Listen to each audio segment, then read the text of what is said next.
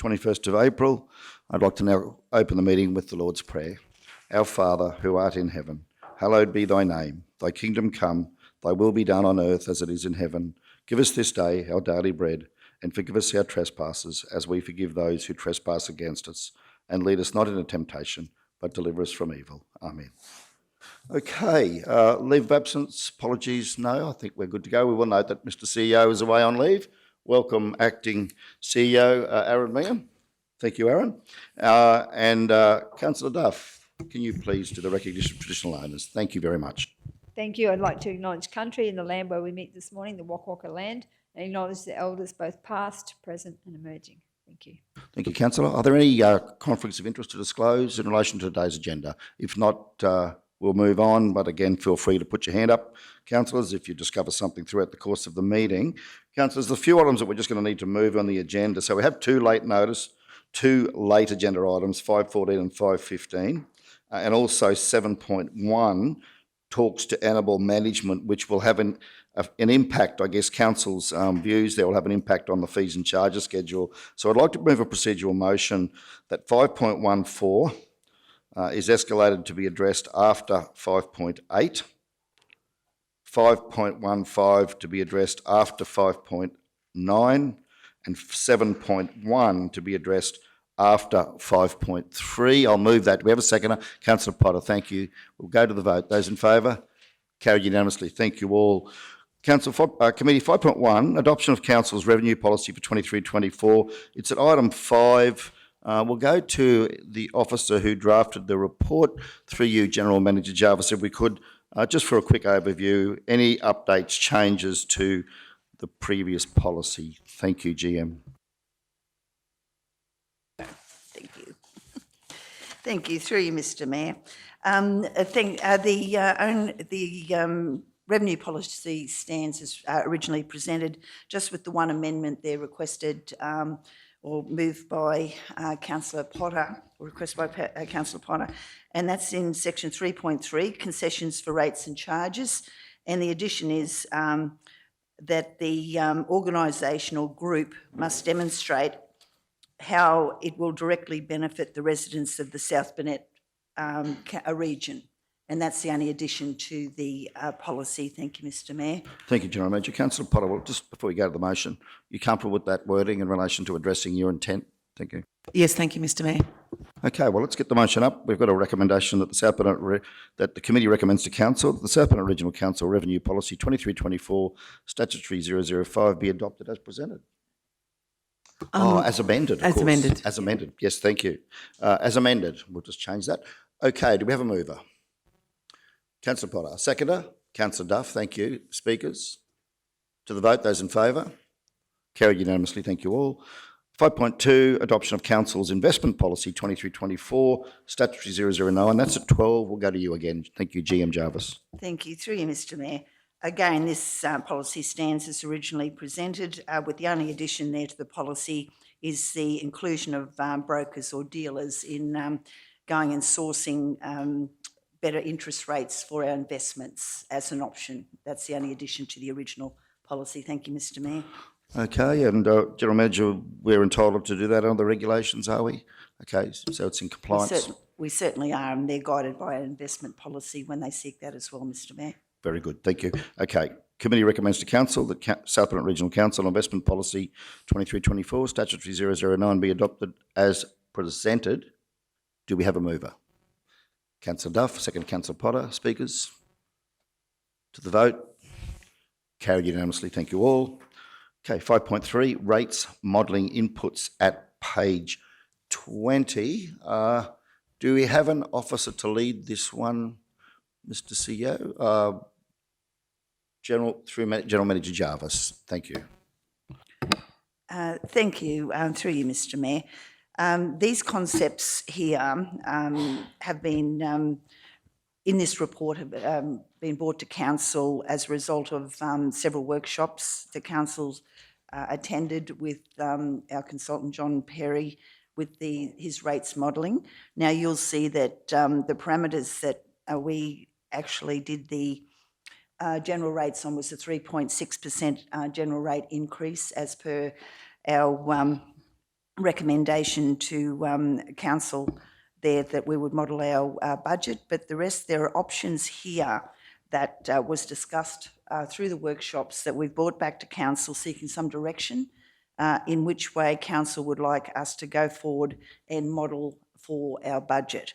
So where there's, it's self-explanatory there, I don't know how you'd like to conduct this, Mr Mayor, that we go down that, do we start with the general rates at the 3.6% that the councils want to discuss that, then we can go to the option about the rural properties and the impacts that has on our budget. I'll request your guidance. Thanks very much, General Manager. I think we'll work through the background, which takes us through each of the areas of general rates through to levies. So perhaps if we could start that off, just remind councillors that we might just have an open discussion on this. I think this is something where we really want to have that open and unmitigated discussion. And please, you don't need to stand. Being a budget committee meeting, let's just remain seated. So first of all, general rates, council, we've got there on page 20, item 1, first option, increase to 3.65 as currently budgeted. Under the draft budgets we've received to date. Option 2, increase to 5%. So that's in relation to rural properties. Rural residential, option 1, keep the 2 categories for rural residential as we have at the moment, where we have black but separate, or option 2, we combine them all into one category. If we use option 2, consideration then needs to be made if the rate in the dollar should go to 1.80530, which would reduce income by approximately $78,000 compared to using option 1, or have the rate in dollar increase to 1.8222, which would keep the revenue on par with option 1. So we might go, that's the general rates overall. We'll then move into wind and solar farms. It'll be look at our residents. First of all, item 1, general rates on residential 3.65. Let's have a discussion around that and feel free to ask questions, councillors. So I suppose the first thing, Manager Kerry, was 3.65 on, if we were to go 3.65 on across the board, as we've budgeted so far, what's the additional revenue that's generated from that? Through you, Mr Mayor, by doing the 3.65%, and I'll just bring up the correct value, but it was roughly around 1.4 million. So that just puts it into perspective for us. 1.4 million there. Yeah. Okay. So 3.65% on the general rate. Let's talk about residential first of all. Any thoughts, observations, questions? Councillor Potter? Yeah, Mr Mayor, I'd actually like to know on a normal rate in town how that will affect the residents, the 3.65. Thank you. Okay, so I've actually done a bit of an analysis myself, run some spreadsheets. Kingaroy, for example, the general minimum rate at the moment is $996.90. Kerry, you just stop me here if I get this wrong, okay? Please do, I appreciate that. A 3.65% increase to the minimum would then push that up to $1,033.29, which is an increase of 36 and 39. Obviously, that's only the minimum, but that would be the impact on the minimum general rate. So $996, $36 increase to $1,033. That's per annum.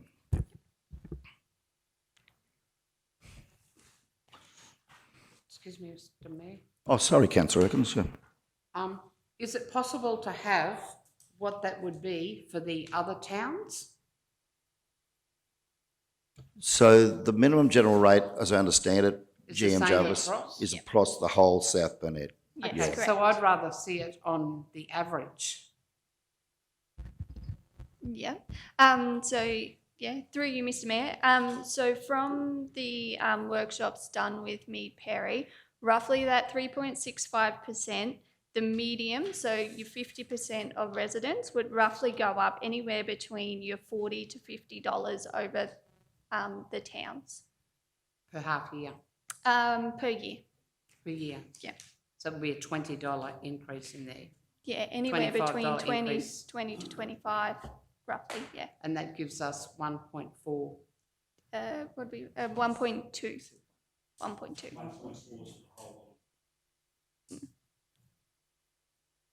Yes. Yeah, we'll stay with you, Councillor Elkins. Anything further? We can come back to you if you like. Yeah. Yeah. Anything further?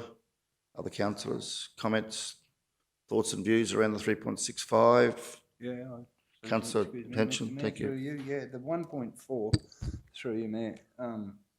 1.4, is that across all rateable categories, or is that just through to rural? Through you, Mr. Mayor, that's across all the categories. Okay, so we have a medium on, as Councillor Erkins has asked the question, and it's roughly a $37 increase. What is, and broad question, but what is the increase on the rural sector? Yes, so through you, Mr. Mayor. So for through the rates workshop, so if the 3.65% on rural was in place, then your median increase, so your 50% of ratepayers, would be affected by about $85 per year. 85, yes. Thank you, Kerry. Yeah. $85 per year for the median ratepayer in rural and 40 to 50 for residential. Councillor Jones. Yeah, so, Kerry, when you say 50% of the rate, the rural people would go up 85, so that's an average, isn't it, over, so what happens to the other, what's the other 50%? What reference do we make to them? So when you say 50% of them go up $85, is that an average of all the rural people go up, or is it, no? So what happens to the other 50%? Are they higher, lower? What happens there? Through you, Mr. Mayor. So depending on where they are to the average valuation, so you'll have a portion of, so I guess 25% that would be less than your 85, and you'd have 25% of properties that could be more than that. Yeah. Yeah, medium. Just to remind councillors as well that on Wednesday we received the first draft estimated overall comprehensive income statement for the entire organisation. Showed a deficit projected at this stage of $5.1 million.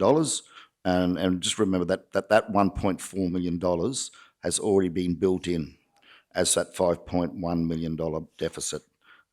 There's been an assumption that that would be accepted, that 3.65. Not to say that it will be, but just so that we're all clear on that. Okay, Councillor Erkins? No? Yeah, so the $5.1 million deficit was calculated on the assumption that we would go 3.65 and generate an additional $1.4 million in revenue to get to that 5.1, yeah. Just to clarify. Okay, anything from anyone else? No? Any further discussion? Okay. Sorry, Councillor Potter? Yeah, sorry, so if we don't take the 3.65, that means our deficit would be 6.5. Is that what you're saying? That's correct. Well, if you go to zero. If you went to zero, correct. Councillor, General Manager, through you again. Let's move on to rural properties. We've got two options there, 3.65 or 5%. We've heard that 3.65 would be an average increase of $85, sorry, not an average, an increase of $85 per year for the medium ratepayer. That's that 50% in that mid-zone. At 5%, do we know what the median rate rise would be? Through you, Mr. Mayor, we're just getting that detail for you here. Thank you. So you can see there, Councillor, there have been two options put forward, 3.65 or 5 for rural properties. Councillor Duff? Just a question as to why we would even consider that for rural people. Like, why has that been put forward when it hasn't been put forward in any other category?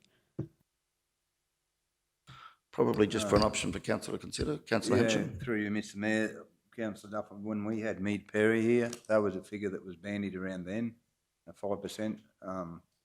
And I know exactly your sentiments. It's giving a shiver down my spine as well, because but it'll be interesting if we have a figure on that. Through you, Mr. Mayor.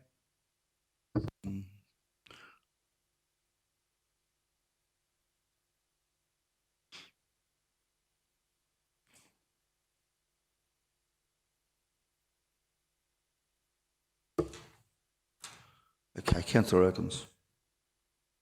So I'm just a bit confused. So we're talking the rate rise for general rates, but then on top of that is going to be extra for water and... That's correct.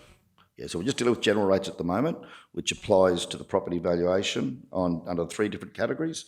At this stage, before we move on to the industrial and commercial. So yeah, just general rates at this stage. Okay. And shortly we'll move into water, sewerage, yeah. So at this stage we've got a recommendation around 6% on water access and consumption, 3% on sewerage, and then we're looking at wheelie and recycling bins as to perhaps 1% or thereabouts. So yeah, they will be on top of this, that's correct. So for me, I'm having a little bit of difficulty in, putting it all together, because we can say now that the medium is, only going to be $50 a year, approximately. But, and I think, oh, well, my residents can possibly, that's not going to be too hard. But then when you add all these other things into it, then I start to feel a little sick about what I'm going to be doing, especially when I see $1.4 million it's going to make us, when I see, some of the figures that are bandied out for projects that we do. $1.4 million is not a lot of money to the organisation in some of the things, but $50 is maybe not a lot of money to some residents. But then when you add all these other things on, so I'm pretty nervous about saying, yes, I agree to that, when I don't see, look, I need to see the final figure before I can agree to where the percentage is on the general rates. I want to know all up what I'm going to be going back to my residents and saying, this is how much, because I as a ratepayer prior to council, I've seen council put out press releases saying, no rate rise, how great are we? And then when you get your rates and you see the extra in the charges, I always feel as a ratepayer that, council think we're a bit stupid, that we can't see. The bottom line is we have an increase, and sometimes a very big increase that makes a big difference to some household. So, I'm just, as I said, nervous to say, well, that's not too bad, until I see all those figures in together and know exactly what we're going back to our residents and saying, this is what you're going to have to be paying. Yeah, thanks, Councillor Atkins. I might just help you out there.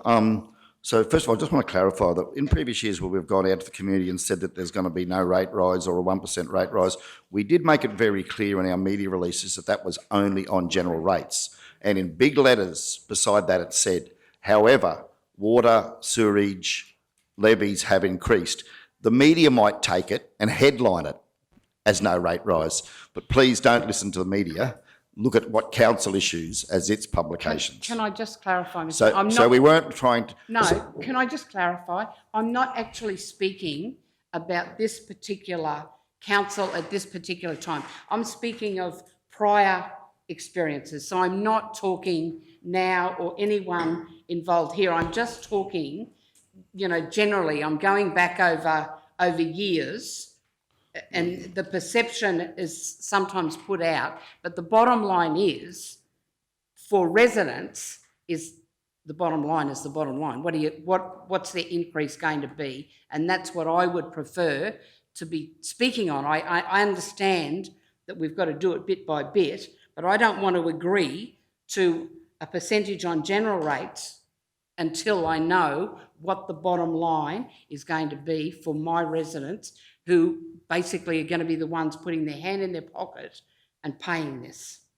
Yeah, we have always, under regulation for many years now, always reported the rates increase in percentage terms as the total increase, including general, water, sewerage and waste.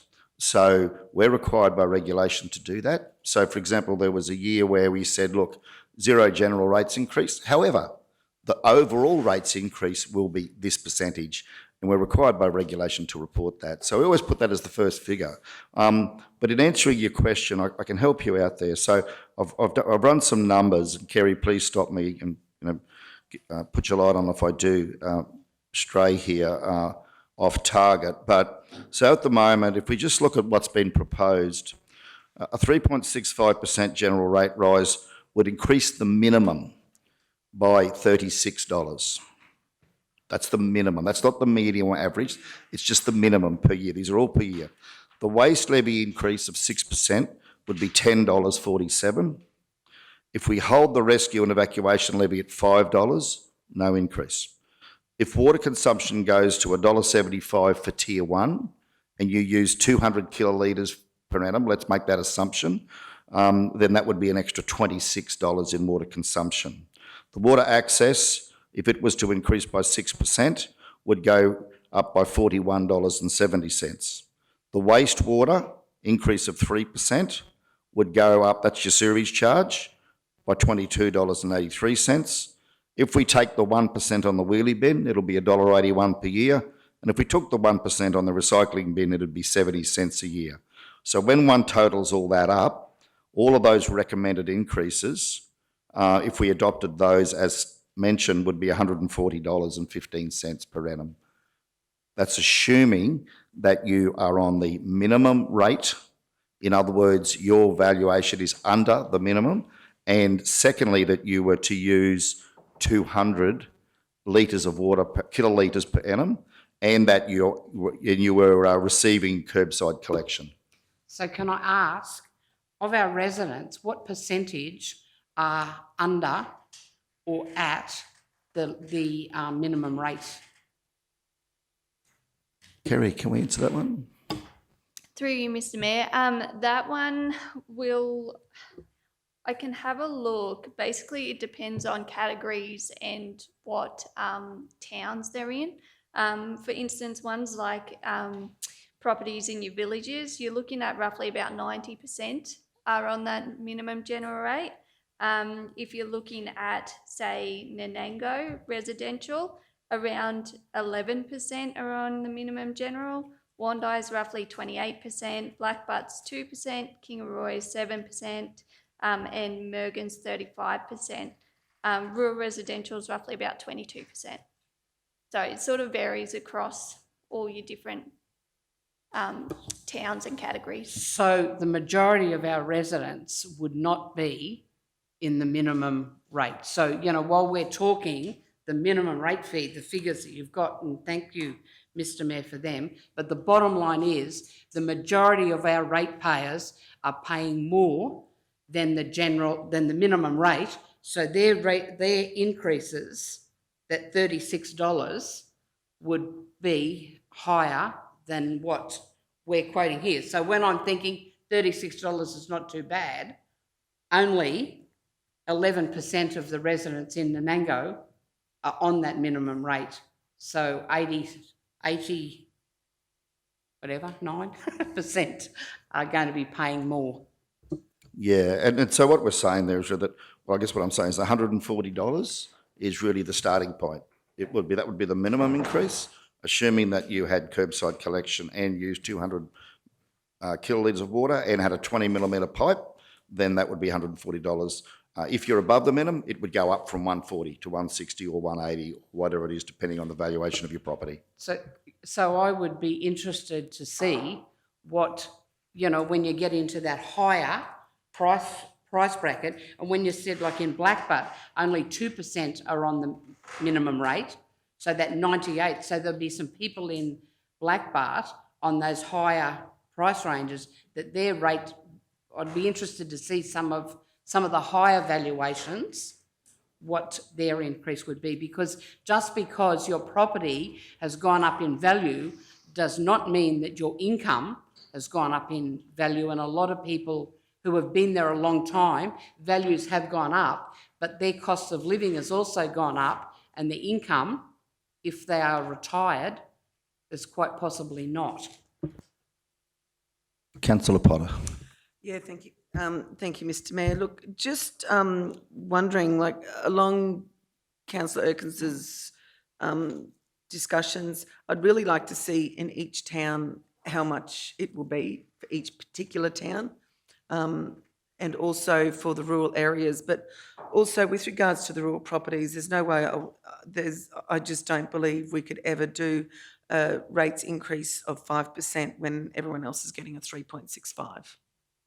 Does anyone feel differently in relation to option 2? Or no? Okay, so that seems to be, there's no objection to what you're saying, Councillor Potter. That generally speaking, 3.65 should be consistent across both both across rural and residential, rural and rural residential. Is that what you're suggesting? Yeah, okay. Mr Mayor, it was actually If we go that way. I actually had to ask a question, I was waiting. Yeah, sorry, we'll come back to you, Councillor, my apologies.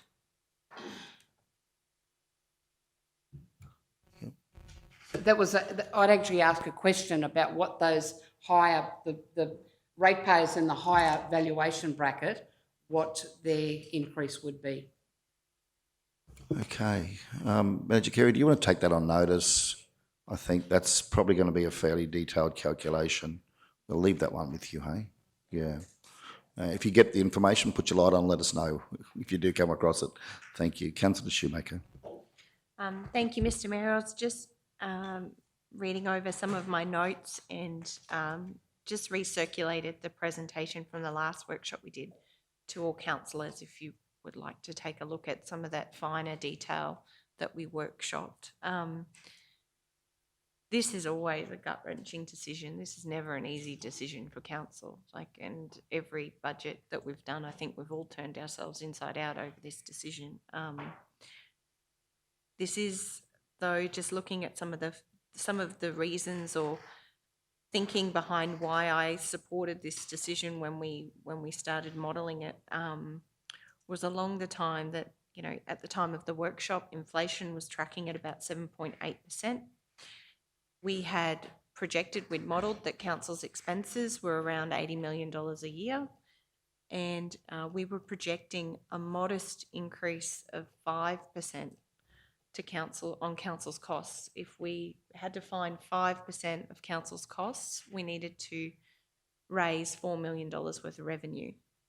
And we know that that's just not possible when it comes to looking at our ratepayers and our capability as a region. I guess we're trying to find a happy medium. There is no happy medium. This is a real challenge for councils, and as you have said many times before, Mr Mayor, federal and state governments need to properly fund councils like ours to help us deliver core services to our community. We're not talking about fancy services, we're talking about core things, being able to turn the water tap on, having your rubbish bin collected. Rates and charges collects 69% of our income. And when we compared, we did a desktop analysis of our council across all other Category 3 councils, and our expenses as a council are below the average cost of most councils in that category, which is extraordinary. It goes to show how much work we've done in trying to claw out dollars from a materials and services point of view, from an employment point of view, and, depreciation. Well, that was a long conversation on Wednesday, and it will continue to be, I can assure you. The reality is we have a population of 39,920 people. We have the highest percentage, when we did that analysis, we have the highest percentage of pensioner remissions for a Category 3 council. We provide a pensioner remission to 1.6% of our ratepayers. So I think that does go to show we are doing what we can to support our ratepayers, our pensioners. We have traditionally, when you look at that analysis, we're traditionally running higher percentage of rates in arrears, and I know for the 21 year it was marked at 10.6%, but I know our team's been working very hard to bring that down. But it goes to show we understand, your capability as a household to pay your rates in the South Burnett. We understand it is tough.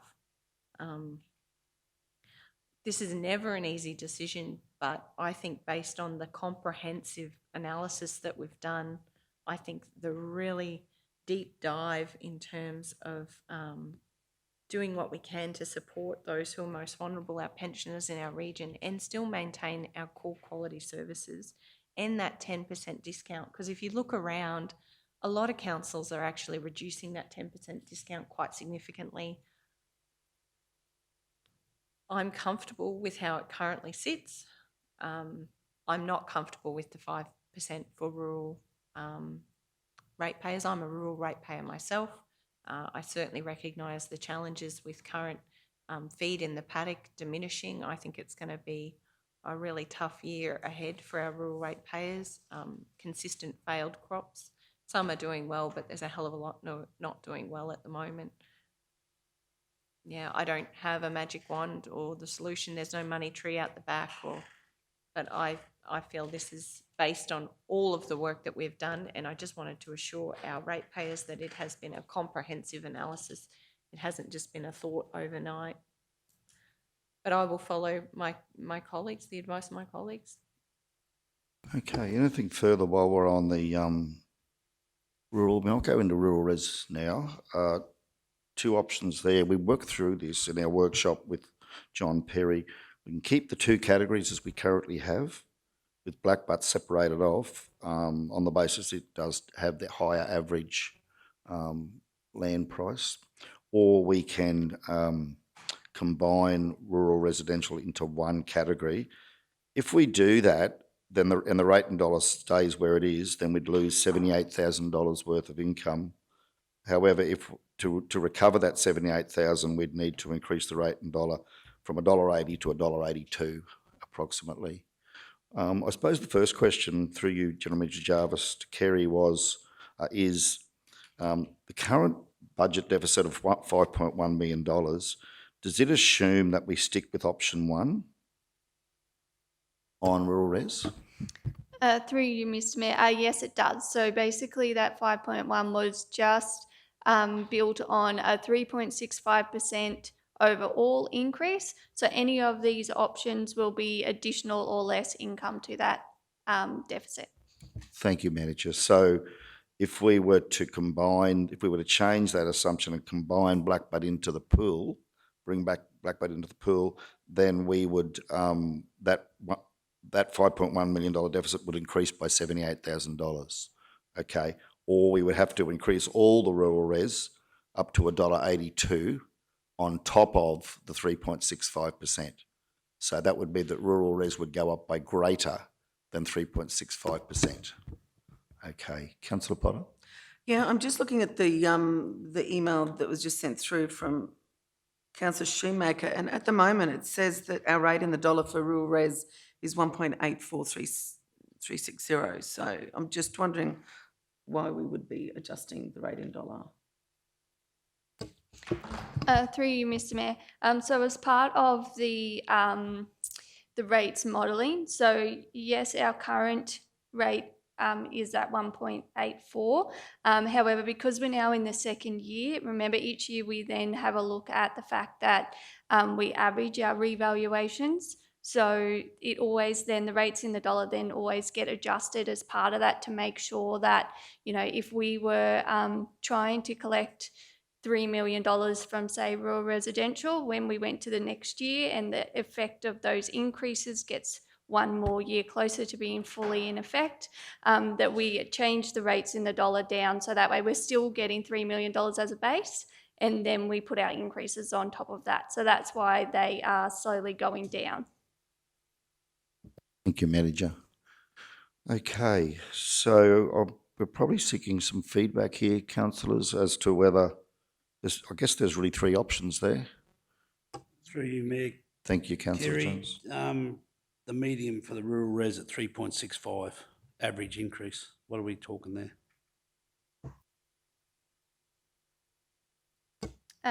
So your rural residential, at the current what we've got in there, you're looking at the medium amount going up for both the rural residential and the rural residential black butt categories was roughly about $60 for the year.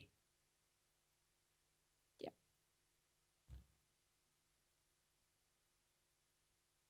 Okay, further questions? I thought what we'd do, Council, as a process is we'll work through the full report because we'll then from here we'll continue to go from page 20 to page 21, where we'll then come into discussions around water, sewerage, waste. Before we get any motion up on the table, I think we need to work through all the items here. So at the moment, we're just on the third item, which is rural residential. Okay, seeking feedback on that. Councillor Shoemaker. At this moment, Mr Mayor, I know we've done quite a bit of work even just looking at the impact of this on the spreadsheet when we workshop this for individuals, and I know that if we combine the two categories, there was an enormous impact on the ratepayers of particularly Kingaroy in the divisions that I represent, and some of that impact was actually really quite large. I'm not comfortable with combining both two categories at this point in time. I think we need to progressively work our way toward that by all means, but myself, I think I'm supportive of keeping the two categories for rural residential.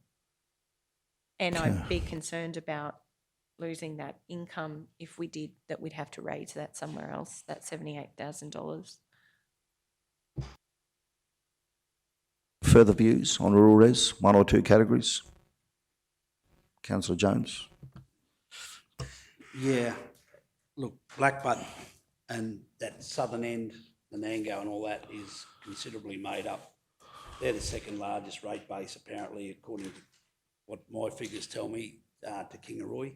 Is those acreage rural residential blocks. Is that a fair comment, Kerry?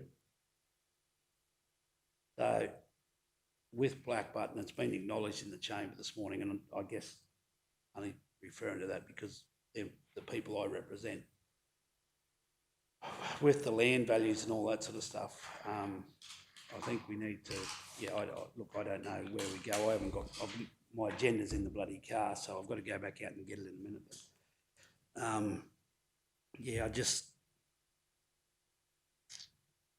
If we keep Blackbutt separate and the two categories.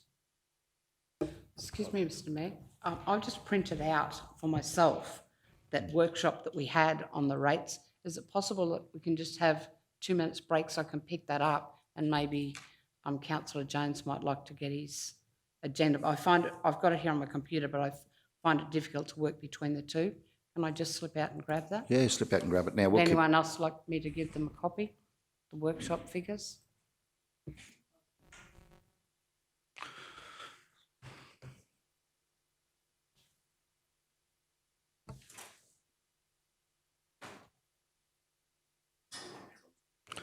Okay, everyone's going. Does anyone want a loo break? I don't think we'll go to that.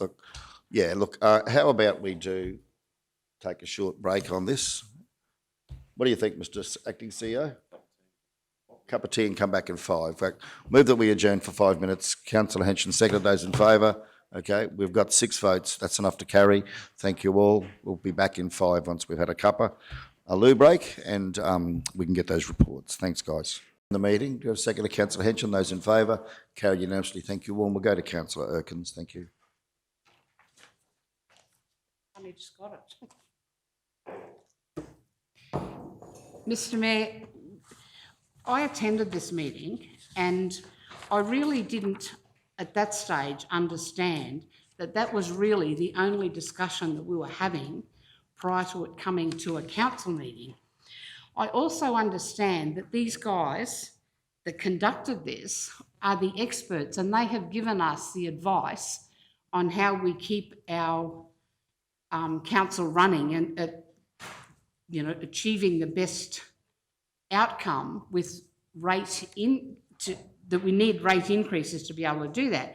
However, if it was just that simple as getting the experts in to tell us, it wouldn't have to then come back to councillors who are representing the ratepayers in the area. So, I just find it's not just a cut and dry matter of we need to have this money or we can't function. What's on? Oh, I got 2 on. I wanted to really make sure I was heard. Yeah, one's enough. but it does come back to the fact that we do have people, when we just said before about rural people, and indications are that we're coming into more dry weather, and I know that rural people are going to struggle.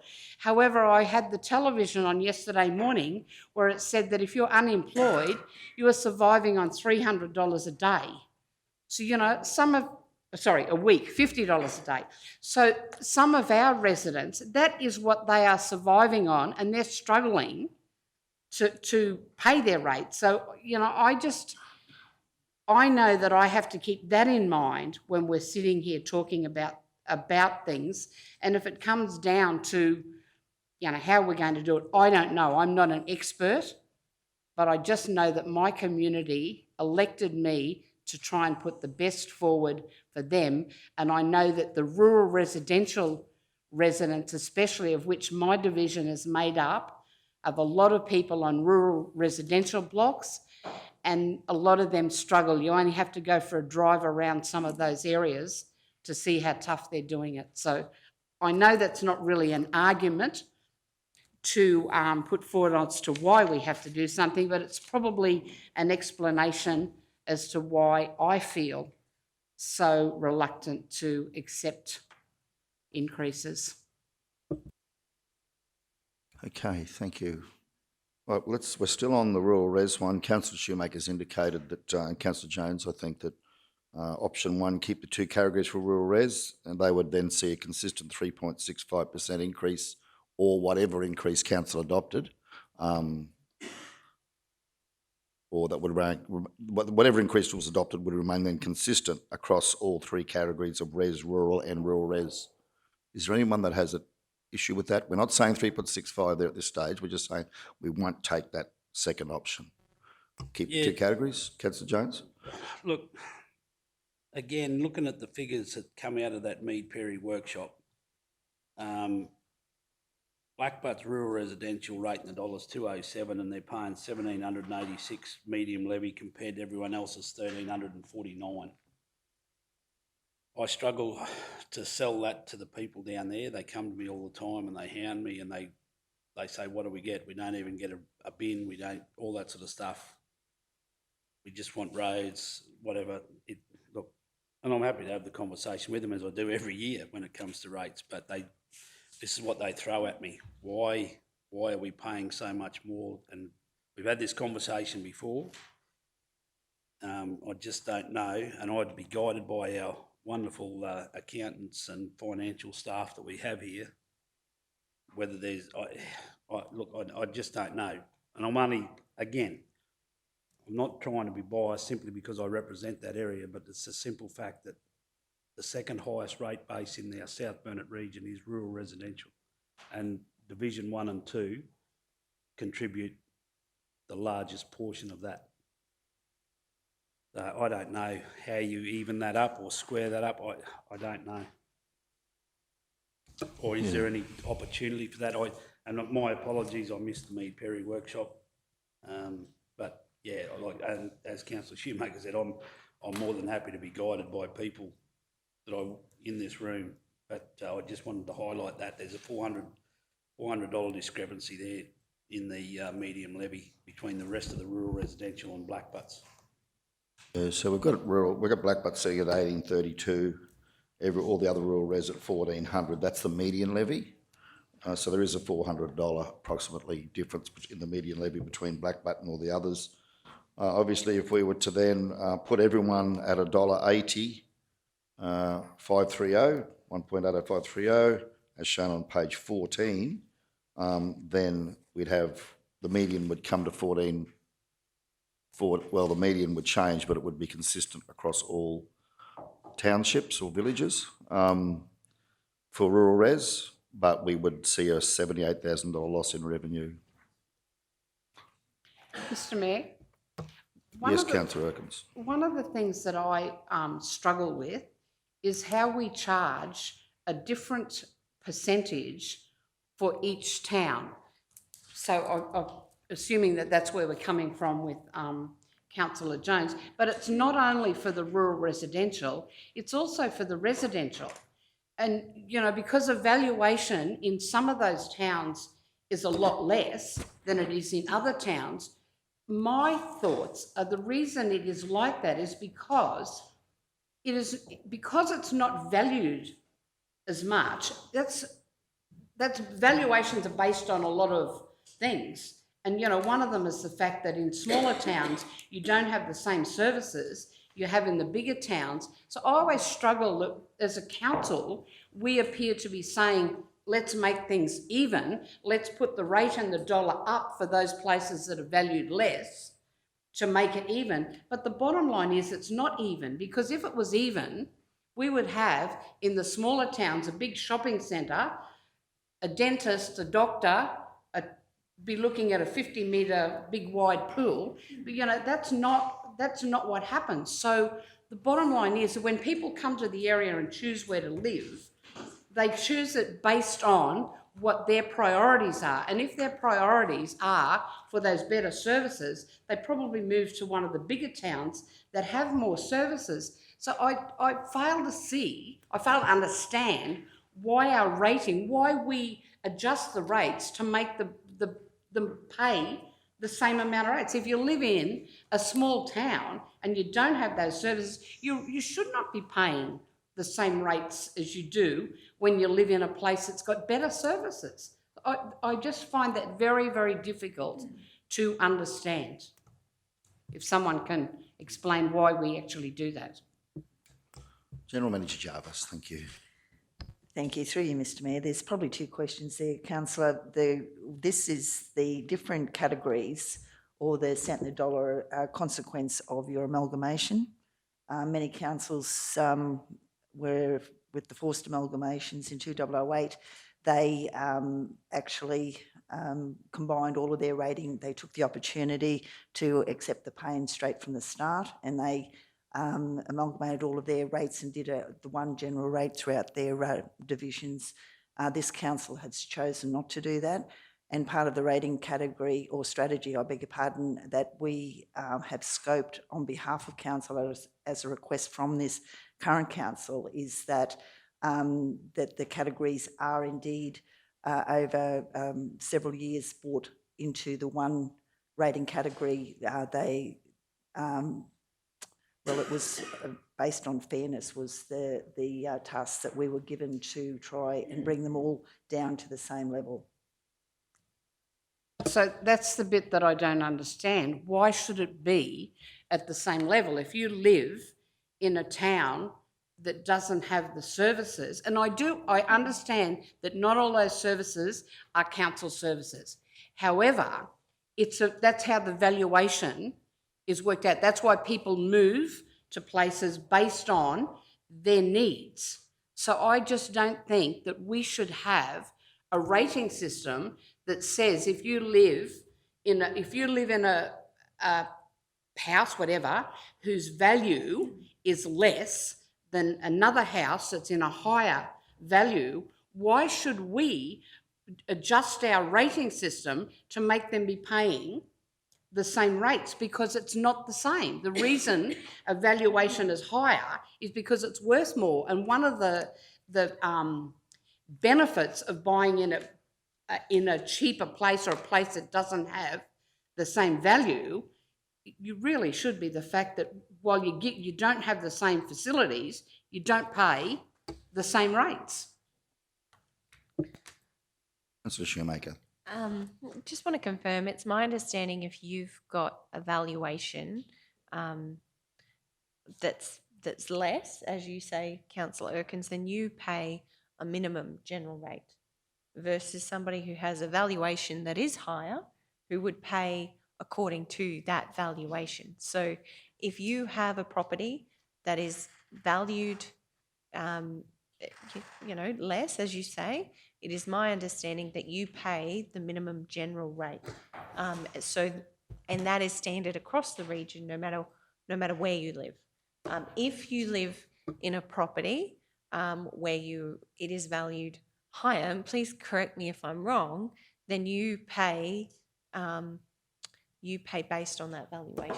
Exactly, but I will correct you, because if your land is valued if it's in the same town, okay, then and your valuation is less, you pay the minimum.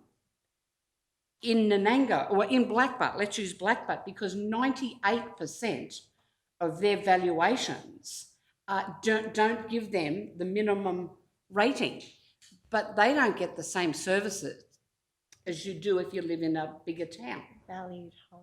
Yeah, look, I'm not entering into this debate, but I'm mindful that it's 10 o'clock. There are so many items on this agenda. If we can't come to an agreement on this, Mr. Mayor, I'd propose we need to do another workshop or have further conversations, because I'm not going to thrash this out here today when we have spent hours thrashing this out in the past. We've got reports here. We've got a room full of staff, which would be costing us thousands of dollars. I would prefer to see us actually progress this meeting and actually get through and get some outcomes. So if we're not happy with this, let's start again. By all means, let's park it and start again. We need all councillors to be happy, understanding what they're adopting. I'm supportive of that, Councillor Erkins, but I'm not going to engage in debate on some of the things that you've said today because purely it's clearly that we need to all understand the information tabled here today. I agree. Yeah, I do agree. And it may be my inexperience that I'm bringing up these things, but as I said, when we attended the first workshop, you know, I don't think I really had my head fully around it, and I did not think that was really the decision making, and then it came to a council. I really did believe that there was going to be more discussion on this. I understand completely what Councillor Shoemaker's saying. However, I don't want to be pushed into going with something that I don't fully either one, understand or agree with. So I'm happy that if we go to further discussions apart from here, move forward here. But I do, before I agree to anything, I really want to be understanding and agreeable to it. I don't want to agree to something that I'm not happy with.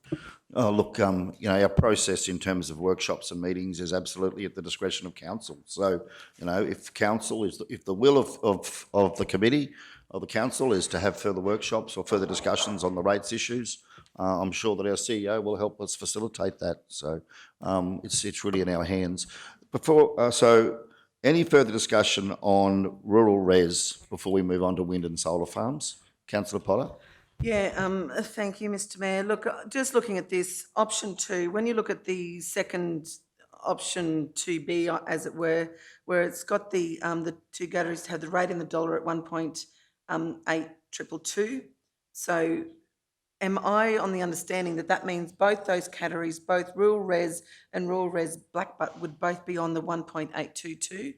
Is that correct? And then that would give us at an even par for rates revenue, is that correct? Correct, yes.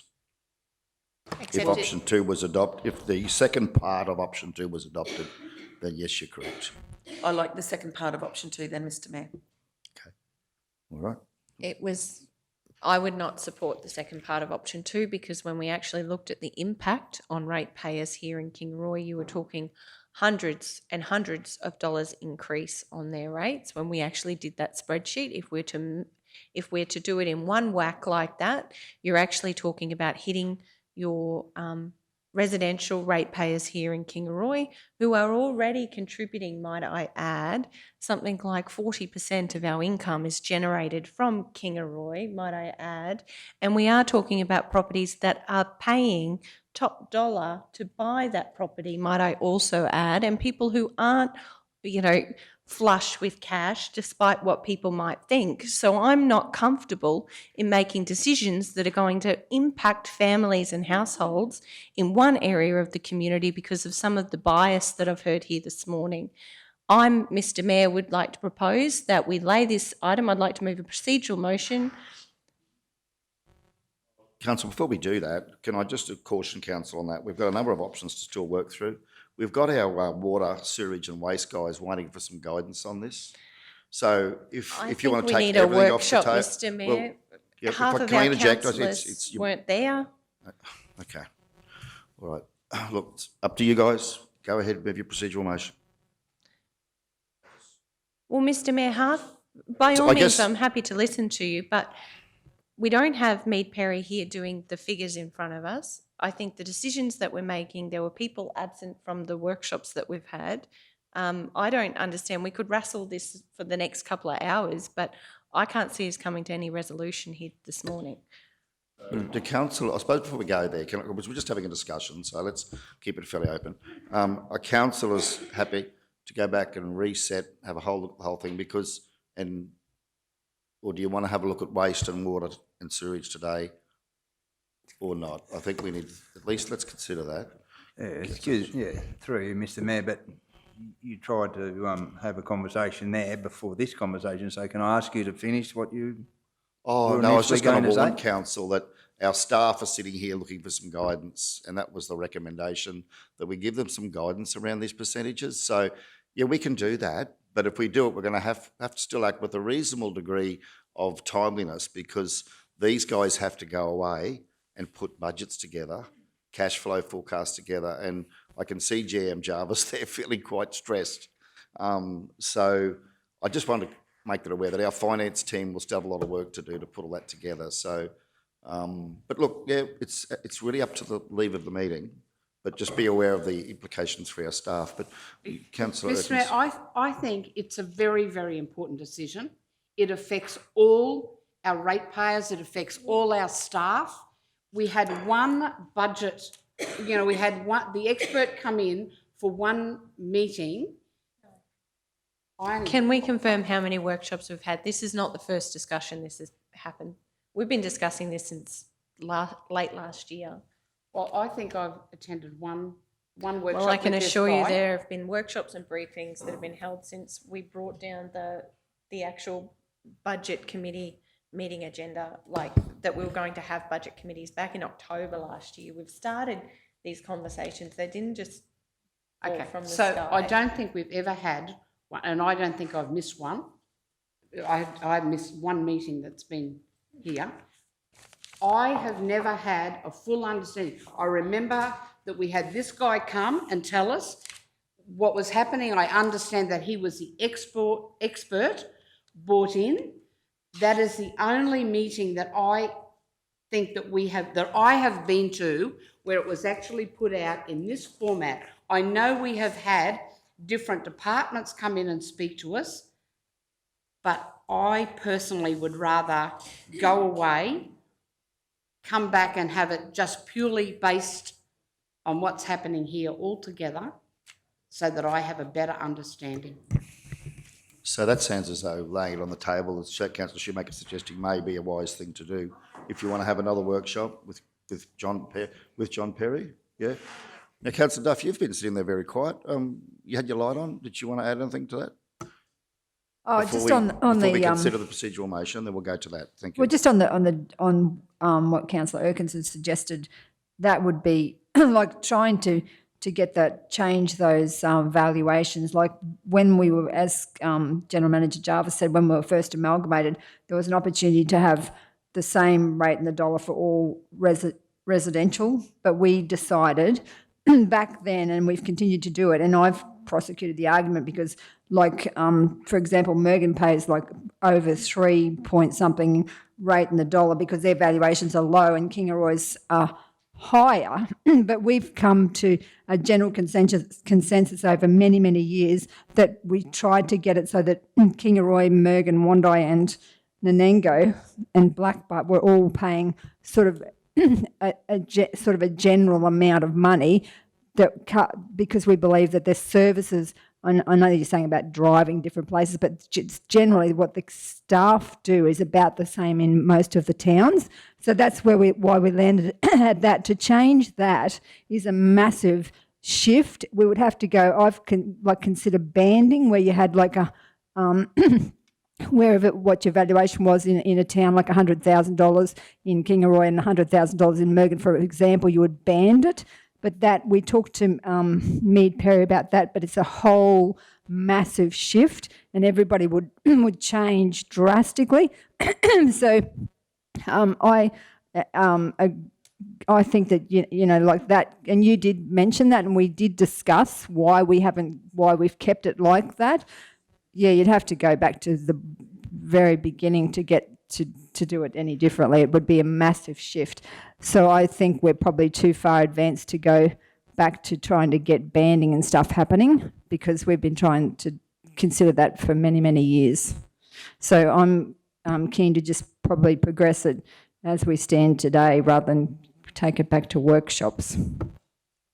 Okay, well, Councillor Potter, Yeah, look, I'm just wondering, if we want to bring the rates back to a workshop, that's fine, but are we still able to do water and waste and the rest of it, I'm wondering? Or did you want to workshop everything? yeah. So I'm was quite happy to lay the yeah, rates we- on the table. We could look. Look, there is the option there if you wanted to, that we could lay general rates on the table. Yep. If that's okay, Mr. CEO, acting CEO, and then we could progress discussions on the other waste of the other levies and fees and charges. Your thoughts? I personally think that the bottom line is, for the residents, it's what it's going to cost them at the end of the year. They don't look at what they're paying for this and that. They just look at what the bottom line is. And while I don't disagree with what Councillor Duff's saying. I just want an opportunity to be able to understand it myself, understand the reasons why we're doing this. You know, I've been here 12 months. You guys have had, you know, some 18 years experience, some an extra 3 years on me.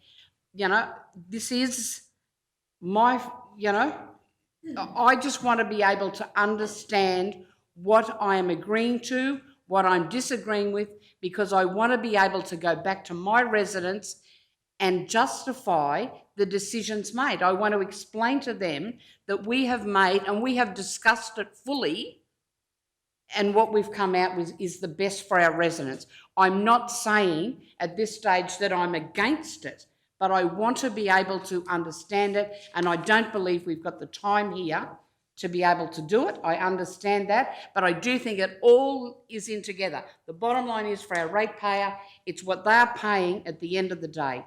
So, you know, that for me, I would much rather have a lot more informal understanding of it and talking about it first.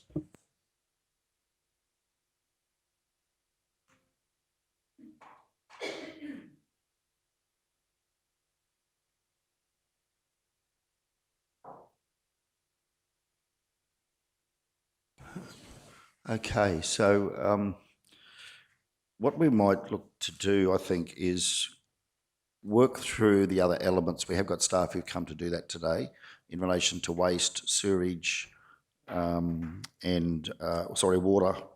sewerage and waste, and some of the other elements. If we could perhaps work through those, and then perhaps we get to the end of that, it may be that we still have to lay it on the table, or that we have to lay elements of this on the table until we have a further workshop. So if we could progress, General Manager Jarvis, now to the next section. I think we're now up to page 21.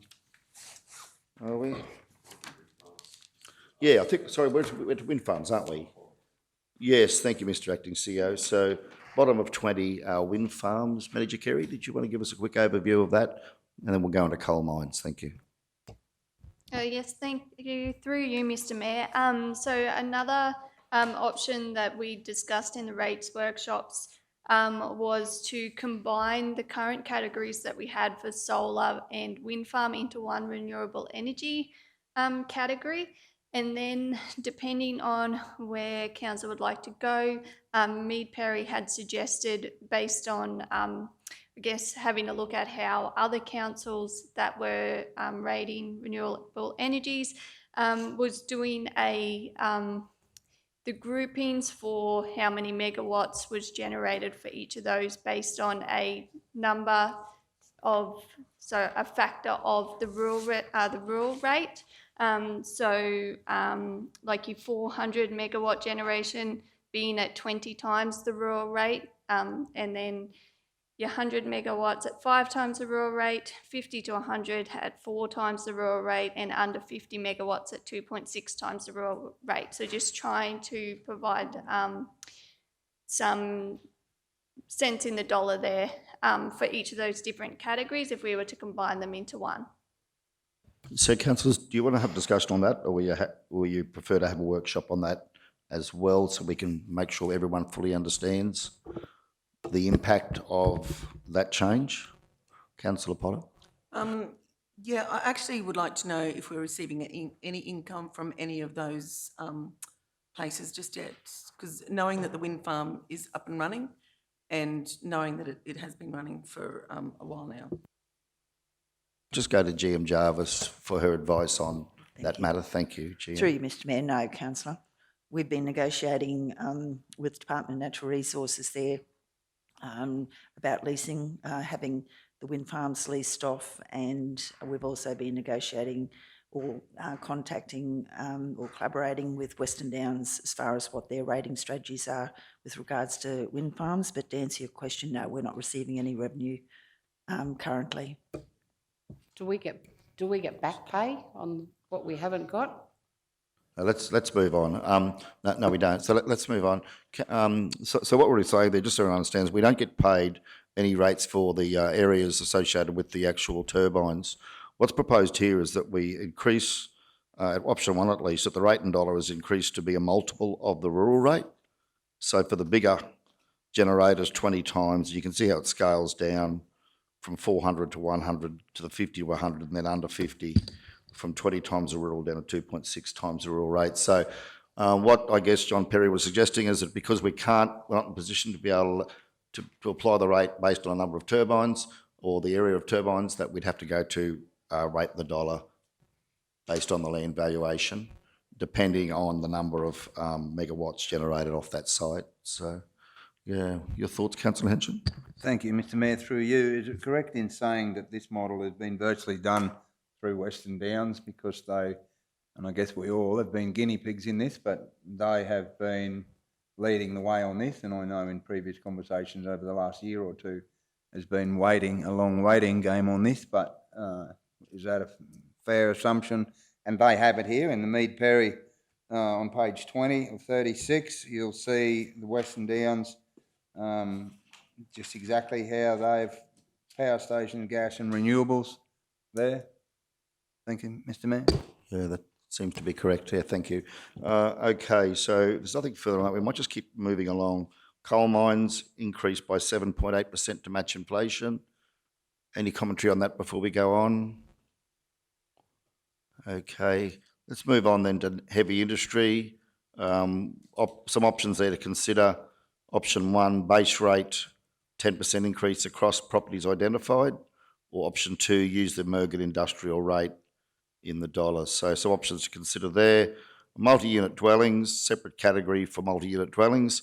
Have one category and have the minimum rate at $50 more than the current residential minimums, or have 2 separate category with one for Kingaroy and one for multi-units in other areas, and have the minimum rate at $50 more than the current residential minimums.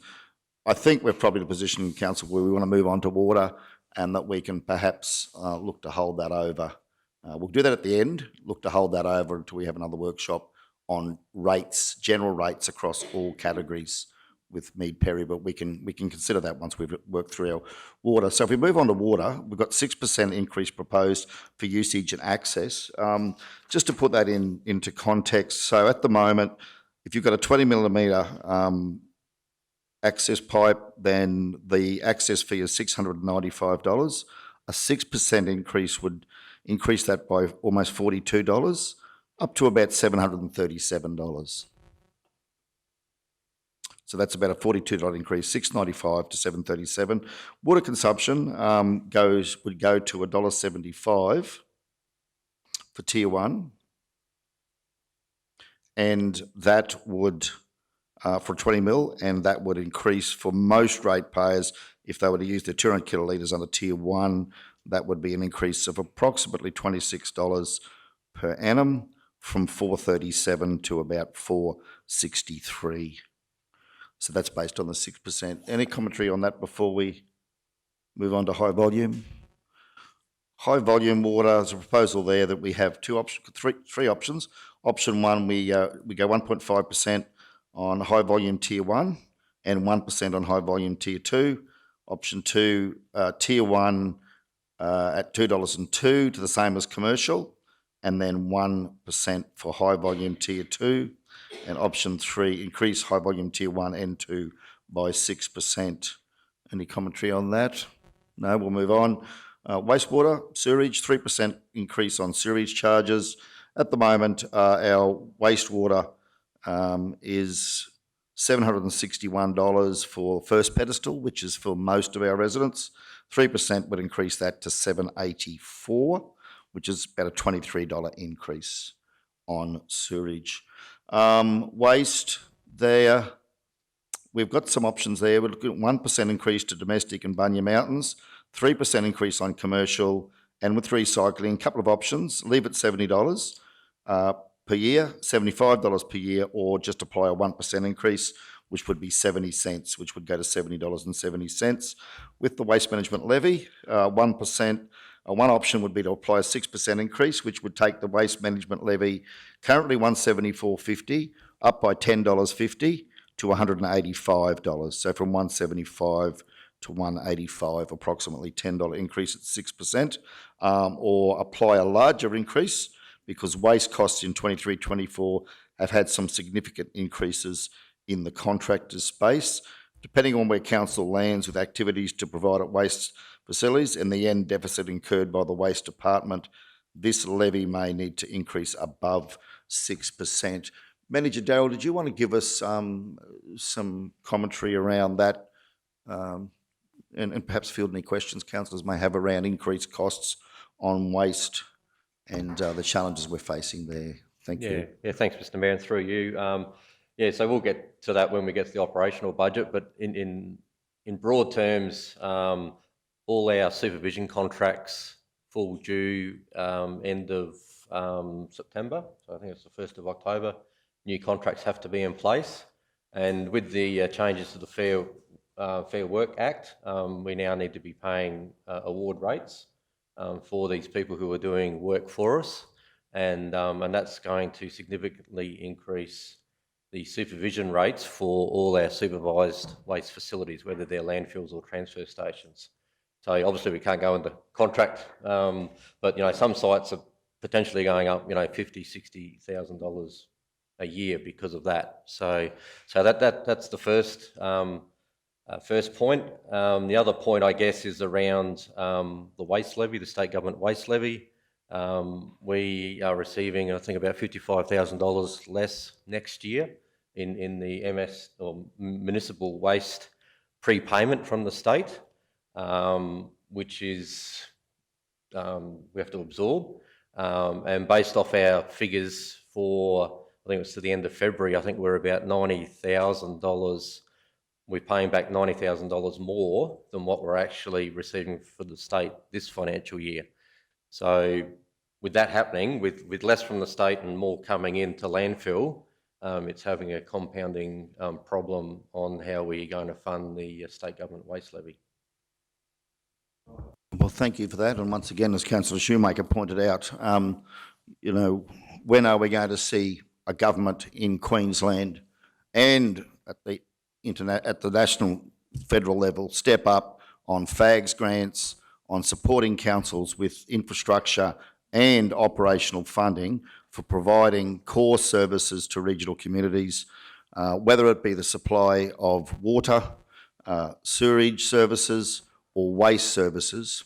We just seem to keep having cuts and cuts to funding, and I just don't know how rural councils, regional councils in this state are going to go into the future. And this is something that can be laid at the feet of both sides of politics. The LNP are as much to blame here as Labor, because through successive governments, we have seen this program of cutting funding to local governments go on and on and on, and that needs to change, or I really do not know how any regional council can be sustainable into the future unless you're fortunate enough to be an area where your population's growing exponentially, and we're not one of those. It'll be an interesting conversation at the LGAQ conference. Thank you, Manager Darrell. Councillors, any questions for Manager Darrell before we move on? Look, and for everybody, look, this has been a challenging debate for us as a council, and this is not easy. For those witnessing, these are not easy decisions that we have to make. Picking up on going back to Councillor Shoemaker's procedural motion, now that we've worked through all the elements of the report, I think the feeling here is that we do need to lay this on the table until the next budget meeting. There is one on the 17th of May. That's about almost just under a month away.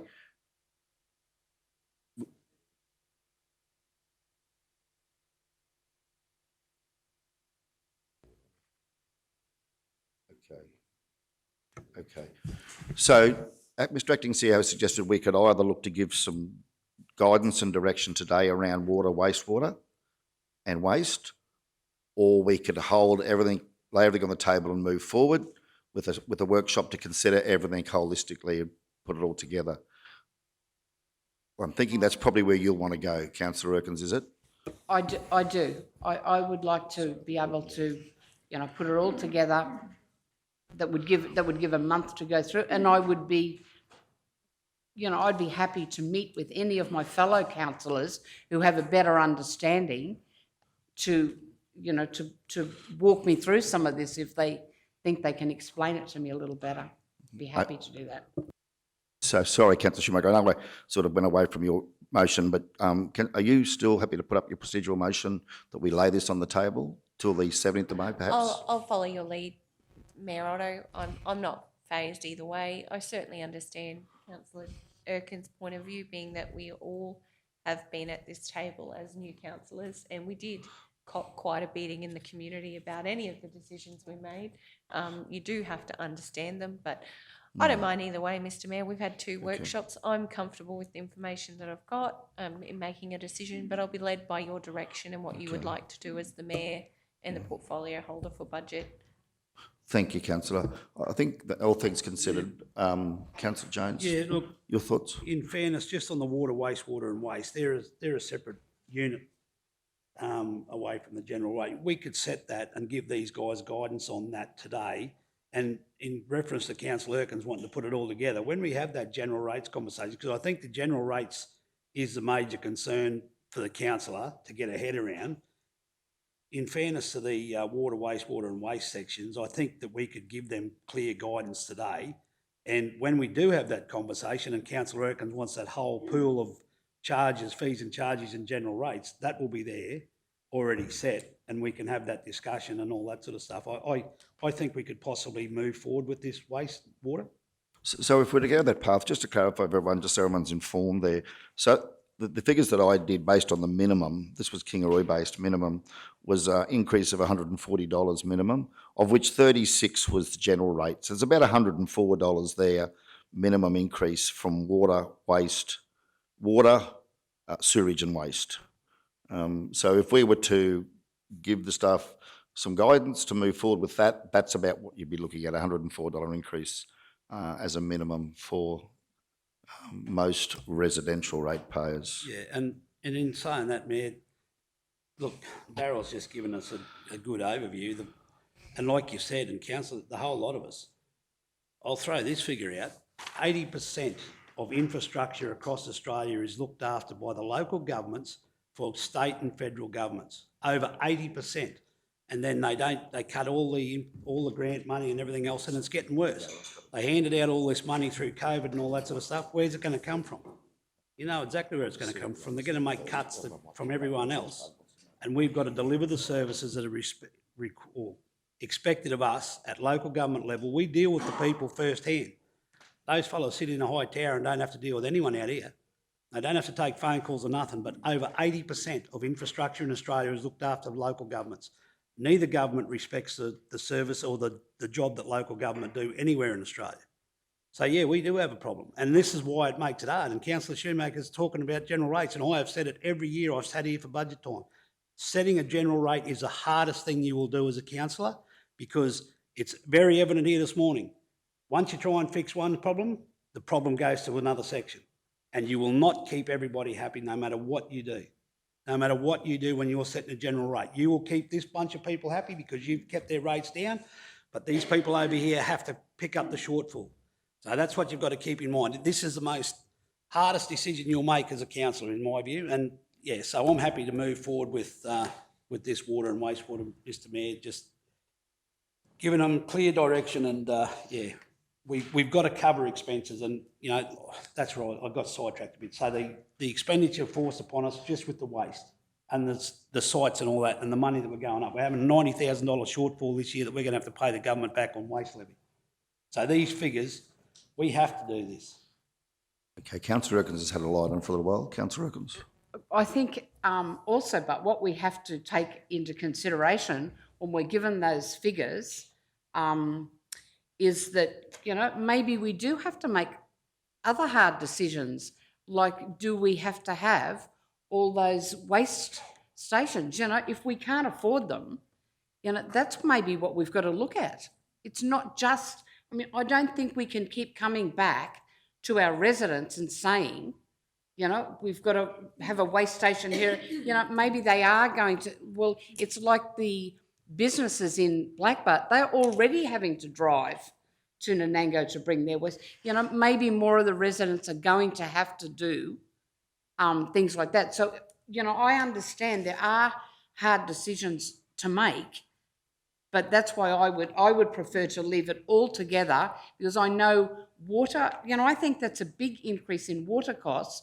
And I know that one of the main things that Nanango residents complain about is their water. And I know for a fact that Nanango water is the cheapest water, you know, in our region.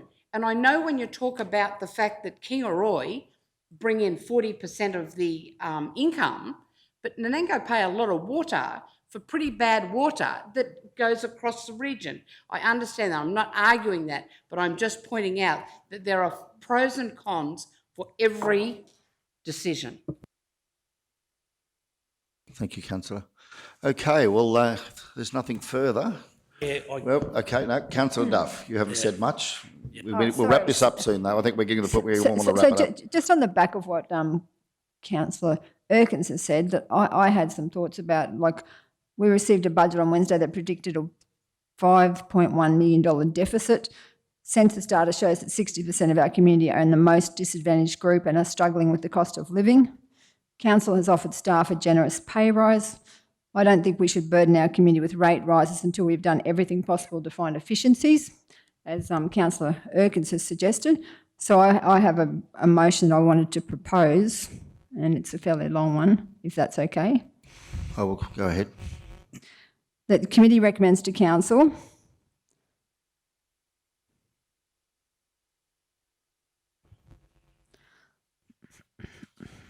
that council does not consider any increases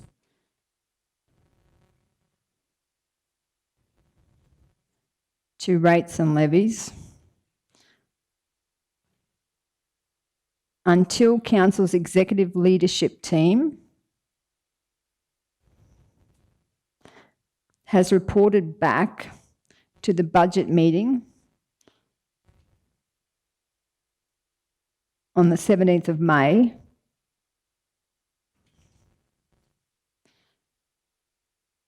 with a revised budget showing a 5% reduction to the proposed operational expenditure of $86 million,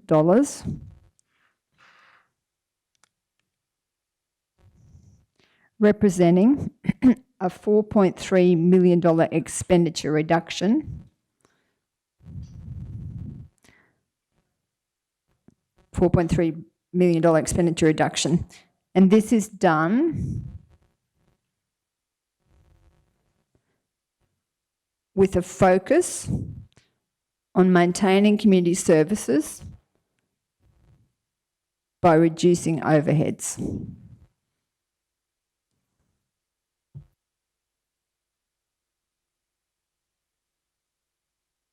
So I'd like to move that motion. Okay, well, we'll seek a second. I think we'll get explanation from you there, Councillor. Is anyone prepared to second?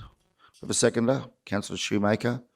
Thank you. Councillor Duff, would you like to talk to your motion? Thank you. Yes, Mr Mayor. I know other councils have done this. They've just gone back and said, instead of going through operational budgets line by line, they've actually asked the executive leadership team to go back and see if they can find efficiencies and squeeze every little penny out without affecting services, because I think that that's, we're in a situation now, and I agree 100% with Councillor Erkins. We have, people are struggling. We just keep putting I know that we've gone through line by line as councillors, but other councillors have done it. They've just said to the staff to go back and see where you think we could make the changes, but then, and without affecting our services, but just in those overheads. So I'd like to see that happen, because I think that we owe it to our community to at least give the executive leadership team an opportunity to try and come back with, and to show us, this is where we think we could make some cuts, and this is what effects it's going to have. So that's why I'm keen to see this happen, because I know other councillors have done it successfully. Councillor, just before we move on with further discussion, Councillor Erkins raised the point that she'd like more information on all the rates calculations. This only looks at the expenditure. Would you be open to inserting in there that we have a workshop between now and the 17th of May with John Perry in relation to the rates calculations? Absolutely, yes. Okay, can we try and work that in there, Kimberly?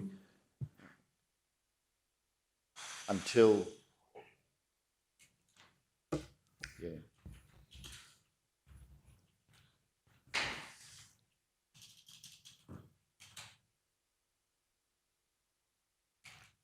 Can I just ask, Mr Mayor, Thanks, Kimberly. Yes, Councillor Erkins. would we be better having that workshop with our general managers, because they're the ones that we're asking to go back and look at cuts, and they're the ones, like they're the ones who are here, we're the ones that are here. I think I would be much more comfortable with our staff conducting the workshop. We could certainly include John Perry on the rates part of it, if you wanted to, and then have the expenditure side covered off by councillors and ELT. Could we insert there, a workshop is held with councillors and ELT members? And me, Perry.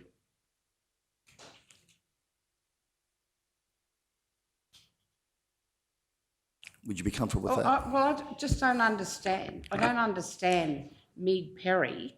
Well, I guess, Councillor Erkins, sorry for injecting, but some of the questions you've asked of the tech, and when we start manipulating and moving rates around, probably the person best equipped to inform us around that is probably John Perry, because he's put this model together. But I'd probably go to General Manager Jarvis to get your thoughts. Is that something we could do internally, GM Jarvis, or would we need John Perry to come and give us some further advice and guidance, information around rates to answer some of the discussion we've had this morning? Through you, Mr Thank Mayor, you. I would say respectfully, with our budget at the moment, or our that an additional cost of bringing John back wouldn't be beneficial to our finance budget. So I'd suggest that we have the appropriate information here we can provide to council through what John's already provided. Thank you. Thank you. So we take Mead Perry out? Okay, thank you. Councillors and ELT members. Thanks, Kimberly. Okay, so that's in relation to rates specifically, Councillor? Well, probably the whole financial rates and fees and services. And operational expenditure. Yeah, I want to stress that I'm not against. I understand that bills have to be paid. We have to run. I understand that, but I want a better understanding of why and what and where the wheres. Yeah, so Kimberly's just added operational expenditure. You comfortable with that? So it pulls the full picture of the budget, operational budget together. Okay. Further speakers? Councillor Potter. Yeah, I'm just a bit concerned with the first statement. Asking, considering how much we did cut the budget by last year, and Councillor Shoemaker was very adamant in a few of those spaces, and she did a really good job pointing a few things out. So I'm just not too sure whether a 5% reduction on the proposed operational expenditure like, I'm actually concerned where they're going to cut that from. And that's, to me, that's cutting that from operational expenditure means a cutting of the services that we provide to our community. Yep, so if you don't want your parks mowed, or if you don't want the roadsides mowed twice a year and things like that, they're the things that we're going to be cutting back. And people have to realise that if we're going to cut that much money from our budget, that's what's going to happen. But through you, Mr Mayor, I would much rather see our general managers come back and show us if that can be done. And if that's the case, if we've got to go to our community and say, these are our options, we're going to close these waste management things, we're going to not mow the lawns so often, if we're going to, let's let the people who are out there doing it come back to tell us whether it is feasible to be done. What's the point in us going through and saying, well, wipe this out, we don't really have a full understanding of that. I believe that they have a much better understanding of it. I'd rather they come back to us and said, either, yes, we can do that and this is what you're going to lose, or no, we can't do it. Councillor Henson. Oh, sorry, Councillor Jones was next. You go. I'm just. Councillor Henson. Thank you, Mr. Mayor, through you. Sorry, Councillor Jones. Our staff have been working on this since October and do it every year, and I fully understand and appreciate Councillor Erkins. The first year is tough, and Councillor Duff, after her experience, no budget's easy, as we've experienced, and certainly Councillor Duff for the past 20 odd years can, I'm sure, attest to that. I feel for our staff, and I don't know what Mead Perry cost us to do this presentation, which is a pretty in-depth document we have there. And with a stroke of a pen and suggesting 5% and a $4.3 million expenditure reduction, that comes back to community consultation. And do we do that? And I'm sure every councillor in this room would be well aware of what the response would be if we said we weren't going to slash the roads once a year, if we're going to take our road grading program out to 18 months, we would be hung. So I don't know how, and Mr Mayor, through you, if I could, through our managers and general managers, I believe they've done sharpened pencils over the last 3 years on this, and we keep going back to them and asking them when our costs have just blown out of proportion, and anyone in business would be well aware of that, that to put a 5% reduction to proposed operational expenditure to slash $4.3 million, that's a wonderful comment. To achieve that, we are going to, and we continue to be compared to other councils, and it's in the Mead Perry document as well. All the other councils are in there. We bat way above our weight, and I'm sure I'm not out of line in saying that. People out there in the public might be listening to this and saying that I'm just a typical political response, but as a primary producer, and I read these facts and figures. No primary producer is going to wear 5%. Councillor Duff, I'm sure, will attest to that as well. But to reduce services and overheads, we've cut vehicles out of fleet. Seriously, in the last, I think, correct me if I'm wrong, some 24 odd vehicles over 3 years. That's a massive reduction. And through that, there's been some hassles and hiccups, because then we turn around and have to hire vehicles for certain departments.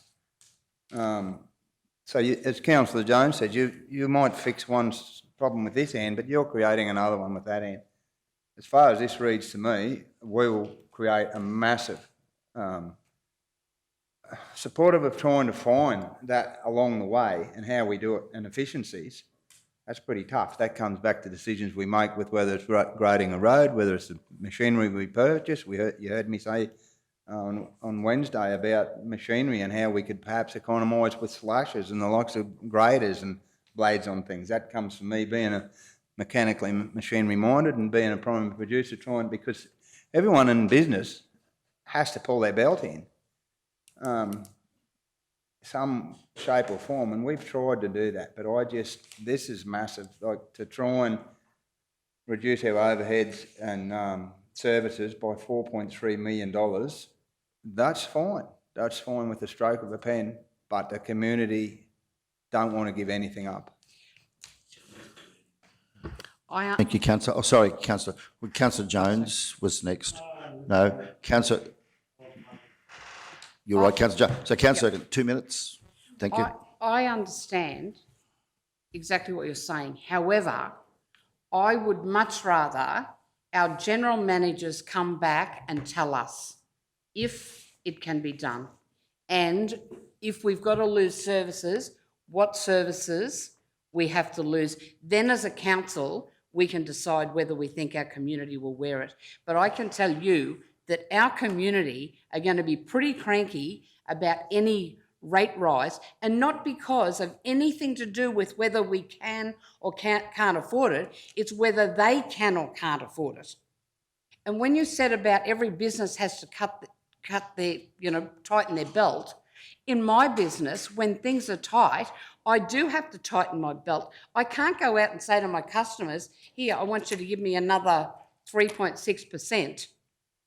I've got to cut my running costs to do it. So let's ask, because I don't think at this stage we have asked as general managers to come back and get their opinion. We give them our opinion on what we want and what we think our community want, but let's give them the opportunity. I believe we've got pretty good general managers. Let's give them and respect their opinion where they come back. They may come back and tell us to pull our head in. There's no way we're going to be able to do it. But let's give them the opportunity to see whether there are any ways and whether we are doing things to, we're mowing lawns because it gives us a feel-good feeling when we drive down the road.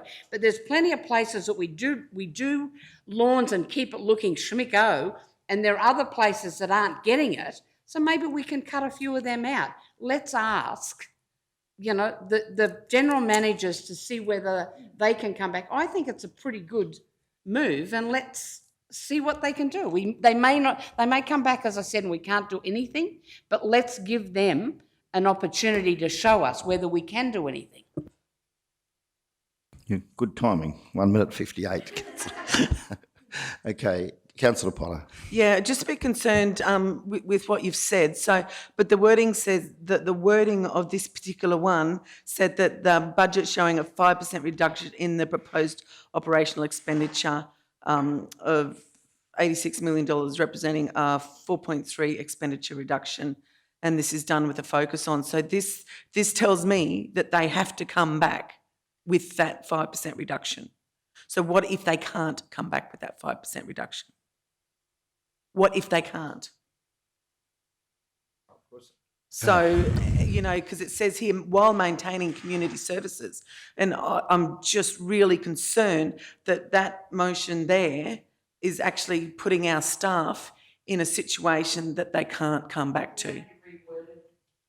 So, yeah, sorry, Councillor. We'll go to Councillor Henson. I think we'll ask Councillor Duff just to respond to Councillor Potter's question. Councillor Henson. Thank you, through you, Mr Mayor, and with all due respect, Councillor Erkins, we've been doing that as councillors for the past 3 years, asking our staff, and I'm pretty sure we could ask them right here and now, could they do that? And as I said, a stroke of a pen will do it. Of course they can, and the community services will be reduced. What do you want to reduce? You say about the slashing here and round the corner there and a gully here and a gully there. I've had phone calls this morning from people just, on road networks out in that neck of the woods that I'll take to our guys and staff and see what we could do with it. That's a community service that we will try and address, which will be another cost. So what do we not tend to that? That's a community service, along with everything else. Our parks and gardens, our slashing. Yeah, I'm struggling with that. I really am, because all for trying to save money. Of course I'm all for trying to save money. I'm a farmer, for heaven's sake. We've got to save money in drought or flood. Community services and overheads. That's, as I said, that's easy. You can do it. And our staff have been trying to do that for 3 years. What does the community want to give up? What are we going to take off the community and maintaining stuff? Like the maintenance on stuff it changes seasonally. It can change yearly from financial year to financial year because the costings on stuff. look what's happened to us. There's 20 and 30% increases on everything that we touched today. And to find our own staff, and correct me if I'm wrong, how many positions we've got to try and fill within our own, and to have our FTEs at 304 from 315 3 years ago, there's a massive saving in itself. Some 10, 12 odd staff. So, yeah, this is tough. This is tough. We sit here, and Councillor Shoemaker, honestly, the first year we were in as Councillor Erkins, you fly blind a bit on this, and I understand your concern. We've had some wonderful data put in front of us and comparisons made. We'll ask our staff to go back over the next month. Yeah, that's, you know, I feel for our staff and our members out in the ground as well as in our offices, and I fully appreciate and respect, Councillor Duff, your thoughts on this, but $4.3 million when we're struggling with everything we do, that's a tall order. Thank you, Mr. Mayor. Thank you, Councillor. I just wonder, before we go back to Councillor Duff, yeah, Councillor Jones, just had one question for Manager, through you, General Manager Jarvis. So we've heard this morning that general rates revenue will be about an extra 1.4 if Council was to adopt 3.65%. What's the total additional revenue from rates and levies from all the things, including, does that include water and waste, water, sewage and waste, or is that just a general rate? Do you have a figure on the total? Because when we talk about $140 minimum per residential ratepayer, that's not the medium. I think the medium was 150. I just read John Perry's notes. But how much are we talking overall?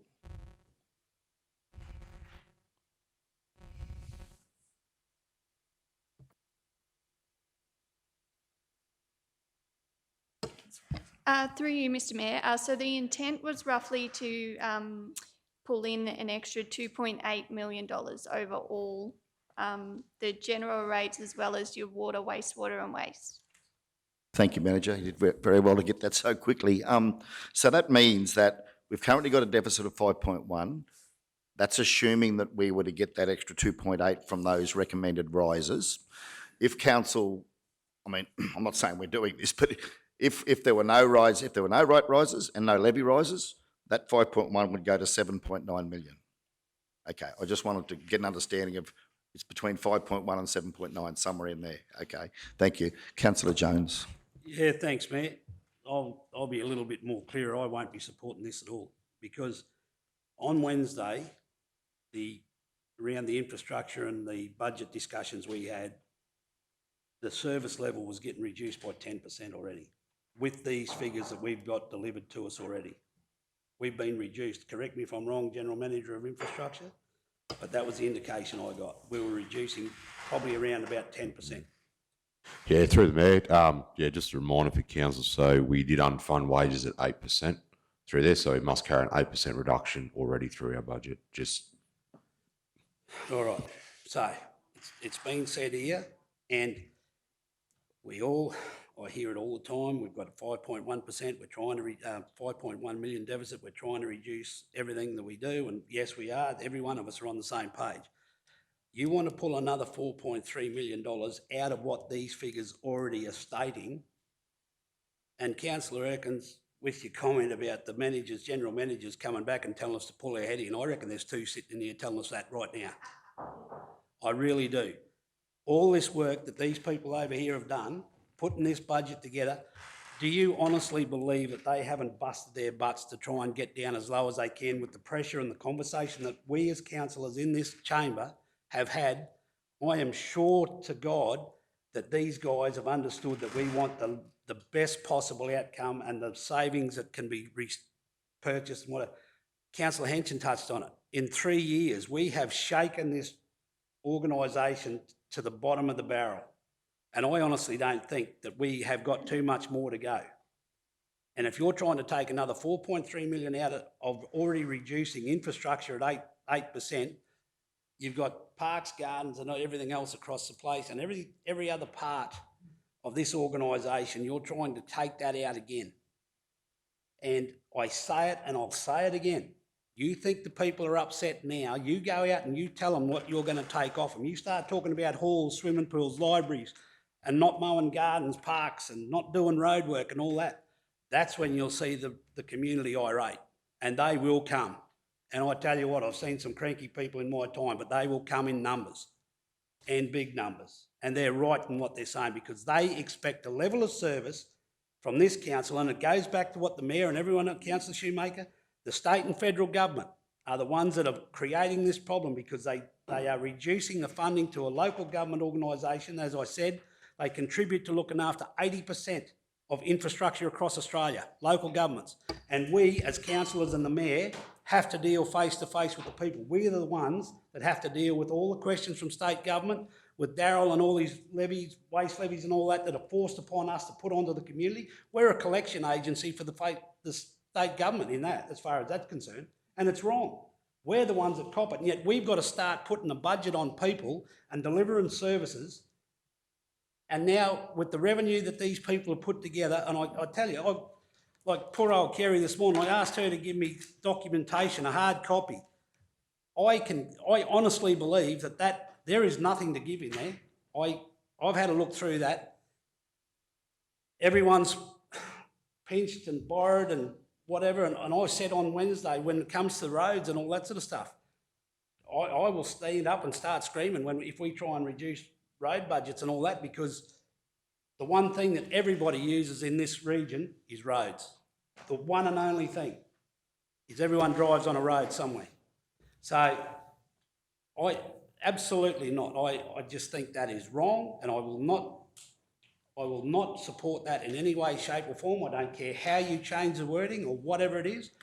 I trust in the managers, the staff that we've got behind here.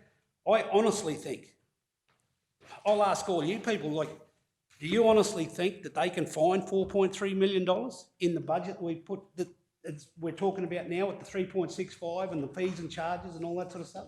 Do you honestly think there's another 4.3 million in this organisation that we can pull down without rationalisation? I'd like to hear everyone's opinion on that, because seriously, if you don't think that you can get 4.3 million out of this organisation, why the hell are you putting your staff through that to come back and say, nah, can't do it? I'll guarantee you, ask every one of these and they'll tell you right now. Sorry, no way.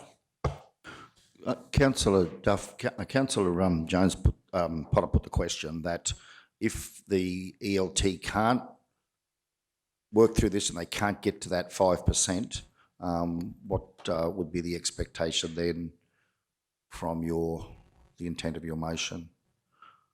Is that a target, or is that something you want to say to them, look, come back and give us a budget that's got $4.3 million less in expenditure and show us what that looks like so we can consider the consequences of that? Well, that was the target. Otherwise, it's just that's why I know it's a drastic motion. But when I was first elected, we were had a $6 million operating deficit. We were under financial watch, and we had to find those savings. And we did that in that David Carter was the mayor, and we did that without reducing services to the community that were significant. We reduced overheads, and so if we continue down this path, in my opinion, we'll be under financial watch, because you can't keep running operating deficits, and that's what Councillor Erkin says. At some point, we have to start to look at what we're doing, and I'm just thinking this is an opportunity to come back and say, well, let's see if we can go for gold here and see if we can actually make a significant difference to what's. Otherwise, I think we're on a hiding to nothing if we continue down this path. Keep saying to the ratepayer, okay, just put rates up, put charges up. That's okay. It's not okay in my mind. So are you asking the ELT to come back with a budget that has $4.3 million less in expenditure and show us what that looks like and the impact that will have? Yes, Mr Mayor. Okay. Does that clarify? Councillor Potter, then we'll go to Councillor Shoemaker once we're finished. Yeah, it does, but I'm just wondering if Councillor Duff is willing to really accept when they come back and say, yes, we will be closing this transfer station, that transfer station, we won't be maintaining the roads every 2 years, we'll do the gravel roads, not every year. And the parks, there will not be plantings in the park, annual plantings. So as long as you're going to be prepared for what they come back with, Yeah, as long as you're prepared. So through you, Mr Mayor, if I can answer that, the focus at the last line there says by reducing overheads done with a focus on maintaining community services and reducing overhead. So that would be the focus point. Obviously, there may be like some need to tweak community services, but that's then can be our choice. But we certainly need to see if there's any reduction options with overheads. And then obviously if there's no reductions with overheads and they come back with where they've got to reduce community services, we still get to look at that. Councillor Shoemaker. Thank you, Mr Mayor. Certainly, our role as councillors is to challenge and to always put forward a challenge. And I understand that. I also understand I've had people in this chamber almost in tears over the last 4 years trying to pull money out of our budget. And I understand how hard it is. I know this budget like the back of my hand. I know those general ledgers because I've read them line for line, and I have shelled out millions and millions of dollars since starting on this council by asking the hard questions. I could do it right now for you, Councillor Duff. I could pull $4.3 million out with the stroke of a pen. And I know exactly what that looks like. That looks like forced redundancies. That looks like cutting services. That looks like rationalising our community assets, our $900 million worth of community-owned assets. By all means, which hall would you like to close? Which pool today are we not opening tomorrow? And which garbage bins will we not collect from what park tomorrow? Now, I'll have those conversations. I am more than willing. Absolutely. Rightio, if we're at this point where the federal and state funding is not enough to continue the services, the core services we provide to the community, well, yep, I'll have that conversation. Which library are we closing right now? Which library will our ratepayers not be able to go into tomorrow to access library books? Which one? We sit here and argue over which town gets what all the time. I am so tired of hearing how Kingaroy gets everything and every other town gets nothing. I'm so over that. The reality is we do our best with what we've got. And I wish we could do more because I know we need to do more. And I see that how many 19 notices of motion last council meeting over which things we'd like to do better. I'd love to do them better too, but I know the reality of it. We can't afford it. I'll find you $4.3 million. I'll do it right now, but you won't like the answer and you wouldn't support the answer and you'd go back to the community and we'd be the bad guys. And I'm not willing to do that either. So look, I am between a rock and a hard place, just like our fellow colleagues at North Burnett. They went out to their community, they had those honest conversations, and you ask them how it's going. I can tell you it's not going so well. I agree. We need to challenge the staff. I'm willing to challenge the staff to see what they can do. I think it's amazing they've pulled a $7 million deficit back, $1.6 million just through the work they've done. Maybe they can find more. I'm happy to challenge them. But I know the answer to the question, and it's a hard answer. It is taking people out of the workforce. It is cutting services to our community. And honestly, unless we're going to stand together united and explain that to the ratepayers of Geelong that they can't have their transfer station, you know, to the ratepayers of Blackbutt, no, we're going to close the tip there. The ratepayers of Kingaroy, you know, we've got $27 million spend projected over the next 10 years to improve our landfill here in Kingaroy. I don't know where that's going to come from. There's no money tree. I don't mean to get on my soapbox, Mr Mayor. I know this is serious and I am absolutely committed to helping this council try to find the solution. But I know there is not $4.3 million worth of expenditure that we cut without cutting community services. So I'm happy to challenge. I'll support the motion, Councillor Duff, if we consider what the challenge is. I think we go back to the staff and say, can you bring back a revised budget with more operational savings? But I think challenging them to maintain community services, you know, if we say, right, no, zero rate rise increase, that's, you know, we won't raise that $1.4 million of revenue from general rates. How can we pull that from our operation? I'd be interested to see, but I don't think it's possible without cutting our services. I know it's not possible. I know it because I know that budget. So do you. We've been through it. There aren't any hollow logs unless we start significantly taking graders out of operation, not buying new fleet, closing buildings, not operating this customer service centre. We're running 5 of them. Which one? Which one do we not open up tomorrow? That's my question to you. I'm supportive. I know we've got hard decisions to make. I just don't know where to start. And I can't see us coming together as a team and working through that in a progressive way without blaming or shaming somebody in the team for making it their fault, because that's what the last 3 years have looked like. Councillor Erkins. Thank you. So, Mr Mayor, I hear all the time, we all say to one another, we've got too many halls, we've got too many pools, we've got too many this, too many that. You know, but at no time do we ever say, well, let's sit down and make a decision. Do we have to shut some? Like, you know, I support this because I would like the staff to come back to us and give us some halls maybe that we can shut. And we have got to make hard decisions. And maybe that is where we've got to go. Maybe we won't go that way, but let's get it in here so we can sit down and talk about whether we have got to do something.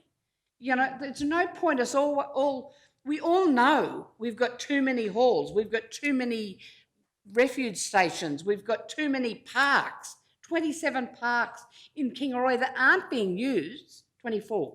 You know, we've got parks in Nanango that aren't being used. We've got parks, we've got things everywhere, we know that. We are going to have to make some hard decisions. I would prefer to make that sort of decision than put the rates up. I would prefer that our staff come back. As I said, they may tell us that they can't do anything, but, you know, General Manager Meehan came back and he has saved us money. Let's give the parks an opportunity to come back and tell us how we can do it. And let's, as a collective group, all stand together and say, well, righto, then we're going to have to close some halls, or we're going to have to close some parks. Let's do it. Let's not, you know, say, well, let's just creep the rates up a little bit and try and keep them happy, because at some time or another, we are going to have to do it. So let's stand up and bloody find out what we've got to do and, you know, do it. Can I, Councillor Jones. yeah, through you, Mr Mayor, just one quick question, councillor. In regards to that, right, you're asking the staff to go away and come back and tell us what we would like or what we should be closing or whatever. So why do we put our staff through that when they bring a list through, just like they've done here today, and we're arguing over it and not accepting it? Why don't we, as you indicated, say, righto, these are the halls we want to close, these are the libraries we want to close, then tell the staff to take them out of the budget. Instead of putting the pressure back on these, and they do their work, they bring it back in here, we talk rubbish and argue over exactly what Councillor said. Councillor Duff won't let any Monjua Hall or anything like that close, guarantee you. I probably don't want to see Maidmore close. So why are we asking the staff to bring that recommendation back in here when we're going to say, no, we don't want it? Why don't we, as a council, have the hard conversations and then tell the staff, take that out of the budget? I'm happy to do that. Happy to do that, Councillor Jones. But the only reason I was asking for it to come through the staff is because they've got more of an idea on how much they're costing us and where they are. I don't think that I personally would prefer it to come from the staff, but I'm happy to work with councillors, and that is that I'm happy to sit down and do it. I'm happy to say, well, this hall, how many people use it? How much is it costing us? And let's shut it. Yep. That's a conversation we should be having, because we're going to be the ones that are held responsible to make the final decision. Yep. So why do we put the pressure back on the staff to do all the work, do all the stuff, bring it in here and say, no, we don't want to close Maidmore Hall. Oh, that's rubbish. You wasted your time there. Oh, we don't want to close Wandai Pool. No, we'll keep that open. Us 7 people are the ones that are responsible for making those calls. We should be making the calls and telling the staff to go and take them out the budget. And we need to go out and have the guts to stand up in the community and say, right, this is why we've taken this away. But God help you when you say you're closing a swimming pool, a hall or a bloody library. but just be prepared. I'm happy to go with it, Yeah. like Councillor Shoemaker. well, I've been around this radio a long time, mate, and Okay. yeah, I'm ready to go. Well, I think I would prefer the staff to come back, tell us what costs it's what, or if you, Miss Deputy Mayor, if you want to do the list up for me and show me how to go through it, I'm happy to do that. Okay, I might just interject there. Councillor Henson's been waiting. Go back to you, Yeah, Councillor thank Henson. you, Mr Mayor. Through you, yeah. It's good to see everybody getting a bit animated about it, isn't it? But, you know, that's right. Everyone's, what they're saying here, there's some form of merit in it, but we've been down this path. Like, you talk community consultation, and if we're going to sit in this chamber and make those calls about closing this and closing that, the Coolabunna Salios will get hung. The Proston swimming pool, the Wandai swimming pool, the libraries, the Vic centres.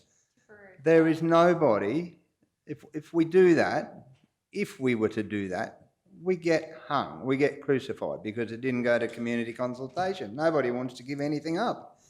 They don't want to give anything up. The conversation's been had multiple times in my short time in council about the Coolabunna Salios. Holy Ghost, sell it, get rid of it. You're well aware of the conversation that came back to council on that. The Proston swimming pool, we've worked really hard to get that open for the people at Proston. Why? Because they wanted the Proston pool managed by someone so their kids could do it. So you want to shut that down? The Wandai swimming pool, $600,000 in a grant there. We're halfway through it, I believe, Manager Peterson.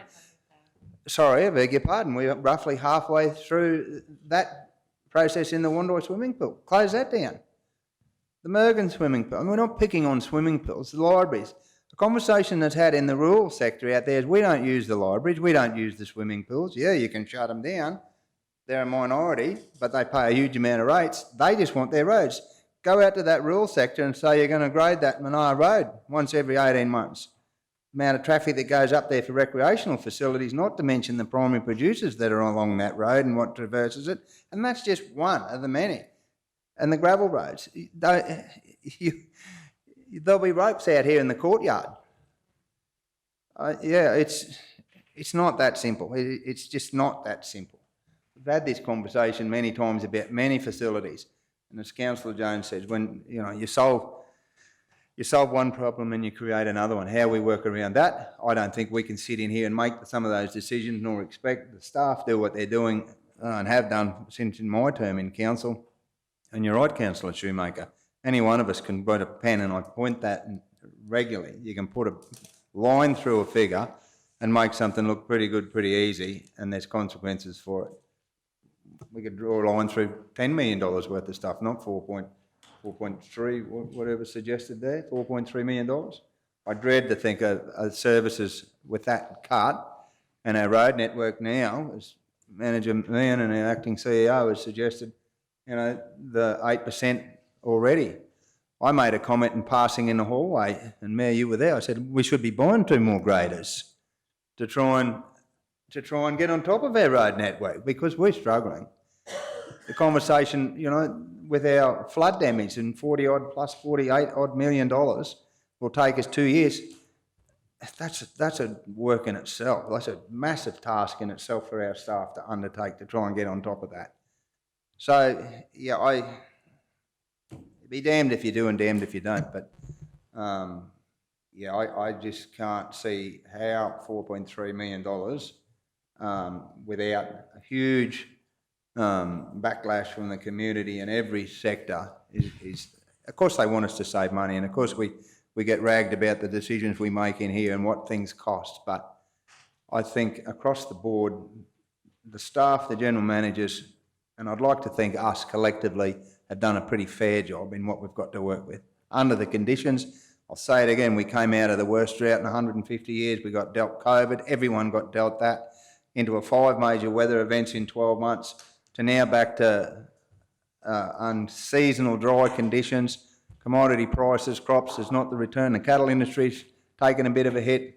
The agricultural industry has taken a hit. The worst season the Wandai guys and Rural guys have seen down there in some 40-odd years. So we've turned around from a drought for 3 years to excessive weather conditions in 3 to the guys down with Rural and Wandai. They had the worst season in 40 years.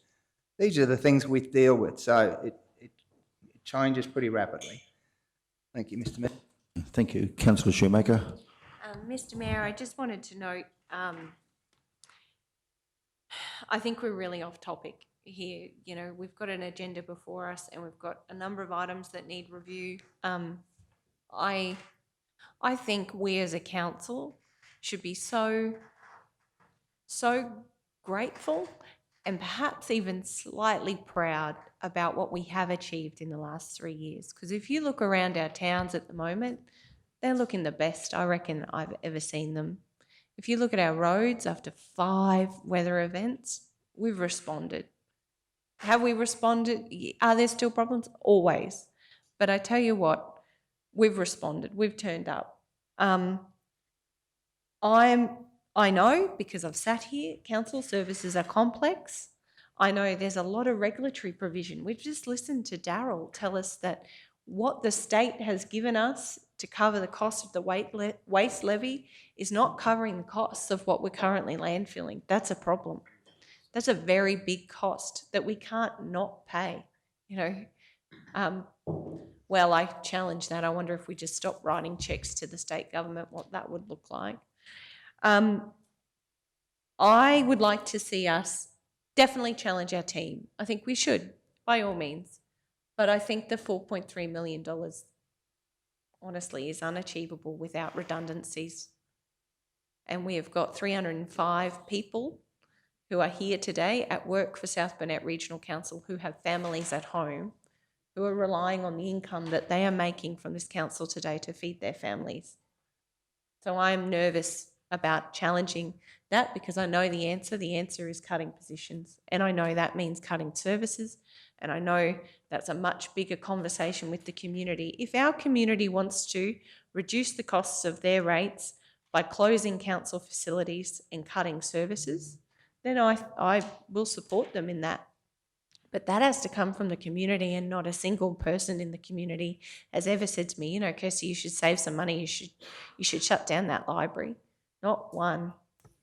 I would like to see, I'd like to propose an amendment to this motion, Mr Mayor. I'd like to propose that the committee recommend to council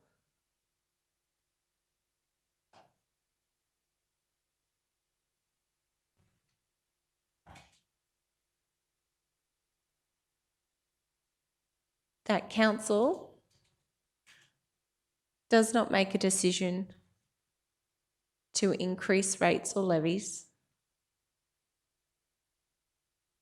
until council's ELT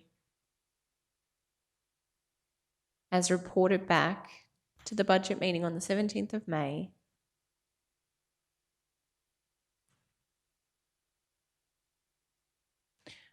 with options to reduce the proposed operational expenditure by the $1.4 million reduction in revenue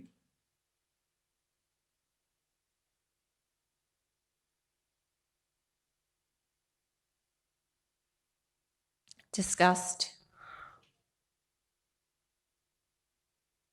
as part of the rates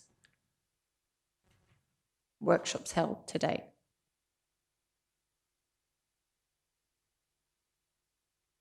And then the second point are workshops held with councillors and ELT in relation to rates and operational expenditure. It's reported back to the budget meeting with options to reduce the producer.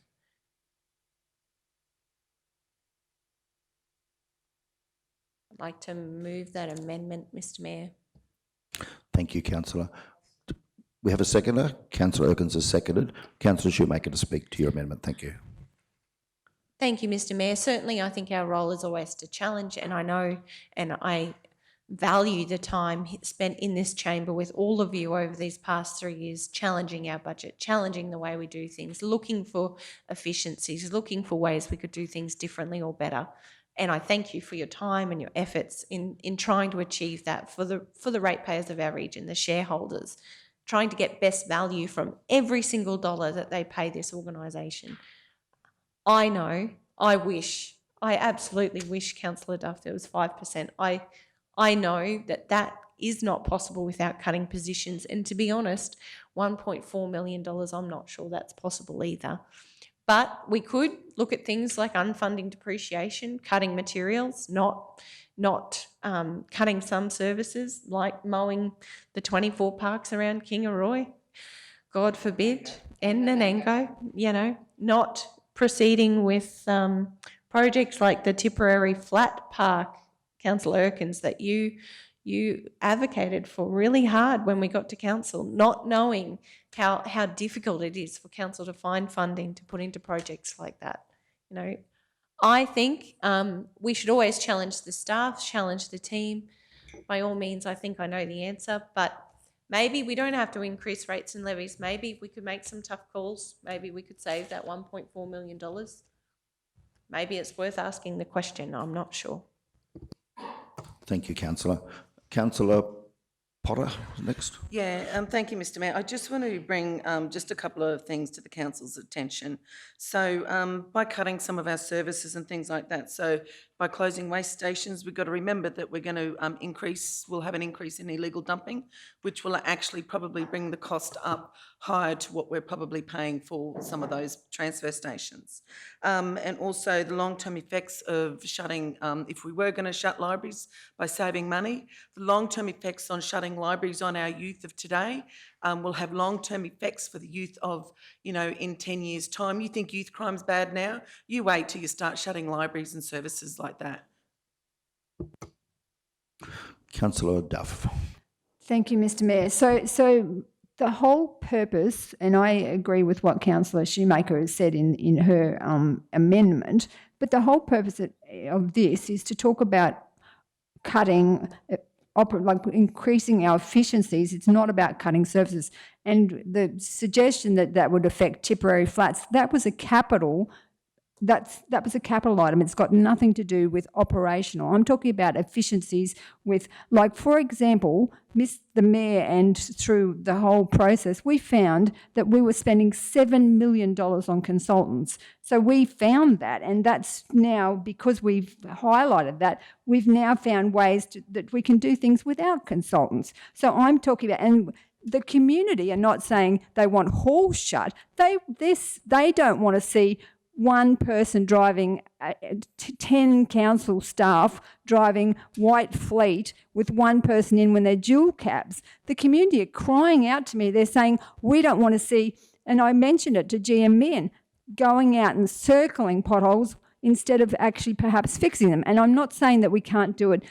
And I prosecuted that with General Manager Men, and there was different reasons why they do that. But that's what the community is saying. They're not saying, we want hall shut. Absolutely, we don't want to see any of our transfer stations, because some of those things that all the rural people get. And the hall, if you I can tell you from our previous meetings that there's no silver bullets in shutting halls. There's some of the halls are costing us, we've got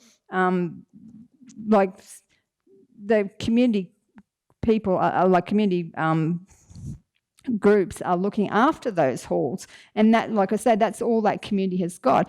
What they are saying, and they're crying out to me to see efficiencies. They're saying, I actually witnessed and I'm just, with all due respect, I witnessed on a roundabout in Wandai last year, 4 people standing on the roundabout, one smoking while one person was actually doing the weeds. That's what the community is shouting out to me. They're saying, we don't want to keep paying, we're paying for more and more and more.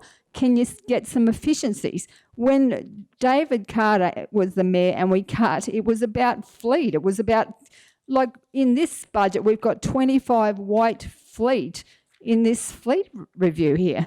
New vehicles. That's the kind of stuff that the community is shouting out to me. So I'm just an extended arm of the community, and I'm just putting it out there. So I agree with what Councillor Shoemaker is saying, but it's got to be about efficiencies in our organisation, not about cutting services, because we're at the bare bones with what community sees. They get a hall, or they get their road graded once, but they're paying the highest rates. They're right up there with their rates, and we're offering minimal services.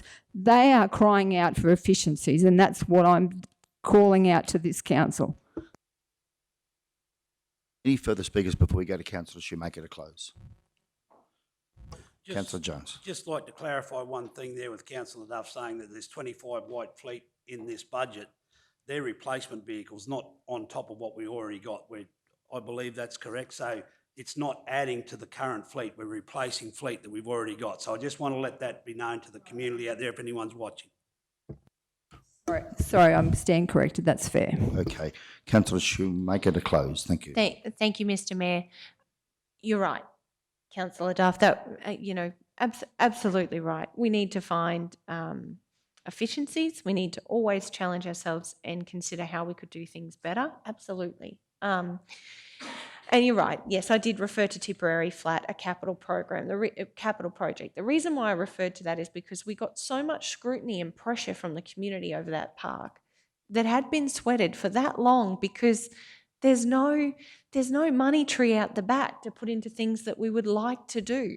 So we squabble over the limited grant funding available, and we turn communities inside out and sometimes against each other in deciding what's a higher priority for our region. And that's why I bring it up. That's where I find myself in any of these conversations really disheartened, is because we don't always look at the bigger picture. We get stuck in the weeds in the little projects across little towns rather than looking at the bigger picture.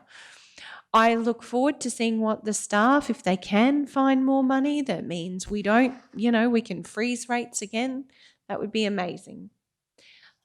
But I know the realities of that.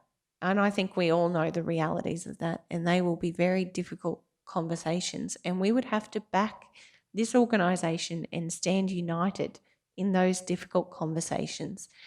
And I cannot see that happening.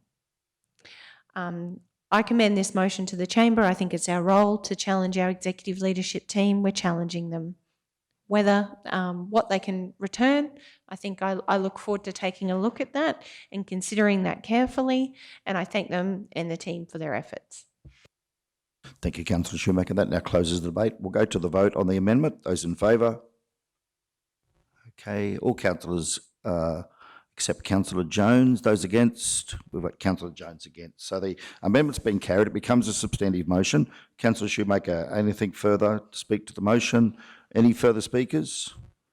Happy to go to the vote. Okay, it's now the substantive motion. Those in favour? Okay, we've got 6 councillors in favour. Those against? Councillor Jones against. The motion has been carried. Thank you all. Councillors, would you like a break? Thank you. We've all earned a break, haven't we? So I'd move that we adjourn until 11:30. Do we have a second? Oh, sorry. Oh, yes. Thank you, Mr. Actor CEO. We're going to, we have moved 7.1, which is confidential item, up to be the next item. So when we get back, we'll go straight into closed. Hey.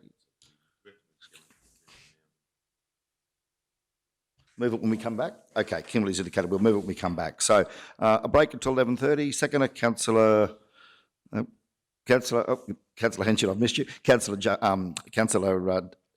Sorry, Erkins, sorry. I'm getting my head twisted around with this. Councillor Erkins, thank you. Those in favour? Carry unanimously. Thank you all. We'll come back at 11:30.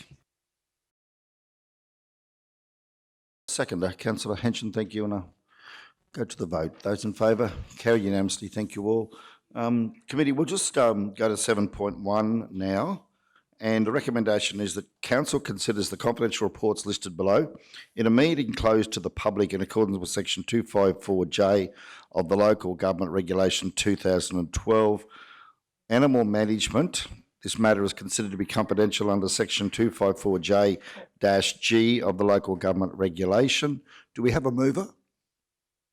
Councillor Potter, thank you. Second, Councillor Henshaw. Any speakers? Go to the vote. Those in favour? Carried unanimously. Thank you all. We'll now move out into closed. Thank you, Kimberley. To the open council meeting, and we will address now item 7.1, where I'll move that we lay the matter on the table. Do we have a seconder? Councillor Henshaw, thank you. Those in favour? Carried unanimously. The matter will be revisited at the Standing Committee meeting on the 10th of May. Okay, I'd now like to move that we adjourn for lunch and resume at 1:15. Councillor Henson seconds. Do we have those in favour, sorry? Yes, that's been carried. We'll see everyone back here at 1:15. Thank you. Back all, now move that we resume the meeting. Secondly, Councillor Henson, those in favour, carried unanimously. Thank you all. So, Council, the next item on the agenda is 5.8, which is the proposed Fleet 23-24 CapEx program. It is at page 54, and we've got our fleet guys here, so 5.5. Oh, sorry, no, sorry, my apologies. I've skipped ahead. Sorry, fellas, I was just making sure everyone was awake after lunch. So we're up to 5.4. Draft fees and charges on page 23. 5.4. Okay, we'll go. General Manager Jarvis and O'May, we might get you guys to walk us through that if you could. Thank you. Thank you. Through you, Mr Mayor, these fees and charges have been set within the budget parameters as suggested in the January meeting when they were adopted. They're based on really 3.65% increase, which is well below what I know a lot of other councils have increased their fees to. But I'll hand over to Council. How would you like to proceed with this, Mr Mayor? Yeah, look, I think we might just open it up for a discussion. Councillors have had a chance to have a look at the schedule. So obviously there'll be some there. General Manager O'May, I know that we've seen some fairly significant hikes on selective items. We might just get some explanations around those. So perhaps if we start from the top down, cats and dogs, that's been held over now until the standing committee meeting. So perhaps if we could work straight through to out of animal welfare through to buildings, I think, Gentleman Jermaine, on page 27.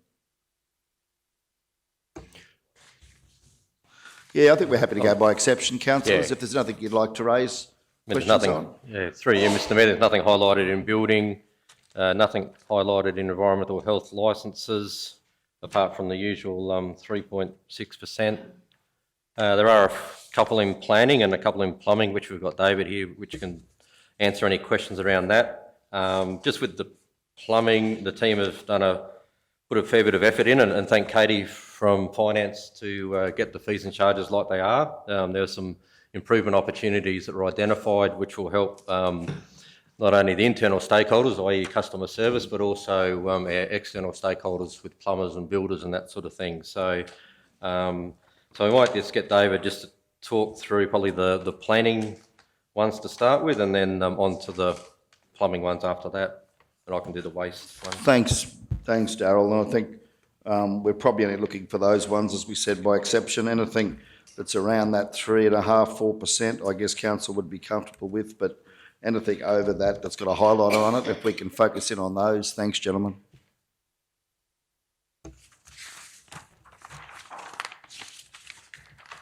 Through you, Mr Mayor, there are a couple of outliers that are highlighted in the planning of fees and charges. And the first one relates to minor changes.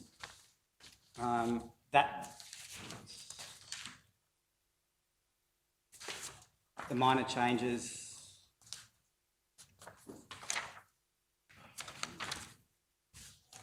sorry, I've just got the wrong document. The minor changes cover more broadly the structure of the Act. There is more than one minor change in the Act. So the fees were previously a set fee of $1,820, just as an overall fee to cover all the different types under the different provisions of the Act. It's really probably cost neutral. Some of the fees are lower than that threshold. Some of them have been reduced down to $750 for the more minor type of change, which doesn't have a graded input in terms of reporting and officer involvement. That's to reflect the time and effort in there. So some of them are reduced, but there are a minor change and a change other. And so the fee structure is slightly different, but it's not intended. It's just to cover some reduced input, some require more input. So the fee is more reflective. There was some benchmarking done on other local authorities. Those fees are actually quite low and are quite similar to other fees in our current fee schedule, which are very similar to the type of applications. There is a new fee for the cancellation of approvals. Again, there's a provision in the legislation that covers cancellation of approvals. We currently don't have that fee. It's a very rarely used fee, and it will be not a cost generating charge, and it's reflective of other similar type of applications. Same with the superseded planning scheme requests. That is a new fee. There is a requirement under the legislation where prior to lodging that type of application, there's a pre-application required to get approval from council to actually lodge under the superseded scheme. We currently don't have that fee, so that is a new fee. Another one is exemption certificates. That, again, is a process under the Act that requires a significant amount of work.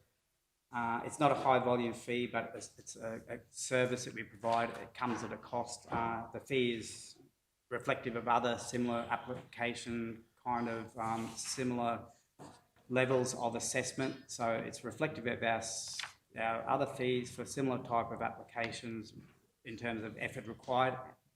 Benchmarking shows it's much lower than the other fees for surrounding councils in the benchmarking exercise. Another new fee is the miscellaneous correspondence. There's two fees there, again reflective of other fees in our current fee schedule. One is really, some people don't tend to put a search in or a planning and development certificate to check compliance with conditions. This gives someone an opportunity, if they don't want to do a search, a different opportunity to check compliance with conditions in their pre-purchase or prior to buying property. So sometimes it is used so that people can have an alternative option to search if they didn't want to do that, and it's a fee that's in most other council fees and charges. And the other one, which is quite common, is a written advice to be considered generally in accordance with a development approval. This is where a change isn't required. A formal change application will say that the use is, or the proposed changes are very minor. They don't trigger any kind of application changes or new applications. So we say it's generally in accordance with the approval. You don't require anything, but it does take quite a lot of assessment of the proposal to do that, and we currently don't charge. Again, it's a fee that's reflective of our charges and is very similar to all those other kind of uses in our fee schedule that require a similar amount of effort, but is very low compared to benchmarking with other councils. And the last one is a staging fee for development applications. We often do this now, where a development permit may have stage 1, stage 2 and stage 3. They might issue stage 1, maybe it's a 40-lot subdivision. Stage 1, they might only do 10, stage 2, another 10, and then balance for the stage 3. It requires a lot more effort than a standard application with no staging, because you have to put conditions and plans, packages for each stage. So we currently don't charge for that. Most other councils do. The fee proposed is quite small compared to benchmarking exercise by other councils. Moving on to plumbing. Thank you, Tony. Councillor Eccles. Sorry. I'll sit down. Yeah. One of the things, and I don't know whether this is covers this, but at the moment we do have a lot of people who have moved onto their blocks without any type of dwelling, whatever. And in the current situation, I feel that it would be, not very nice of us to try and move these people on. However, in saying that, I think that they should have, they should be kept clean, and they should have a standard. So is that outside of what's saying that we can put a permit that they can come in and say, well, look, we've got nowhere to go, can we do this? Is there anything that allows us at least to put some sort of conditions to make sure that they're, if they have children, that it's safe, environmentally safe? Through you, Mr Mayor, are you happy if I catch up with Councillor Erkins after the meeting? It's not really to do with fees and charges, and given a budget meeting, we're happy to have a chat because it really... It was about putting, sorry. Yeah, It was about there whether wouldn't we be the capacity to put a fee in for something. We'd be creating something. So, yeah, Okay, happy thanks. to catch up later, I think, and discuss it. Okay, thank you. Thank you, GM. Councillor Duff. Is it me? Oh.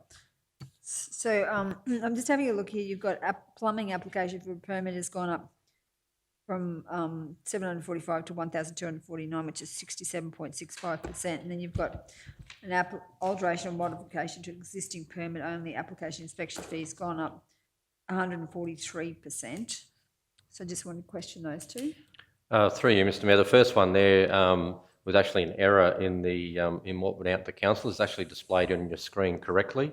The previous fee was $12.05, so that dwelling approval and inspection has only gone up by the 3.6%. Yep. So that's, yeah, it looks bad in the budget papers, but what's on the screen is correct. So then the other one, where you've put it up. The application inspection fee. Yes. The one there. It's gone up by 143%. That one is actually a couple of fees have been in the streamlining and reorganisation of the fee schedule. 2 previous fees have been combined. So the 143% is not really reflective of the fee increase. It's just been in line with the CPI rate that's been put on there. So there's 2 fees combined to come up close to that figure. So the other one that I would like to query is the live weight sale, weighing and yard fee. I don't think we're at that section yet, are we, GM? Oh. We'll come to that shortly. Oh, are we just- Councillor. We're just staying with planning at this stage. Oh, sorry. Yeah. Okay. Any other planning fee questions or concerns, councillors? No? Thank you, Tony. Darryl, we'll move on if we could. Thank you. Yeah, thank you, Mr Mayor. Through you, just moving on to the waste fees and charges there. You'll see under the tyres there that we have added a new category there when we have tyres come in on rims. The contractor is not accepting tyres on rims, but obviously they will, but we didn't have a fee to cover that previously, so now that's reflective of the contract rate. Going down to commercial charges, you'll see some new charges there for asphalt, bricks, concrete, gyprock, plasterboard and tiles. So that's $150 a tonne. So what we're hoping to do with that is to encourage our construction demolition people to actually do some segregation of their waste streams on the building site. So not all of it has to go to landfill. And there's that financial incentive, I guess. Instead of paying the $220 or $250, they can be charged that $150. So trying to change behaviours through the fee structure. What else have we got there? You'll notice under the tiles one there, the commercial C&I, C&D. There was some discussion last budget meeting, so we've aligned C&I up from 210 to 220 and construction demolition from 140 to 220. So we felt that the construction demolition fees were a bit light on, keeping in mind that category is about 3% of what comes into the Kingaroy landfill. So it's not a big volume, but it just highlighted the extra cost associated with landfill operations. And I think those fees are replicated in the Mergen, Nanango and Wandai. So we got those consistencies. And I think they've also got animals there for Mergen, Nanango and Wandai, which wasn't there previously. So Happy to take any questions on that. Any questions on waste, councillors? Councillor Sorry, Duff? so you've lost me with regards to where did you create the incentive? Because I see with the construction demolition, you've actually put up by 78.57%, 140 to 250. Where was the incentives? Through you, Mr Mayor, that 140 has gone to 220, so it's 57%. So that's, once again, that wasn't picked up as part of the So it's gone tweaks. to 220, but how's that an incentive? No, it's the one above where the big long list of asphalt bricks are on your screen there at the moment. Oh, yeah, yep. So you've gone from 210 to 217, is that what you're saying? 210 to 220 for commercial industrial waste, Yep. and 140 to 220 for construction and demolition waste. So where's the incentive? Well, if you're doing a building job and you've got just concrete or bricks, or just a straight waste stream, you're only paying $150 a tonne rather than the 220 a tonne. So they can save $70 a tonne by doing the right thing at the building site and separating it out. So, yeah, but where's that reflected in this fees and charges here? That is the incentive. I'm going to be paying 150 as opposed to 250. That's my incentive. I just can't see it in a Yeah, line. so councillor Duff, on page 41, Yeah. if you see commercial charges, can you Yep. see that highlighted area in blue? Yeah, it's on the screen. It's got asphalt, bricks, concrete, all of those are sitting at 150. But if you take in a mixed load further down, it's 250. Sorry, I didn't see all the zeros there up to. Yep, sorry. Yeah, so they're all new categories that have been segregated Yeah, by sorry, I missed type that. of material. I didn't notice it, sorry.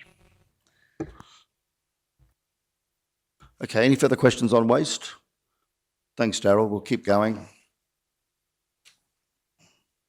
Yeah, and I think just with that waste ones there, they're just replicated for Bondi, Nanango and Mergen. So with nothing else, we can move on. Okay. Which one's next, Pete? Yeah, so I suppose we keep working through, like swimming pools, there's been no movements there. We have the hall high fees, I think we did talk, we have to.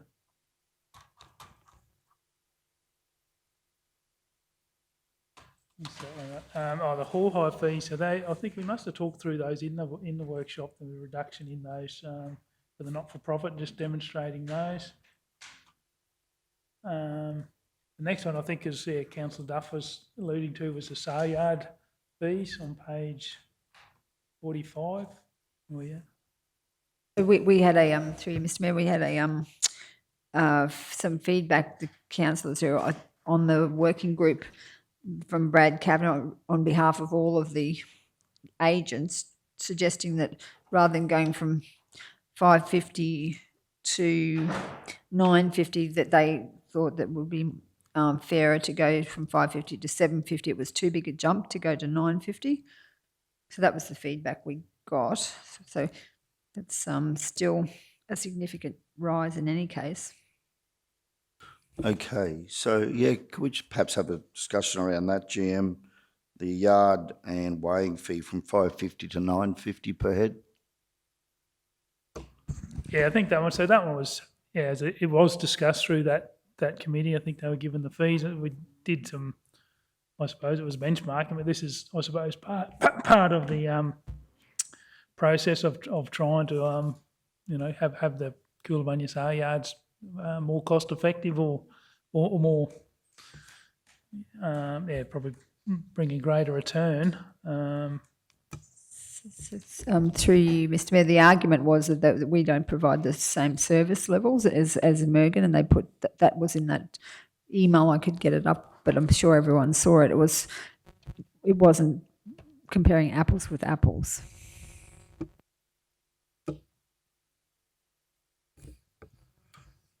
Yeah, so Councillor Henson, 550 to 950 on cattle, on yard and weighing fees. I think you want to Your thoughts around that? Yeah, look, on the back of probably, and we had this conversation with agents previously that, we didn't bring it in until after the budget, be it June.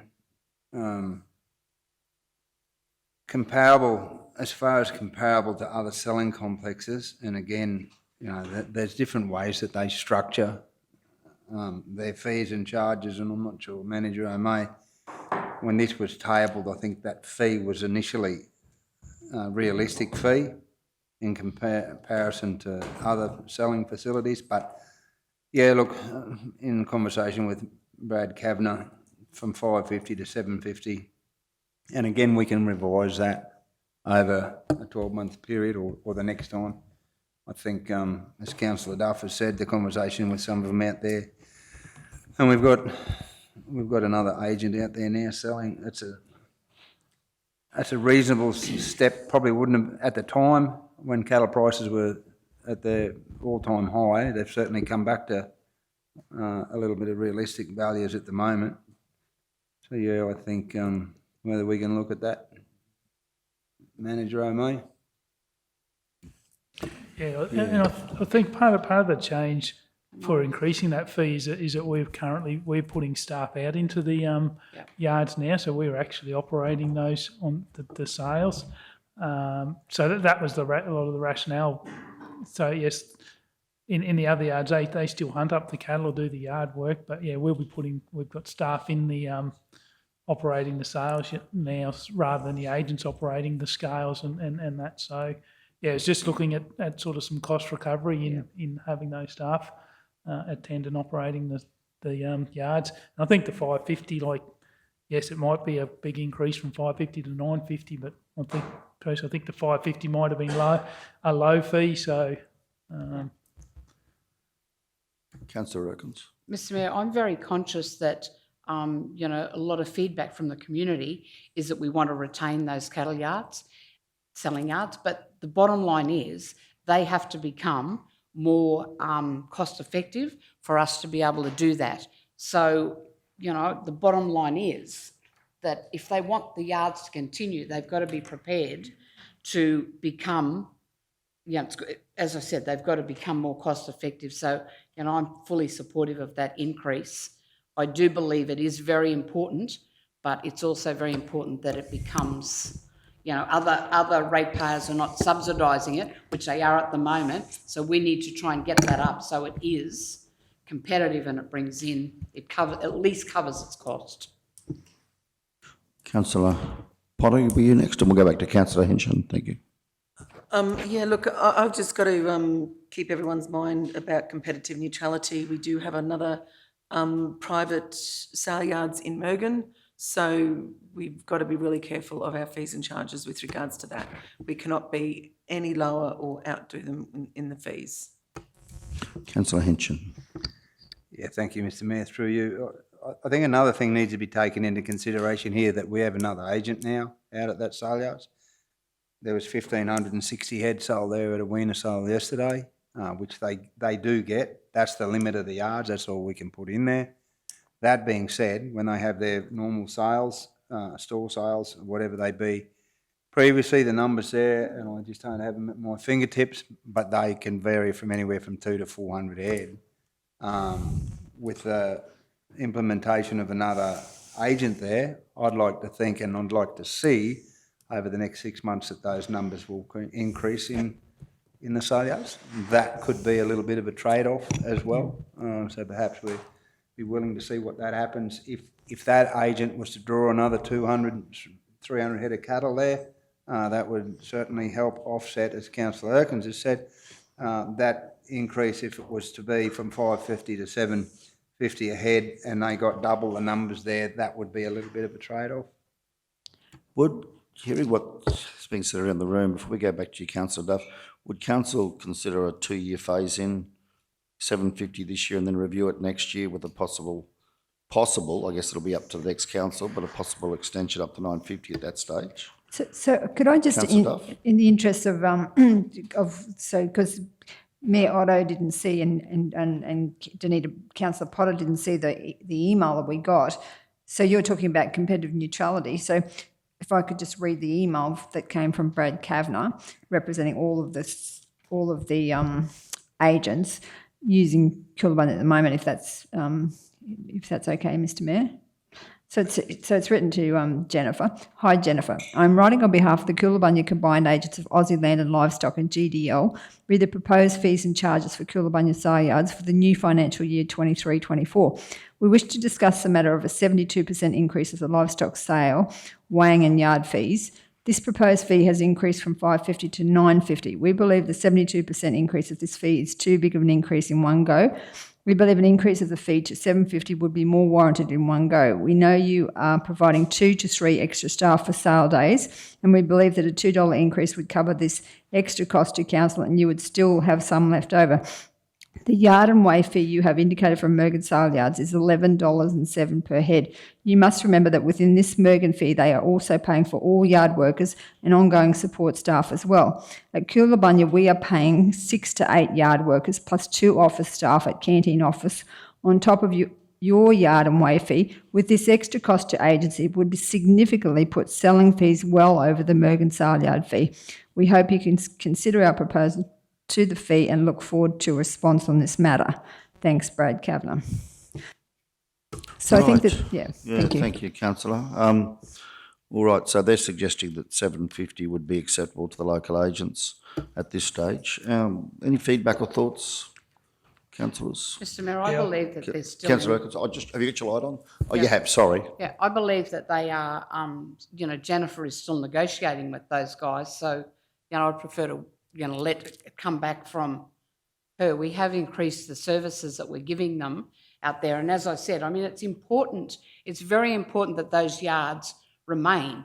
But if they're running at a loss, they cannot remain. We talked earlier about things that we need to ditch. And if we can't get that up to paying for itself, it's going to be on the table for one of the things to ditch. And I would hate to see that happen. So we would rather see if we can't make it cost neutral at least, so that we're not, so that we can retain it. It's very important to our community and especially to our cattle producers. And as I said, I'd prefer to leave it with Jennifer to negotiate with those guys, because the bottom line is, if it doesn't pay, it will be one of the things that's going to be up for going, because we all know financially we can't afford to keep running these things for nothing, at a loss.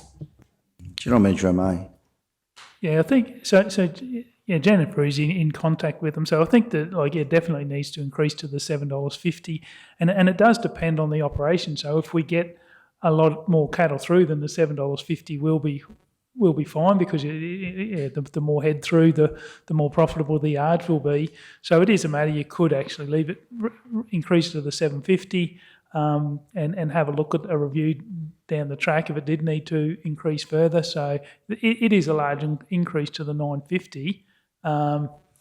But yeah, so I think that, the feedback is we did have a great sale yesterday, and if we had more of those big sales, then it will be adequate. So yeah, I think as long as it went to the $7.50 and we just continue through that advisory committee, which seems to be working quite well, the feedback both ways, then we can continue to review those fees. There is a couple of extra ones on there that they had discussed, but yeah, all of the other fees have been through that committee and discussed. Thank you, General Manager. So I think we've probably got the majority here going to go to $7.50, in line with what General Manager O'May said. Please correct me if I'm wrong. So we'll now move, before we look to wrap this one up, move through to museums, VICs and dams. Thank you, GM. Yeah, I think most of these things, through the dams and that, we didn't have any increases. I think the discussion around the dams here was around Councillor Erkins' discussion of trying to introduce a local discount. And I think that this is, probably more just operationally how we introduce this, but it's really looking at those off-peak times where you'd give a 10% discount to local residents. Will be a little bit messy because it'll have to be you'd book fully, pay and claim it back, sort of thing. You can't just have someone online just stating that they're a local resident to receive it. So, yeah, not 100% sure how the system will work, but that's what we're sort of looking at, sort of proposing if that's what was the councillor had in mind. Thank you, GM. Just before we go to Councillor Duff, benchmarking with other inland lakes, dams, tourist facilities. Yeah, we across have the sites. sort of over the time, basically, done that benchmarking. So this year we haven't increased anything. We did quite extensive benchmarking last year with the Somerset and different dams. Find the fees are reasonable. We're fairly consistent with Somerset. Yeah, With the dam down there near Esk. Yeah. Okay. Councillor Duff.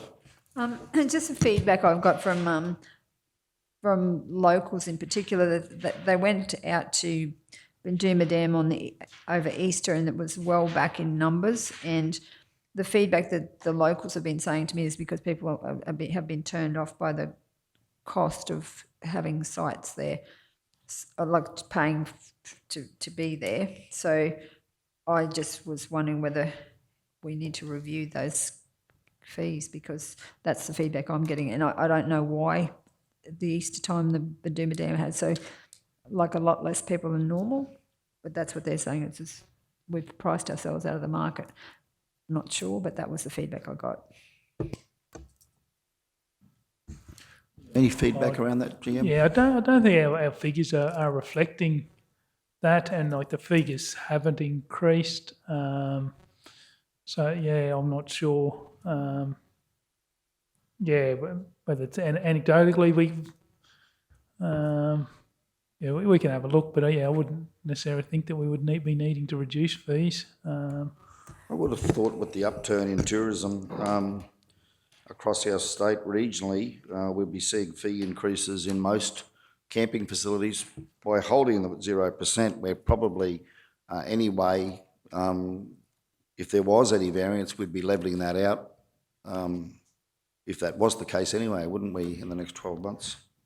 Yeah, I'd probably get very comfortable how they're performing. I know anecdote. I had to go to Australia Day. I had to book a caravan site at Noosa because I couldn't get into one of the two dams out here. So I actually found a last minute site over at Noosa that I had to go to because I couldn't get in locally. So happy to stand corrected, but that was the feedback from some reliable sources that the Easter was right back, but I'm not, happy to be stand corrected, but I just don't know. Was Easter fine, or did we have?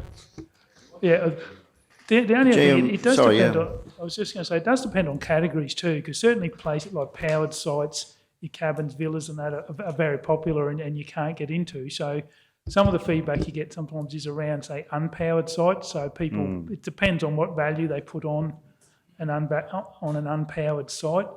So that's sometimes we do get that feedback that unpowered sites are potentially dear for what you get compared to a powered site, but it is difficult to get because powered sites are a bit more limited. So that's the only feedback, I would say we do get. Sometimes there's not a big difference between an unpowered to a powered, but yeah, there is that cost of all of the amenities and the facilities that you are still providing. So, but yeah, GME's probably first-hand user. Yeah, thanks, GM. GM, what's your experience on what was the Easter trade like at Binduma, do you know? I think they're fairly busy most places. I heard it was busy, but I don't know too, because whether the water level's up a little bit too, whether that results in less people. I found that an experience. I just had a look, just probably for council's reference. I'm just looking at Southern Downs for Leslie Dam. They're only $1 cheaper for an adult and 50 cents cheaper for a child for Leslie Dam at Southern Downs for an unpowered site. So that just comparison. I've used majority of those facilities. They're very much. I think Binduma's got fantastic facilities, and obviously BP's got your cabins. But yeah, with Pete, I think probably not too far from the market based on that. I just wonder where the numbers too, and just having that bit more water. But I think too, if the dams, I think they dropped down a bit, just under 90% now, so there'll be a bit more camping space there. So you can the next 12 months will probably tell too if they go down a bit more space there as well. I don't know whether that makes a difference, Councillor Duff. I imagine it would encourage a few people. I think what you're saying is right. I think that because the dam levels are up, there's not that, they love to be beside the water and there's not so many spots now, so potentially that's it, but I'm just not sure about the unpowered sites. Okay, was there anything further there, General Manager? Me and or GM Jarvis before we look to wrap this one up? I was Councillor a bit disappointed at 10% discount for local residents during off-peak. Off-peak, if if the sites are there, I would have liked to have seen, I'm not talking about the units, I'm talking the camping and caravan sites. I would have liked to have seen that a little more affordable for local people, to try and encourage them to go there. As I said, especially off-peak, if they're not being, if there's empty sites there, it'd be much better to have people in. I personally think it's quite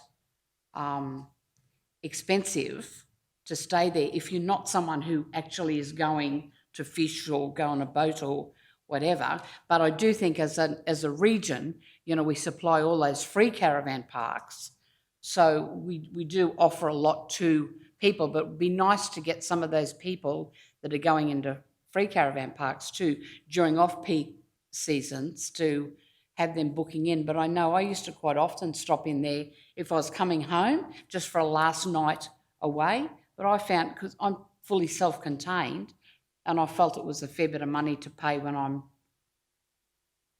self-contained. I'm not really using those facilities. I just want to stop somewhere for a nice night away. So, but as I said, for the locals especially, I did think we were going to give more than a 10% discount to try and keep them spending their money in the region. Any feedback to that, GM? Oh, yeah, it's the discounts was a discount. It's hard to know whether that would encourage extra, or whether you're just reducing your revenue more. It's the play-off. If you reduce the fees, you'll reduce revenue. You might pick up extra people, which will increase your revenue. Probably if I had the answer to that question, I'd be running a business somewhere else. But yeah. Hard to know until you trial it, isn't it? Thanks, GM. Okay, well,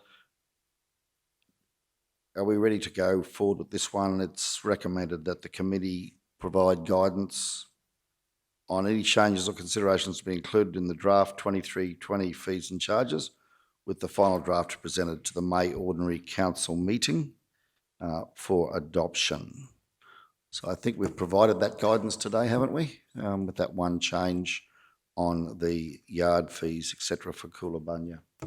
So do we have a mover? Sorry, Mr Mayor, does that need to then be put into that recommendation? Oh, no, I think it says the final draft will be presented. So I think that's fine. We're not saying this is the final draft. We've given some guidance and the final draft will come forward to the May Ordinary with those changes. Thank you, Councillor. So, mover? Yes, Councillor Potter, seconder.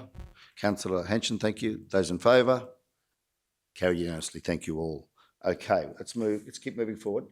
We've now got the draft budget for Finance and Corporate. It's item 5.5 at page 48. Thank you, General Manager and Manager.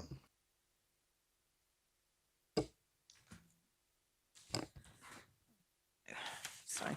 Through you, Mr Mayor. Possibly with the challenge or the conversation today, this possibly isn't relevant anymore, because we've based our income statement here on a proposed 3.65% general rates increase. So we can put that to one side there while we come back with that. But basically, I will just give you an overview and then I'll hand to Manager Kerry. And I just want to acknowledge again my finance staff for the hours of blood, sweat and tears that they've put into producing these documents, and the long hours that they've put in. It's very much appreciated, and we certainly have quality staff working for us here at the council. So generally you'll see some increases up over and above there and under, but I'll leave those to Manager Carey. The thing I just want to highlight there is just with the employee benefits there, that we as well in Finance and Corporate have unfunded 10% of our employee benefits there within this income statement. But so having said that, I'll hand you over to Manager Carey to speak to the document. Thank you, through you, Mr. Mayor. So I'll just go into some basics, seeing as though, like General Manager said, we're going to go back to the and have a relook at everything. But at this point in time, so we've increased interest rate revenue based on the large rises we've seen in the interests over the last few months. So we've increased that. We also have put in an predicted amount for the federal assistance grant at 7.1 million. So that's roughly almost 500,000 more than last year's original budget. With materials and services, we've got a couple of little increases there based on insurance premiums, at audit fee, and the rates that we will pay for council-owned properties. And then our IT licenses overall have gone up slightly. We've got some increases for fleet and usage for our new water meter reader on staff. And then there's some small increases there for consultancy fees for our sale of land and our rates modelling strategy during the year. So just be if anyone has any queries on any of those. Otherwise, we can go back and see what else can be done there. Yeah, thank you, Chairman Manager. Councillors, we've got the comprehensive income statement there for Finance and Corporate 49. That's the summary document. Does anyone have any questions on that? No, we're comfortable. Councillor Duff. Thank you, Mr. Mayor. Yeah, just comfortable, as per the previous resolution, just to look and see if you can tighten your belts a bit more. That was pretty much it. Thank you. Okay, so we'll go to the recommendation there that the committee receive the proposed 23-24 draft budget for Finance, Corporate and ICT departments and provide guidance for changes to be included in the continued preparation of the annual budget. We have a mover, Councillor Potter, second Councillor Duff. Those in favour? Carried unanimously. Thank you all. Okay, let's now move on to the ICT CapEx program for 23-24. That's at page 50. And we'll welcome up Manager Anthony. Thank you, Anthony.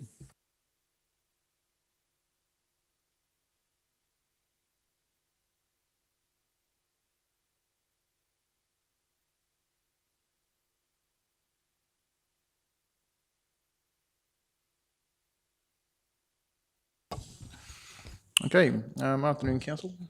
So it's one of the small capital budgets you'll see come past you today, but it's pretty much a continuation of what you've seen over the last 4 years, with the items being quite consistent in relation to user hardware, which is basically the PC replacement program for the 400 odd units we have around the place. And it's trying to keep to the 4-year replacement cycle. So we paid for about $140,000 to try and keep that on track.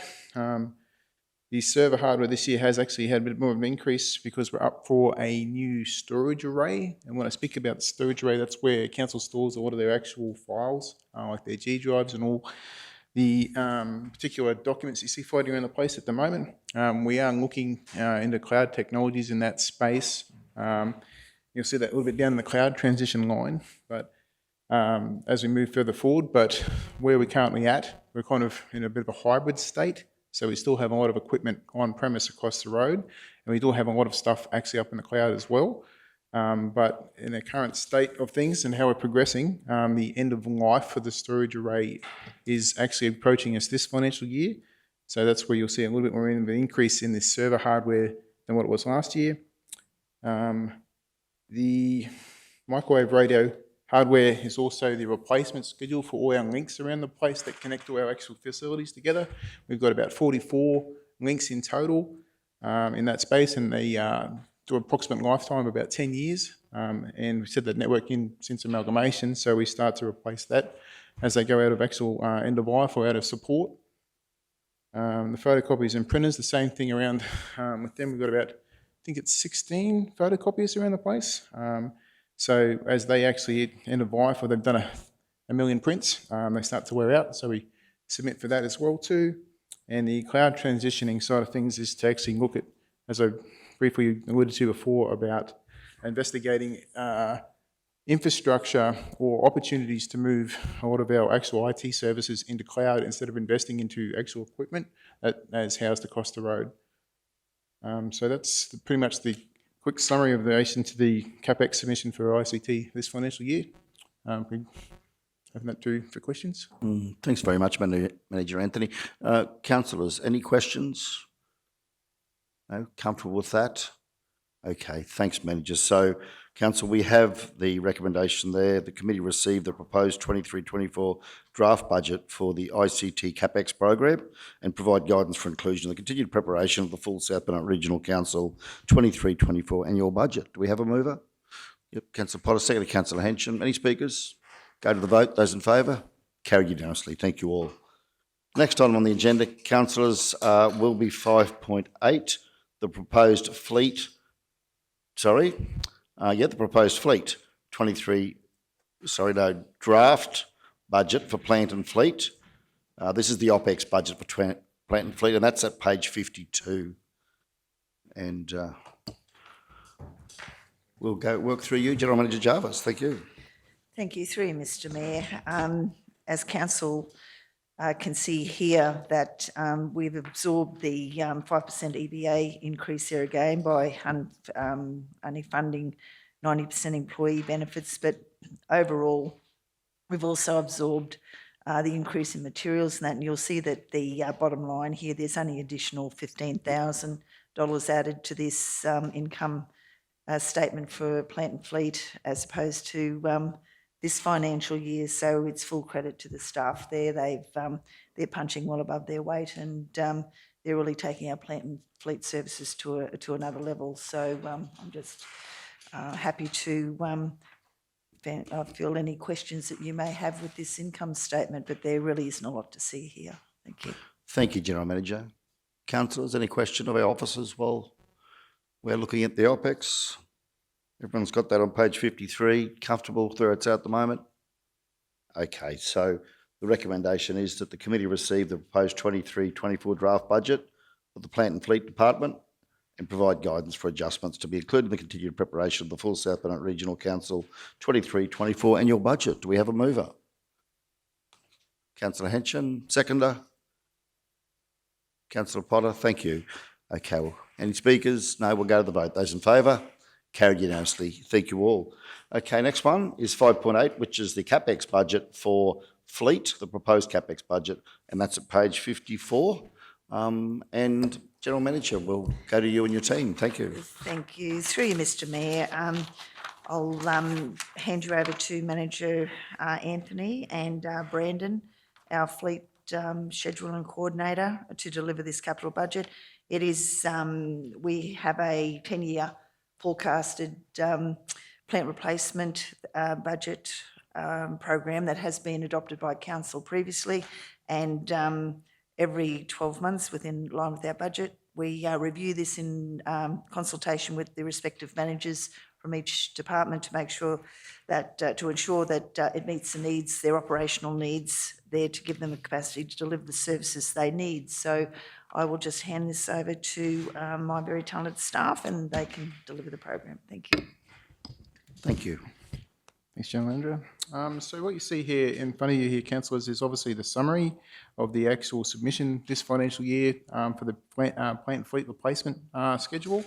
You'll see basically the one is, alluding to the conversation this morning, the 25 utes. I would like to flag that that's actually nothing additional and after the reductions that council's passed in previous years. And the actual total coming to about 4.2 million in that space. There is a bit more of an extensive detailed breakdown floating about that could be reviewed if required.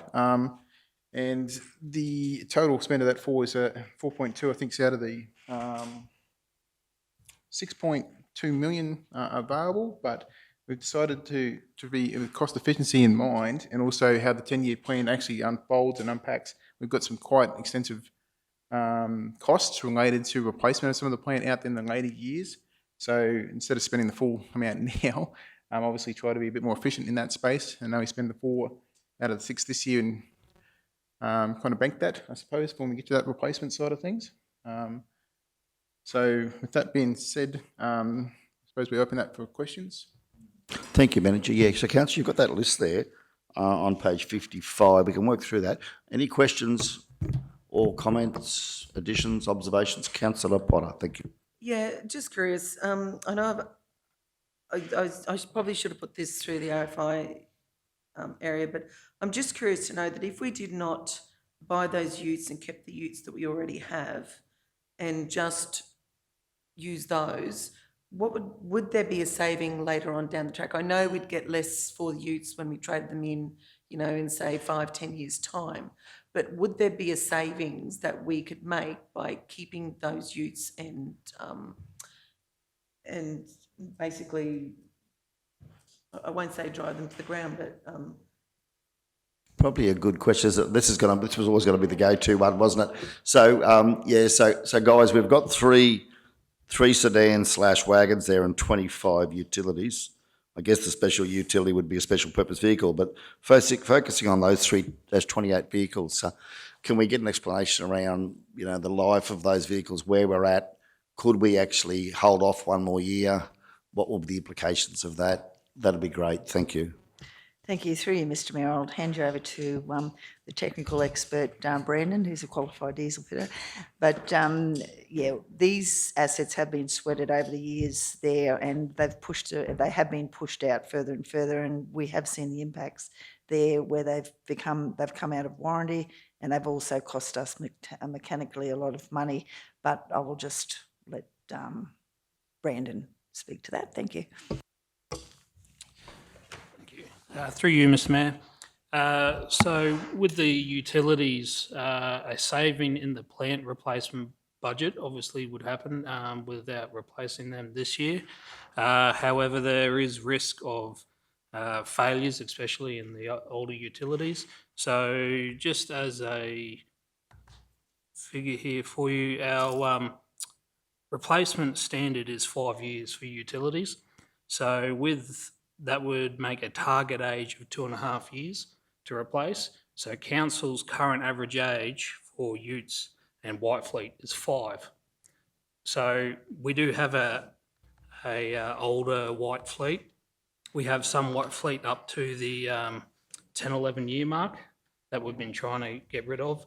And same with this the 10-year plan is to try and meet that industry standards. So over the 10 years, that plan is to slowly catch up, be more on top. So those utes, yes, they could not be replaced, but we would have issues with major repairs. We have found in this year, on average, when the ute gets to around 7 years, we are having issues and having to do some major repairs and maintenance. Brandon, those 25 utes, then they'd be over the 5 years, all over the 5 years? They are either 5 years or over. Or over. And to get an average of 5, we're obviously got quite a few who are over 5 years to pull that average up. Yeah, so we have some utes here that are 8 years in this current budget, proposed budget. We do have some there that will be the 5 years in 23-24, but there's a lot, 8 years, 6 years, 7 years, 9 years, so there are a lot of old utes that we're trying to get rid of in this current financial year. So this capital expenditure, and Kerry, that's not going to give rise to any additional operational expenditure. Maybe depreciation might be affected, but we may see a reduction in our maintenance costs on the other side of the ledger. Okay, thank you. Yeah, Councillor Henson. Thank you, Mr Mayor. Through you, I would imagine in the last 5 to 10 years, or not imagine, it's fact, we all probably have purchased vehicles, but our maintenance on those vehicles, like today, they offer 5 and 7 year warranties and cap price servicing and all of that. That probably 5 or 10 years ago was unheard of. I know in the purchases I've made, I think they'd been capped at 2 years and 100,000, 2 or 3 years and 100,000 kilometre service, cap price servicing. I would imagine there'd be some substantial savings to be made on some of these vehicles if they had that 7-year fixed price servicing and warranty with them. I don't know how much we use warranty, but I would imagine that's a reasonable incentive and a saving there for council. So Brandon, if we were, these 25 utes that we're replacing, they will be out of warranty, as you said. They've all gone over 5 years, and the replacement vehicles would then give us access to that cap price servicing for a period of time. Would that be correct? Yes, Mr. Mayor. So in utilities, 5 years is the current standard warranty. They do offer more with some brands, but that's private, not commercial. So all our utilities are capped at 5 years warranty.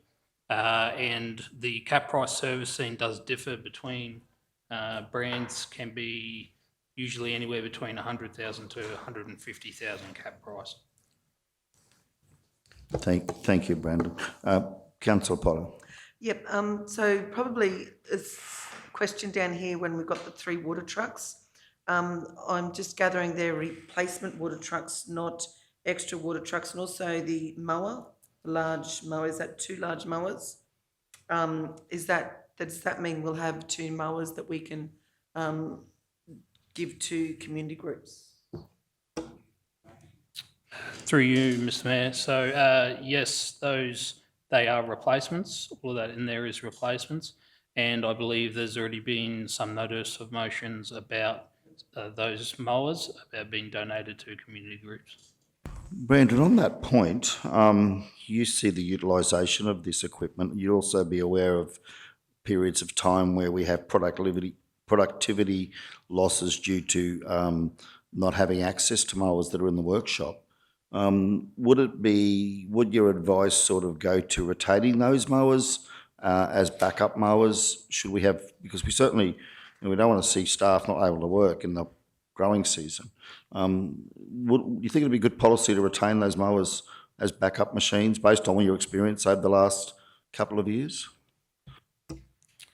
In the mowing season, so the summer seasons through Mr. Mayor, definitely there is a higher maintenance. Also, I should probably say repairs, especially since they are being utilised heavily through those 3 to 4 months.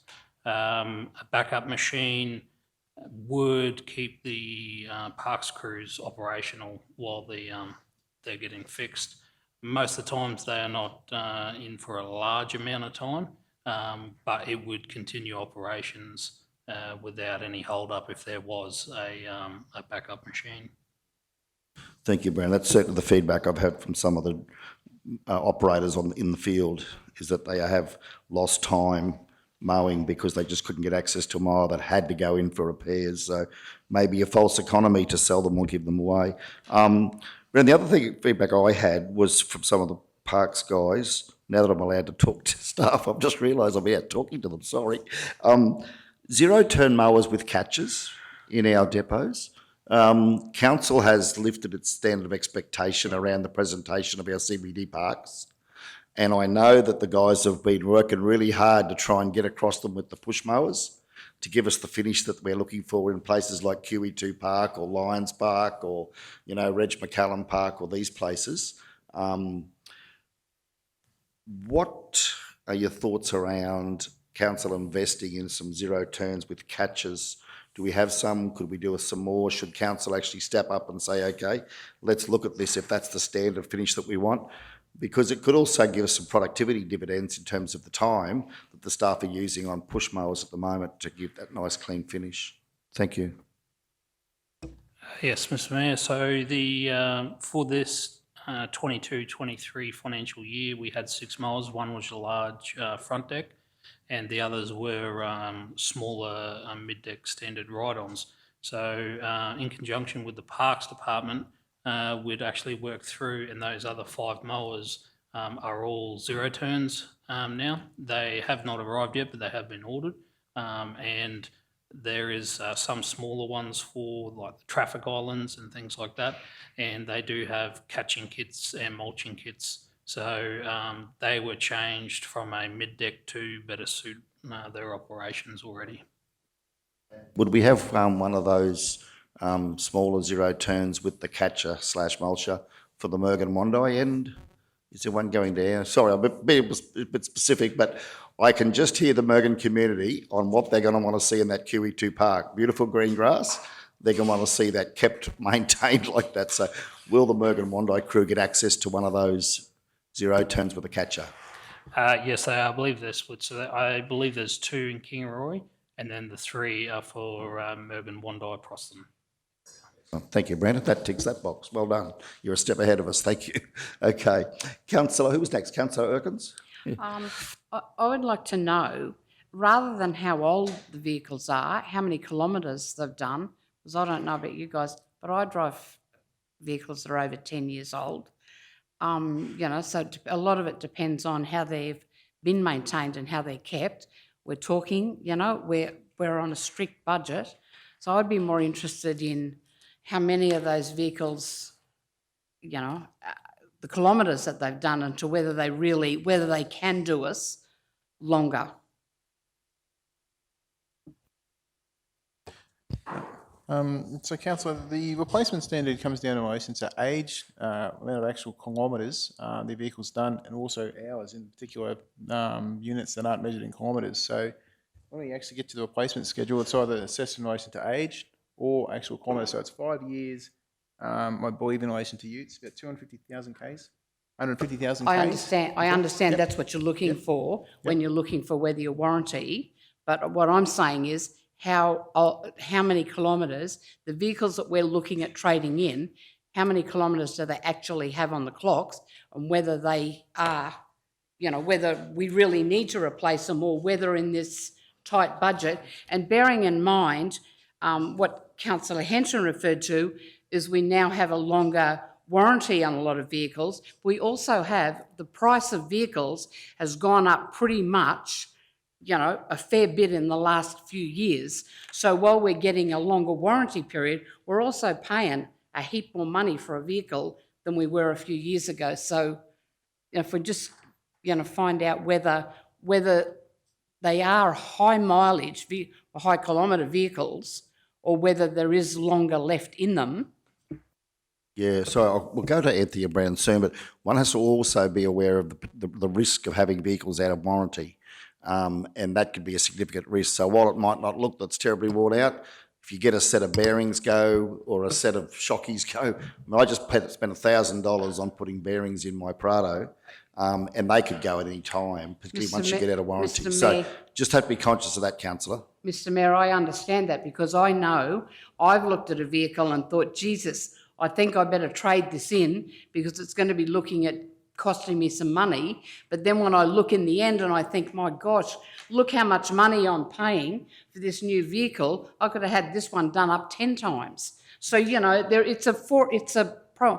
had a lot of cars over a lot of years. So, and I also understand if we've got vehicles that are over 5 years old, there's no way they would still be in their 5-year warranties. We're just going to be careful of the warranty risk, but yeah, so Anthony, Brandon? Yeah, through you, GM. Mr Mayor, and I'll let Brandon has that information there, but just to address some of your concerns there too, Councillor, Brandon and his team continually monitor the mileage as well on this white plant in particular. And for example, the water department, they might have vehicles that are a couple of years old but very low mileage. So Brandon and his team make sure that if Aaron's team are higher users, he'll swap those vehicles over to make sure that so the mileage increases within their age range. So that's continually monitored there, so this doesn't happen. But Brendan? So through you, Mr Mayor, with the utilities, if they're coming up to that 150,000 or they're over, and they're at that 5 years, they go under the budget. But as explained earlier, with the average age and these age of these vehicles being up to 8-9 years, when we see vehicles under that 150,000, get past that 7-year mark is when we start to see an increase in breakdowns and pricing and costs on that vehicle. So that's why if there is lower utilised vehicles at 5 years, then they are kept back, and there has been ones that have been moved back from last year and for this current financial year into the next one. But if they are getting to that age of that 7 years, 8 years, and they're under that 150,000, then they still go in due to their likelihood of breakdowns. Thanks, Brandon. I'm very happy with that answer. Okay, thank you, gentlemen. Right, Councillor Duff. Just a couple of questions. So are all of those plant replacements, every item there, is that just a replacement? There's no additional, so they're all replacements? So then the 3 rollers that Acting CEO Aaron suggested in his budget, are they included here or are they somewhere else? And also the high pressure clean equipment for that specialised crew that go around doing towns, has that been allowed for in any of these fleet budgets? Yeah, through you, Mr. Mayor. So happy to be corrected by the gents. So the 3 rollers haven't been accounted for there. If council was to add those, there's probably 2 ways to do that. You could probably hire on the first year based on your trial, depending on how many rollers that you did want to bring in. Where we got to on Wednesday, Kev was promoting, I was probably supporting, a trial on the high order rates for 2 months. To do that, we would hire for that rather than invest a capital investment for a roller for 2 months.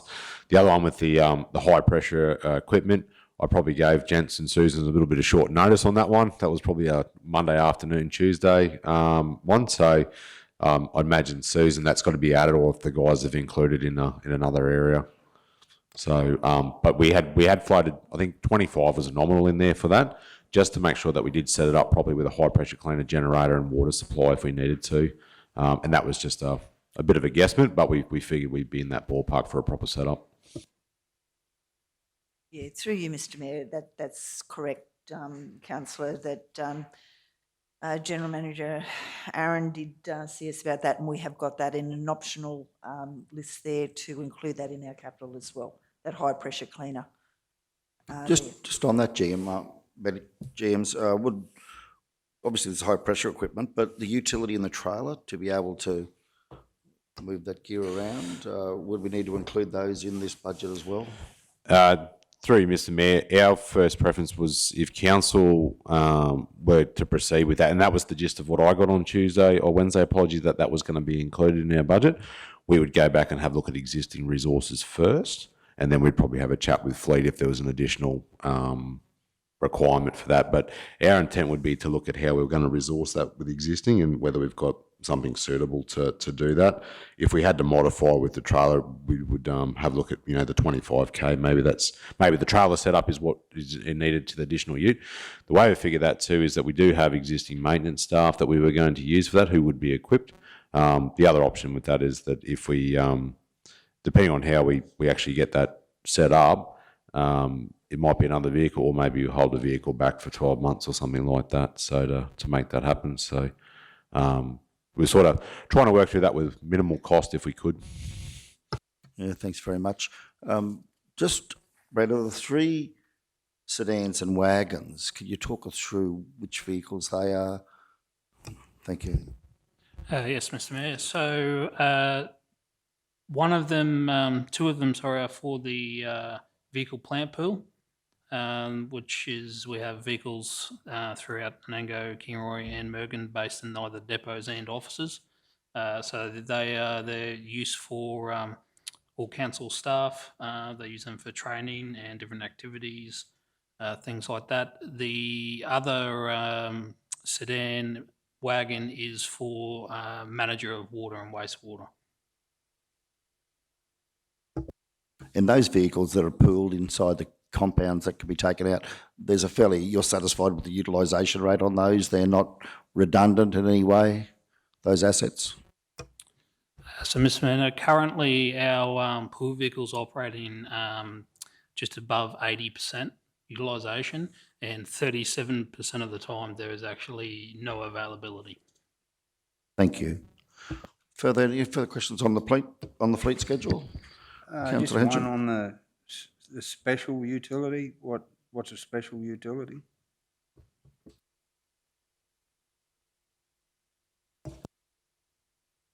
Oh, I missed the button. The special utilities. So they are like the compliance vehicles that have the dog catchers, canopies and things on them. They also include a couple of special ute would be like NRM, where they have bull bars and winches for things like that as well. Some of the workshop utes also come in under special utilities with their toolboxes and equipment for on-site service and maintenance. Thank you, Brandon. Councillor Potter? Yeah, look, I see we're using restricted cash here. Do we have that money in restricted cash for vehicles, and what will that leave us out of restricted cash? Through you, Mr. Mayor. At this point in time, Fleet is looking to have about $4.5 million at the end of this financial year in restricted cash. So if you take that out of there, you're still looking at 2.5 plus any operational surpluses that they put in for next financial year as well. Yeah, I'm just hearing Councillor Shoemaker in the back of my head about using restricted cash, too much restricted cash. I'm trying to leave some in there. Thanks, Councillor Potter. I think probably the difference here, that is certainly much confined inside the fleet. If we can think about a money jar, that's in the fleet money jar, in that each year they're setting that aside. And I think they're actually improving their cash each year. This year, $6 million, they're only spending $4 million. So there's a $2 million contribution back to their cash pool already. So I think as probably going against the trend a bit here, Fleet, where they're actually building cash, not depleting it inside their cash component. So, yeah, well done. Thank you. Having said that, in light of that, is there any other equipment that Brandon, Anthony, you think that you'd like to put to council for consideration as perhaps a second priority list that's coming, onto your radar at the moment?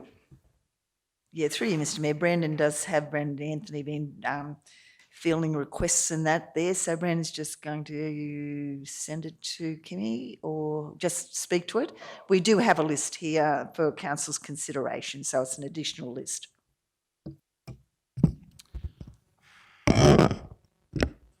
So there is a additional requested, the pressure cleaning equipment, as Acting CEO spoke about, is in there as well at 25,000. We also have a dual cab utility for the works department as well in Kingaroy, used for on-call staff, so they can have a vehicle set up for on-call. Also with breakdowns, staff training, staff meetings. If they've got extra projects where they've had to split crews, and then extra vehicles required to get staff out onto site. And it's also used through the stores and the soil lab as a temporary vehicle when required. A ute for that is temporarily currently hired in while they require it. So, and the hiring costs approximately are about $30,000 per year. So we also have in livability department utes as well. We have 6 utes, sorry, that livability have asked for. That is 4 in 5 in park, and 2 in commercial enterprises. Thank you, Brandon. So, council, questions on that? Councillor Duff? Absolutely want to include that $25,000 spray equipment. If we can add that, I want to add that to the whole fleet. Have that as an inclusion, will we? If everyone's comfortable with that. Brandon, just going on from that then, if we read that in, this dual cab that we're hiring at the moment, $30,000 a year to support the Kingaroy depot. That's obviously needs to be addressed as we hear. I can see why you're putting that forward. You've explored all options in terms of reassignment of a vehicle from somewhere else to where there might be underutilisation. Have we been down that path? to your satisfaction? Yes, Mr. Mayor. So we've gone through also with the plant pool. So with the utilisation of the plant pool, we also, if we put a vehicle in there, then it would either be works missing out or there would be other staff missing out on vehicles in that position. And the soil lab guys at the moment, are they using the hire vehicle to go out and do testing, to collect samples? So currently the soil lab only have one ute for the team. So especially when they have multiple jobs on starting at different times, that's when they been using this ute through works. General Benjamin, is that creating operational issues, challenges, inefficiencies by not having our soil lab guys able to get to job sites as they need to collect samples? Yeah, through Mr. Mayor, that is an impact, particularly with the Reaper at the moment, because we've got a large pre-testing program as well. We're looking to do that work in-house. The only thing I was thinking about through that is if I'm aware of the other vehicle that's on hire at the moment, which is it's been a bit difficult for the guys. Is there an opportunity to withhold one of the utilities for the use of the soil lab for 12 months? If that, sorry, when I say withhold, withdraw or retain one of those utilities for a further 12 months to take the impact off. So that means we would pay the higher charge, which is being charged through flood damage through that program, which means council wouldn't have to put out the capital outlay for the next 12 months, and you could review it in a year's time. That would The save vehicle that's hired, we would charge back as being the Reaper vehicle. Yeah, for that one there, yeah. For that additional one for the soil lab, I would look to if we can hold one back for 12 months. That'll be doing Reaper work. Yeah, a bit of both, Mr. Mayor, but yeah, that would be particularly while we've got a large forward work program. Just mindful of the position. If there's other utes that are high priority for new purchase, that it can be. I'd rather keep a ute back than not have a ute, if that makes sense. So. I'd be prepared to retain maybe one of the 25 if that gets it done. Is that doable, Brandon? Sorry, Mr. Mayor. Probably a good question for Brandon. Is there a vehicle there that you could pick out of the 25 that you might retain, Brandon, not sell? Yes, Mr. Mayor. So definitely one of those 25, we would obviously assess them and we could pick out the most suitable one that matches as well. There is a slight risk of keeping it a bit longer, whether there's issues, but that's why we would go for the lower K kilometre utilised one. Also, with the price there, approximately $18,000, it would be back to the department in internal revenue rather than 30. Thank you. Yeah, and of course, if we just looked at it as a 12-month carryover for that one vehicle, we'd look to review that in the 12 months once the Reaper work once we've knocked a fair hole in the Reaper work. Okay. Yep, if we could make a note of that. Thanks, Brandon, that'd be good. The 6 utes in livability, 5 for parks and 2 for the commercial guys. Brandon, GMMA, some explanation, details around that would be appreciated. Thank you. Yeah, might probably grab the managers up when we go through those areas, because it's certain areas like the cleaner that we've put on, we going to put a cleaner up on the northern end rather than contractor. So they'll need to get a vehicle. We need a vehicle for a staff member at the dam. But yeah, probably when we go through the parks budget, when we're talking through some of the CBD cleaning and some of those service level things and some of the staffing, they probably go hand in hand. So yeah, it is a bit of a combined thing. So yeah, we probably just need to look at those services. So happy to talk through them when we get to those. Okay, thank you, GM. Brandon, anything further to add in terms of those 6 utes? Sorry, I said 5 and 2. Was it 4 and 2? Anyway, we can go through that later. But anything further to add in terms of the additional list? Yes, especially with the parks, there is one ute that is currently being sourced as a hire vehicle for that cleaner position. Yeah, thanks for that update. That's important to know. Okay, anything further on the fleet CapEx program, councillors? I think we've made it fairly clear that we're comfortable with the list as presented, and we certainly would support the extra funding for the pressure cleaner, and look to retain one of the dual cabs to go across into Soil Lab for 12 months, only sell out the 24. And then we'll wait to hear the report from Parks around the utes and commercial services, and we can let you know, Brandon, where we land with that. Okay, so thank you, everybody. So that being the case, we've got the recommendation there that the committee receive the proposed 23-24 draft budget for the Fleet CapEx program and provide guidance for inclusion in the continued preparation of the full South Bennett Regional Council 23-24 annual budget. Do we have a mover? Councillor Potter, a seconder, Councillor Duff. Any speakers? Those in favour? Carried unanimously. Thank you all. Thanks very much, Brandon. Much appreciated. And to you too, Anthony. Okay, next one's 514. Thank you, Mr. Acting CEO. So 514, Council, that's the late agenda. And that one.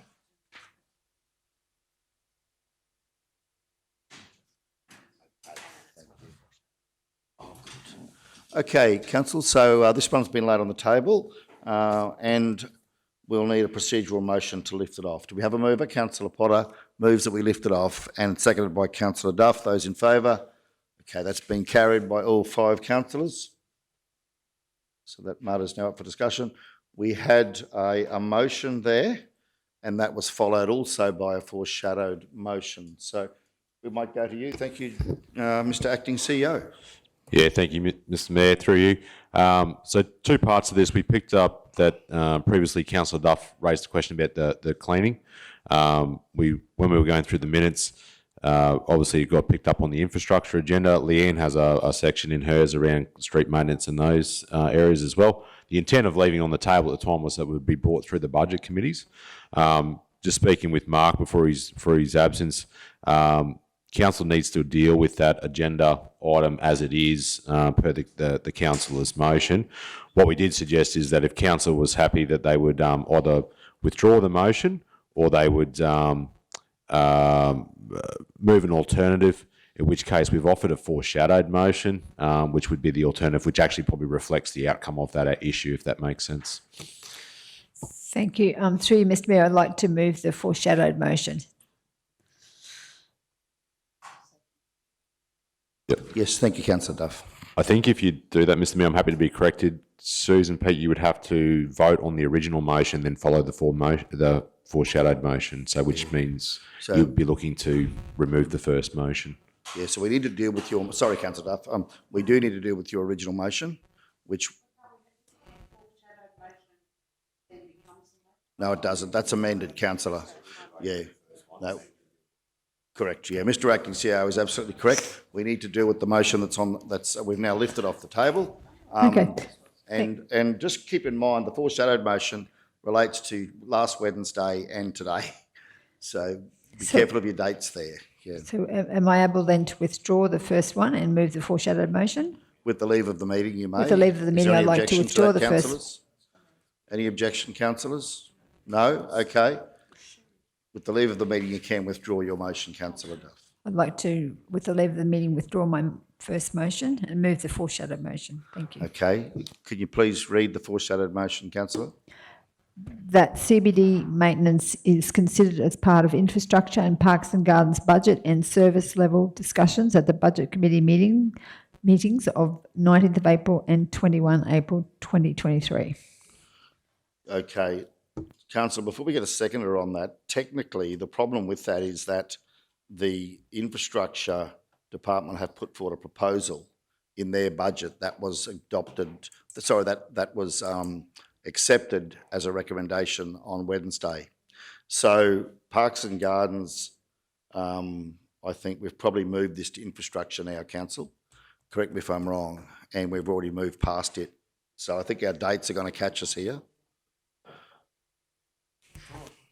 And General Manager Meehan, they were included in your budget, weren't they, already? Yeah, through you, Mr. Mayor. So the main pressure clean was included in ours. Leanne had a section in hers as well later on today. So the intent for this one was just to acknowledge that Council will have dealt with that matter at that meeting and also this meeting, which Leanne will have further information today. So it's probably more of a formality in the discussion I had with the CEO to show that Council had dealt with that. or if council wants to withdraw the motion, once it's withdrawn, it doesn't have to deal with it either way, because it's already been dealt with as well. It was probably just more of an acknowledgement that it ended up somewhere. Technically, yes. Thank you, Mr Acting CEO. Councillor Duff, could I suggest that you, before we get a seconder, that you look to change your motion, because otherwise you're going to be moving a motion that relates to a date that's already passed. Happy to do whatever is required to get the that high pressure clean happening. So I just whatever it takes. That's Councillor Duff. thank you. Over to you to provide us with an appropriate motion. That we. You're the one with 20 years' experience. I thought I thought we'd already dealt with it. I thought we agreed to get the $25,000 that we'd. If it's been withdrawn, Pete, we don't have to deal with it anyway, I don't believe now. So you can probably, if the motion's been withdrawn, Mr Mayor, if that's... Okay, with the leave of council, are we happy to have the foreshadowed motion also withdrawn, just to tick that box? Probably don't need to, but everyone comfortable with it, withdraw that motion off the agenda. It's already been addressed and it's built into the infrastructure budget. That has actually already gone through, and the Kerry will now roll that in after Wednesday's recommendation. Are we comfortable with that, Councillor Duff? Yes, Mr Mayor, if I can get just a thumbs up from this General Manager Meehan that's going to all go ahead. Yes, I think our executive leadership team are all over this, Councillor Duff, so thank you. Thank you. Right, very good. Thank you very much. That matter's put to bed. Let's move on then, committee, to 5.9, which is the draft 23-24 OPEX for livability. This does exclude waste, and it's at page 56. And General Manager O'May and Manager Leanne and Manager Jennifer, we're all yours. Thank you. Manager Jarvis, sorry. Thank you. Through you, Mr Mayor, I'm just seeking your permission to move over here so I can have the two managers here address their budgets. Is that all right Yes, with you? absolutely. Thank you. Thank you, GM.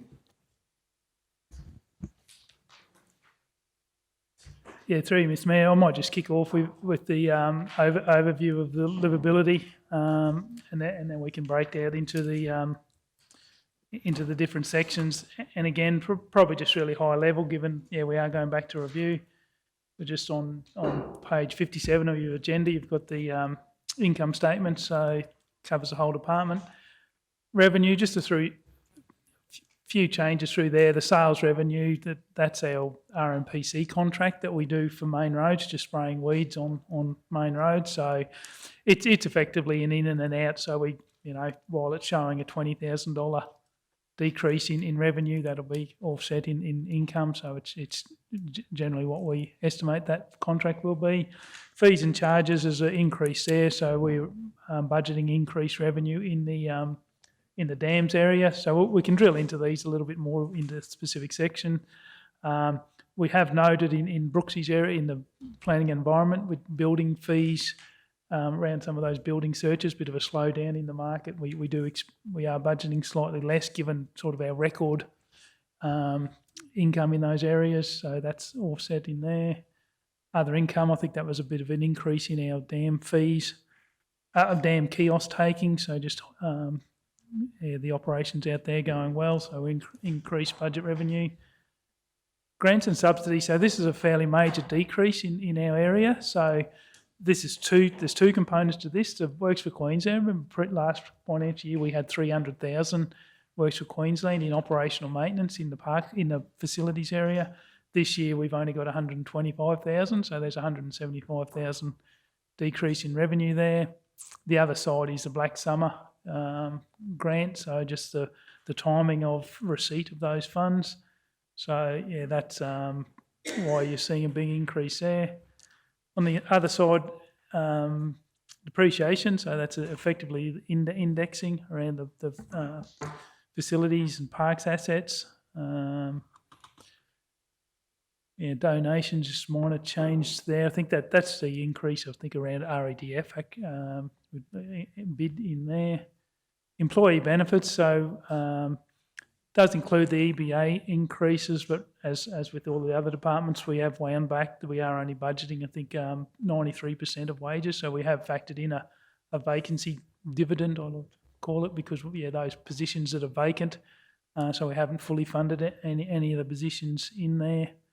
We have done, and you'll see, probably with the employee benefits in our area, it's very difficult to match up because we've had a lot of internal transfers between, say, the parks facilities to community and lifestyle, and NRM has gone from parks facilities to environment and planning. So you'll see increases in some areas and big decreases in say parks and facilities. Leanne area is showing a fair decrease in employee benefits. We haven't got rid of all of the staff in there. It's just across the board. They're just more where the positions are reporting to now. So yeah, we're still showing probably a 3% increase in wages rather than I think the 7.5% that should be there with EBA increases. Materials and services. So this again, this is there's a number of different impacts like our dam contracts, the Black Summer bushfire grants. Again, just where materials are hitting, the timing of those years. Electricity. I think we've got about $100,000 increase budgeted for electricity. The other one is plant. So this is increase probably based on expectations. We have had and just the indexing and services is around. So yeah, they are up and down, but it evens out across probably the areas. So that's probably just a high level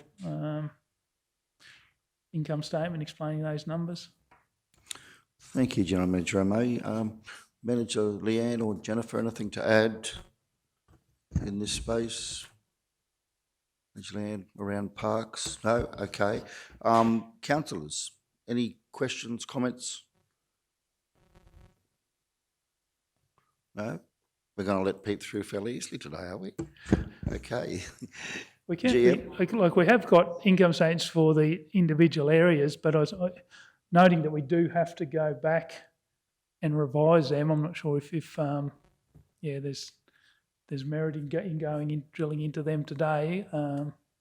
Just going over ground that we're going to cover again anyway on the 17th of May. So is there anything you wanted to bring to our attention though around service levels, or where are we at in terms of staffing and ability to deliver? Thanks, Manager Leanne. Certainly, I love the opportunity to talk about parks.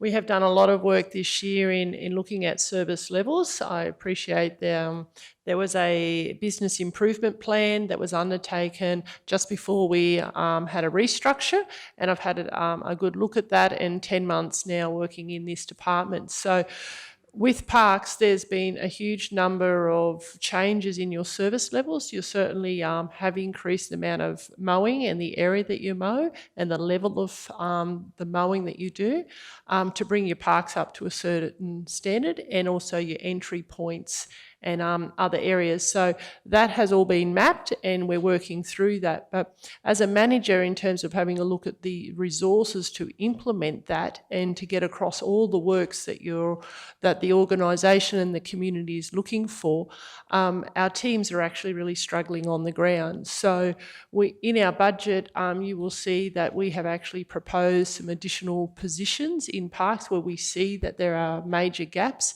in our resource delivery.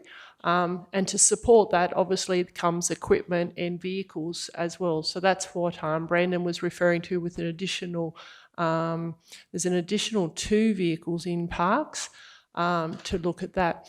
The other thing that you would see, and you can see across the region, we're implementing a huge capital works program for parks and facilities.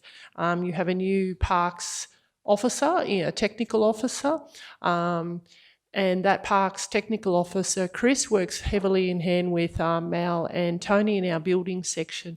Now, they only share 1 vehicle between 3 technical officers, so there's times when we're required to get out on site to meet all the contractors, do all their site inductions, meet with the community and talk to them.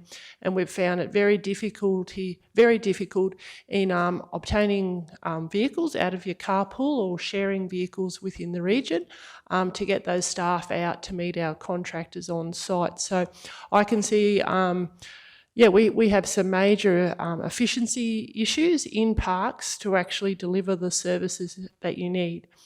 I had developed a PowerPoint presentation, but I probably don't need to go to that level, but just in a quick summary and snapshot. In burials alone, you have had a 30% increase in burials. So yes, you do collect an increase in revenue, but there's an increase in work actually doing the burials themselves. So there's more work for our staff out on site. We've also had an increase in vandalism across the region. So we were tracking at about $46,000 last year in vandalism, and we probably will hit $56,000 worth of repair work. So that's officers going out and cleaning up all of that mess and all of that repair works that need to be done. We've also had an increase in community groups accessing the in-kind across the region, which is fantastic to see that community groups are looking for that assistance, but that means parks officers need to actually deliver all those chairs, tables, garbage bins, marquees, set it all up, pack it all away, and they do a lot of that after hours and on weekends. But once again, that is taking time away from their, what I would call the core duties of a Parks and Gardens officer. They are certainly delivering a lot of other services for the organisation. So just reviewing it, having a look at your business improvement plan. Been working now in this department for 10 months. I can see that there are further efficiencies and further gains for the organisation. But right now what's hurting us is the resources on the ground, the actual people, just not having enough resources. So we have proposed an additional 2 people and also an additional 2 vehicles there to support those work teams. Certainly the cleaner position, that was already resolved in a previous council meeting. You have one officer for a 12-month trial, and we've decided to go out and hire a vehicle for that 12-month period, because that cleaner will need to get to every facility in Wandai-Mergen with their cleaning products to make sure that we can deliver that project. So yeah, just in a snapshot, we certainly haven't increased our materials and services to any extreme, except the 3.6 3.6 increase. But that will mean that there will be a reduction in some of our services and repair work, because the costs are going up so great. We're probably not going to be able to deliver like we have in the past. So just to recommend, just to note that we will need to pull back on the level of maintenance that we're doing across our facilities and parks, because we're not going to be able to deliver it within that budget. But to stay on budget, we're just going to have to pull back slightly. So we've, in that proposed budget that we presented there today, there's no increases. So we haven't allowed for additional plantings, additional watering, or anything like that going forward. So and that was just try to keep the budget down because I realise how tight it is across the organisation. Happy to answer any questions. Thank you, Manager.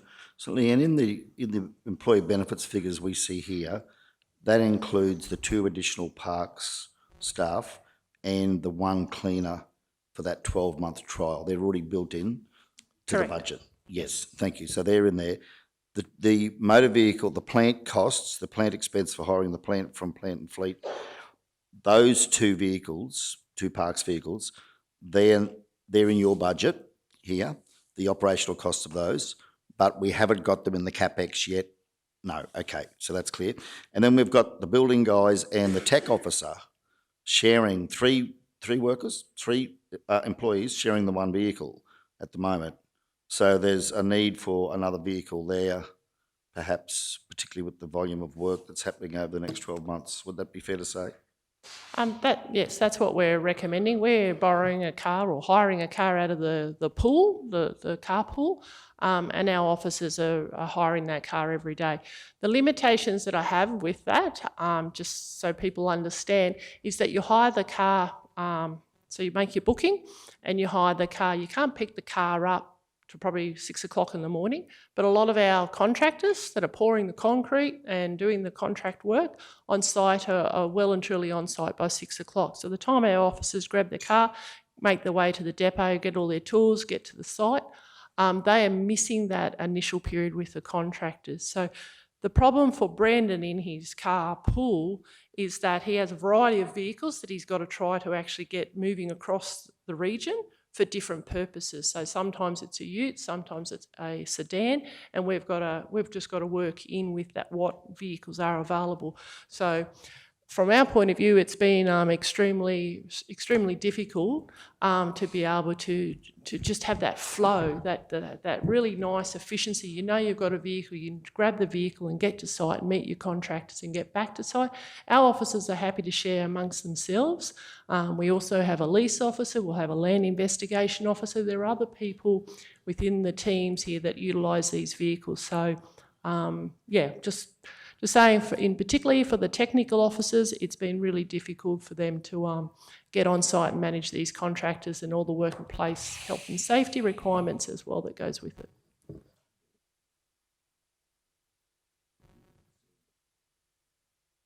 Sorry, inking right now. Okay, yeah.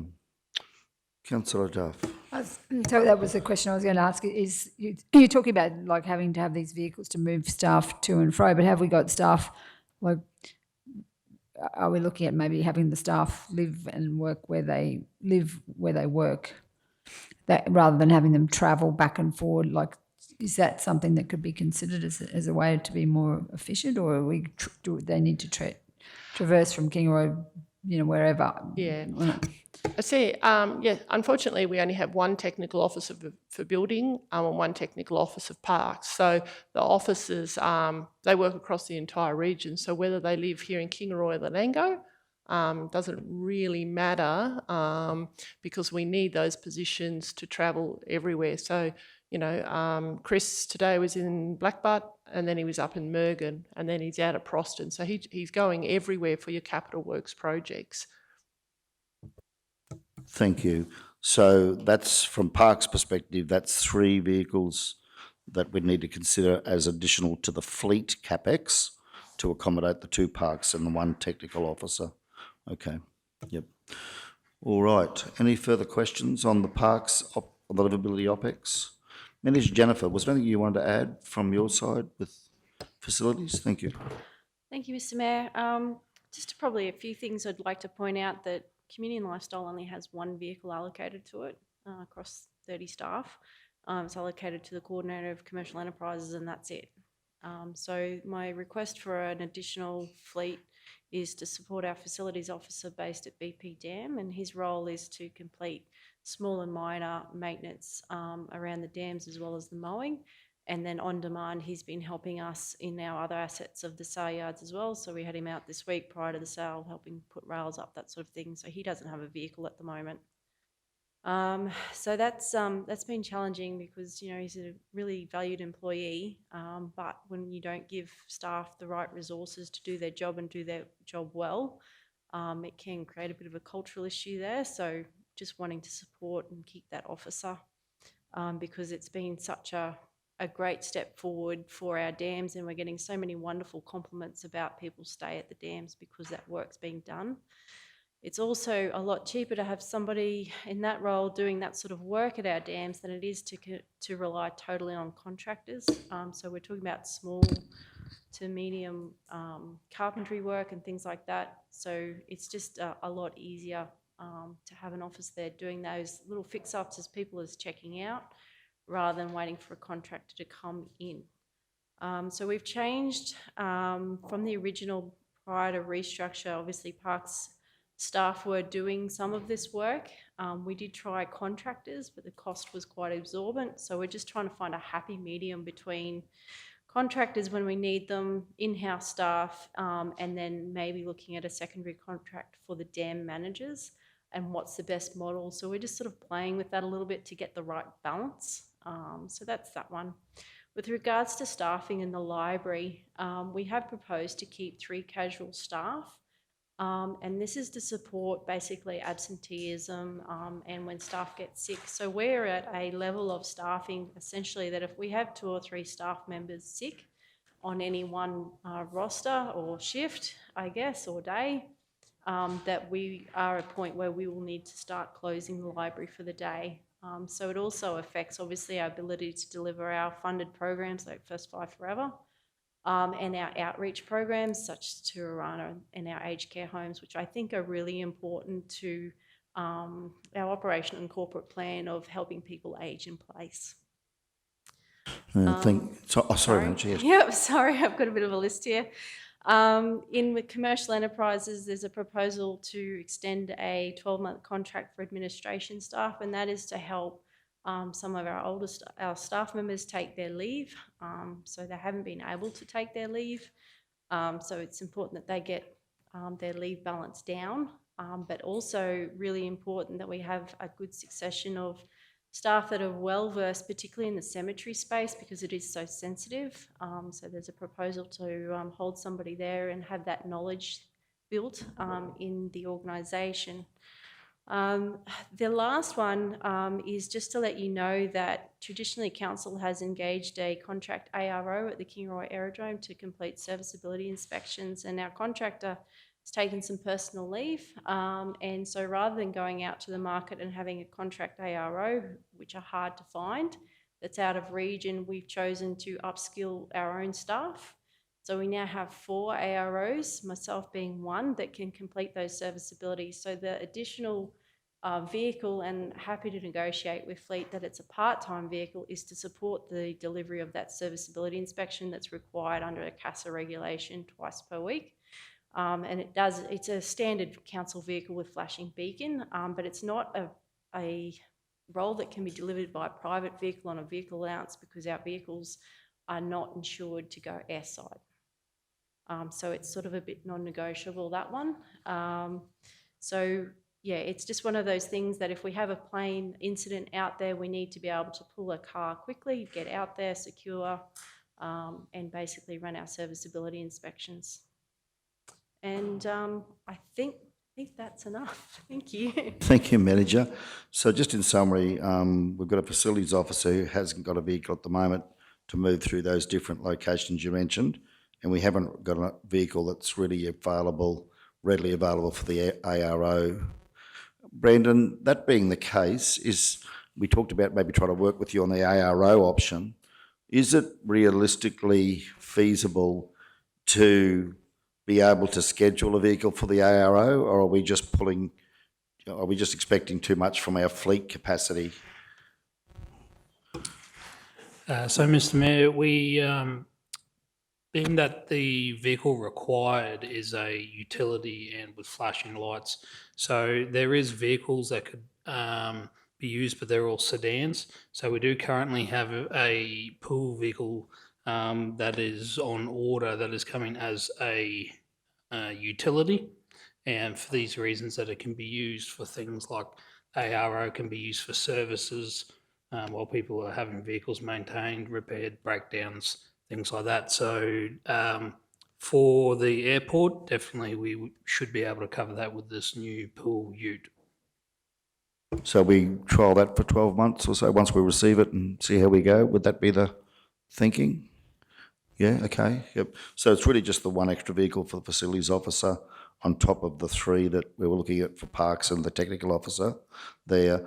And is the operational cost for that extra vehicle factored into the plant expense here at this stage? It is. The operating costs are in there. Okay, thank you. So it's just a CapEx. It's a CapEx item. Yep, okay. Thank you. Councillor Henson. Thank you, Mr. Mayor. Through you, I'm pretty sure I know what the response is going to be to this question. Is there any avenue or scope where staff can use their own vehicles? Now, and I know there's been all of a sudden there's a sigh going around the room, but personally myself, I've been in positions where I've had to use my own vehicle and I've had to, it gets inspected, it gets up to speed with a reverse beeper on it, flashing lights, and complies. Is that an option? And in a particular position, I'm not saying all of those positions, but perhaps there could be a position somewhere where a staff member could, and certainly, you know, they get reimbursed for it. Is that an option? Is that? I think Mr. CEO has done some arrangements around that, but we'll go to you, Brandon, perhaps to just answer the question. Thank you. Yes, through you, Mr. Mayor. Yes, it's possible. It does have its risks because it's classed as a grey fleet, so there is risks with insurance, especially if council's not aware of the condition of this vehicle.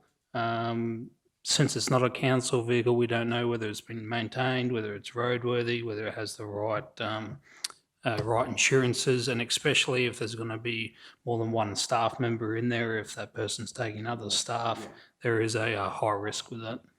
Understand that, hence is why I said a position that might only be a designated driver, where you have to have a public liability cover of $20 million for that particular reason or something along that. And I say that only because I've been in that position and I've used my own vehicle, and that was in the wharf up in Gladstone and several other positions, where that was an option rather than have company vehicles.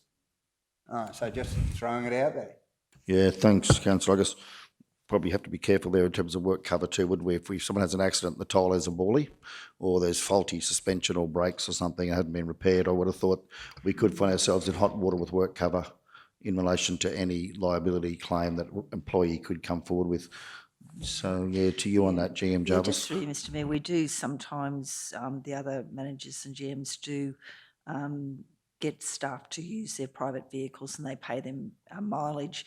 But look, personally, this is just my personal view. I think that it's a bit rude of council to be asking staff to be using their private vehicles. I know I get a lot of pushback, not a lot. I get some pushbacks when I do suggest that staff use their private vehicles, and I totally understand that.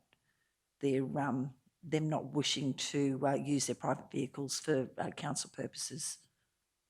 Thank you, GM. Thank you, Councillor Hinchley. Yeah, and just a comment, but we as councillors use our own vehicles. We as councillors use our own vehicles. That's just a comment, like... Yes. It was... yeah. It's a tough There's a one, big isn't can it? of worms there, isn't it? It's a big can of worms. I probably started that, making that call, but anyway, I apologise, councillor. The rot set in with me, didn't it? Sorry. So, sorry, GM. Yeah, I was probably just a comment on the use of vehicles. This council, we made a move probably 4 or 5 years ago. All the management vehicles, managers use their own vehicles, supply the vehicles. So we made a move back, instead of having a fleet car, which is industry standard. All the managers, general managers in these sort of positions need to be provided a vehicle to obtain people. And that puts pressure on the fleet and that because the vehicles aren't available for staff to use, where previously if the GM corporate had a vehicle, then they would collect the mail and that sort of thing. So those vehicles were available, but we made that decision that managers provided their own vehicles, that took those out of the pool. So that has put pressure on the last couple of years. And we do have, like, if staff are travelling, like Jen's library staff all the time, they're doing between libraries and it's difficult or not pragmatic to get a fleet vehicle. They'll drive between here and Wondai and they'll claim the mileage. So that is used where we can. But as Jen said, we've got other staff that are, and we've had waste staff said that they're looking at other positions because other people offer those things as a package. So it is a manage, something we do need to manage. Just council, in terms of we're sort of moving now into looking at the fleet capex again. In response to this, has anyone got any concerns? Are we happy to give Brandon some guidance to go back and do some more work around building in these additional vehicles into the capex program before it comes forward for finalisation? So we're talking about additional vehicles for the parks guys. There's 2 there. Our technical officer needs a vehicle. We've got a facilities officer that needs a vehicle, and at this stage we'll try and work the ARO through the fleet, through the pool. Any concerns, any feedback on that? Otherwise we'll get the staff to go away and work on that to bring back a revised fleet budget. We comfortable with that? Yep. Okay, comfortable with the explanations we received today? Okay, good. Yep. Was there anything else, Brandon, in terms of fleet? I've mentioned those there. We've got the 2 for parks, 1 for the technical officer, and 1 for the facilities officer. That's the 4 vehicles. And then we had, was there anything else? Was that it? Yep. That's it. So that was the addition to the fleet on top of the pressure cleaning equipment Okay, good. So we'll leave that with you to come back with an updated budget, including those items. Yeah, thank you, Brandon. Okay, all right. So we're still on the OPEX for livability. Councillor, we'll go to General Manager May and then, Councillor Duff. Councillor Duff, and then we'll go back to GMMA. Just a question through you, Mr. Mayor. Just wanting to know with the cleaning, now we've suggested the cleaner for Bergen and Wandai would have a vehicle. Is the cleaner going to be trained specifically to clean? Is that part of, have you allowed training in the OPEX budget? Most definitely. We have had some difficulties in the past trying to obtain cleaners and also to get the level of service that we're after as well. So our idea is that yes, this cleaner will need to be qualified. They will need to be experienced in cleaning. And yes, we will be giving them a very detailed schedule of works per day. We've got that all worked out, so we can ensure that we can get across all the facilities adequately. This does not include your public amenities. This is just purely your admin offices, VICs, art galleries, libraries, the depots, the halls. So it's those council-run facilities that we have. So what's going to be different for us all is that we're going to have a cleaner operating during the day. So you will see this cleaner present in our facilities during daytime. And that's another reason, because then they're here with up in Wandai Mergen, where they will be seen, and staff will be also doing those visual checks for us on their work. So hopefully that will work, but yes, we've got a very detailed schedule. They will come train, and we've got some resources for training as well. Thank you, Manager. Councillor Duff, you comfortable with that? Yes, but just an additional question. So then, who's cleaning the amenities in Wandai and Mergen? Yes, so all your public amenities is with a cleaning contractor with Restore All, which is Gavin Payne, and that's across your entire region. So when you implemented that last year, it was your first year with such a large contract with one contractor, and we've been twigging that throughout the year. So what we're seeing is that some facilities are getting greater usage, so we've had to increase the cleaning. So in the original contract, you proposed only once a day, or sometimes it was only 3 times a week, and we have found out that we actually need certain facilities cleaned 5 or 7 times a day, or in some cases twice a day. So the cleaning has had to be really altered to reflect the needs of the community. Thank you. I have no further questions. Thank you, Manager. Thanks, Councillor Duff. Councillor Elkins. Can I just say that I had occasion to use the amenities at the Mergen Caravan Park, and I have to say they were absolutely spotless. They were. Thank you. That's a great comment. Thank you, Councillor Elkins, and I trust that you complied with the 24-hour or 48-hour limit, weren't staying there for 3 or 4 days at a time. Councillors, are we comfortable with the OPEX for livability at this stage? Happy to allow that to support moving that forward. So we've got a recommendation there, haven't we, Kimberly? On the right page. So we'll have that up on the screen. I haven't got my computer, but okay, everyone can see that. So we'll take that as presented on screen and move forward with with recommending that to council for inclusion in the budget. So do we have a mover? Yes, Councillor Potter, thank you. Seconded, Councillor Duff. It is your portfolio, Councillor Duff, but you were very hesitant to support it. So your hand's gone up. Okay, good. She seconded it. So anyway, you normally jump on things for your portfolio. So it's Friday afternoon. I'm trying to lighten things up. But any speakers to the vote? Those in favour, carried unanimously. Thank you all. Thanks, team. Okay, Mr. Acting CEO, where are we now? 5.15, is it? Okay, shall we have a cup of tea until 3:30? Okay, I'll move that we adjourn until 3:30. Quick cup of tea. Councillor Henshin, are you going to second this? No, you're not. Okay, Councillor Potter has. He doesn't want a cup of tea. Goodness, what's going on? Those in favour, carry unanimously. We'll return at 3:30. Thank you all. Unanimously. All right, Council Committee, we're up to 5:15, and I'll move that we lift that off the table. Do we have a seconder? Yep, Councillor Duff. Thank you. Those in favour, carried unanimously. Thank you. Okay, General, Mr. Acting CEO. Thank you.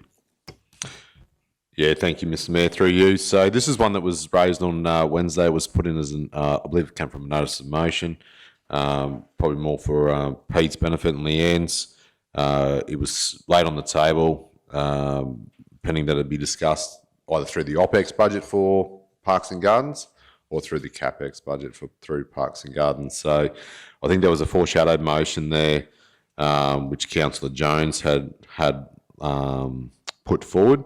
But the matter will pick up, Mr. Mayor, from the original committee recommendation from Councillor Duff and Councillor Henson.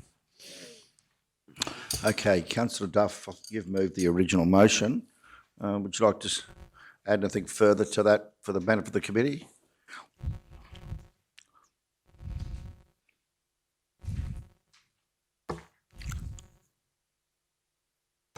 So is this just the actual motion? I'm just confused here. What am I? Just read your motion and Just explain read it out? quickly what your intention is in terms of proceeding so the committee can make a decision on it. So I'd like to move that the committee recommends to council that additional operational funds of 28,000 be allocated to the parks budget for 23-24 to plant 8 trees in Coronation Park, Wanneroo, to help improve shade and beautification of the park. Okay, thank you, Councillor. Now, righto, so this is where we're at with this one. It's not currently in the livability OPEX at this point in time. So the option would be, Council, that we again lay this on the table and allow it to be factored into the budget that will come back on the 17th of May after this morning's discussion. Would that not be a sensible thing to do? Does everyone think? Yeah, we're comfortable with that. Councillor Potter, your thoughts? My thoughts, Mr. Mayor, is that we're cutting the budget. We've asked them to cut. We tried to ask them to cut 4.6 before. We've asked them to cut 1.4. We've just added more vehicles, tried to sell some, added more. So I'm really not supportive of spending any more extra money that's already in the forward budget. Thank you. Okay, so we've got two options. We can either move procedural motion laid on the table or we can defeat it. Do you want to continue to debate it? I'm happy to work with the will of the meeting. You want to continue to debate it and to put it to the vote? I'm quite happy to go. I've said my piece. Thank you, Mr. Mayor. So it's okay. Councillor Henson. Yeah, thank you, Mr. Mayor. Through you. Yeah, look, I'm not against the planting of the trees, but the timing of it, when we've got work to do down below Coronation Park with the drainage down there, and as Councillor Jones is absent about a concept plan there, I made mention about underground services there. I know that might be easy to fix, but I'd really like that to be worked in conjunction. I think we have a priority there, not a priority, but I think a shelter over the barbecue area there would be like, I would like to see done in preference to the trees just at this point in time. I'm not against the trees. I'll say that time and time again, but just the timing of it, and I think the shelter over the barbecue area, Mr. Mayor's my opinion. Okay, further speakers before we go to Councillor Duff to close? I'm just not in favour of it at all. You know, we're sitting here talking about cutting money out. I felt sick about what we've got to go back to our community and say. We're putting pressure on the staff and telling them we want you to cut this out and cut that out. I can't see at all that more trees in that park is a priority. You know, I think it's a lovely park as it is. And at this stage, you know, I said before, people got to tighten their belts. We're going to be the first ones to do it. And I just don't think that spending $28,000, you know, that's a lot of money really when we got none. Okay, Councillor Duff to close. Am I able to move an amendment? Yes, you may. So that we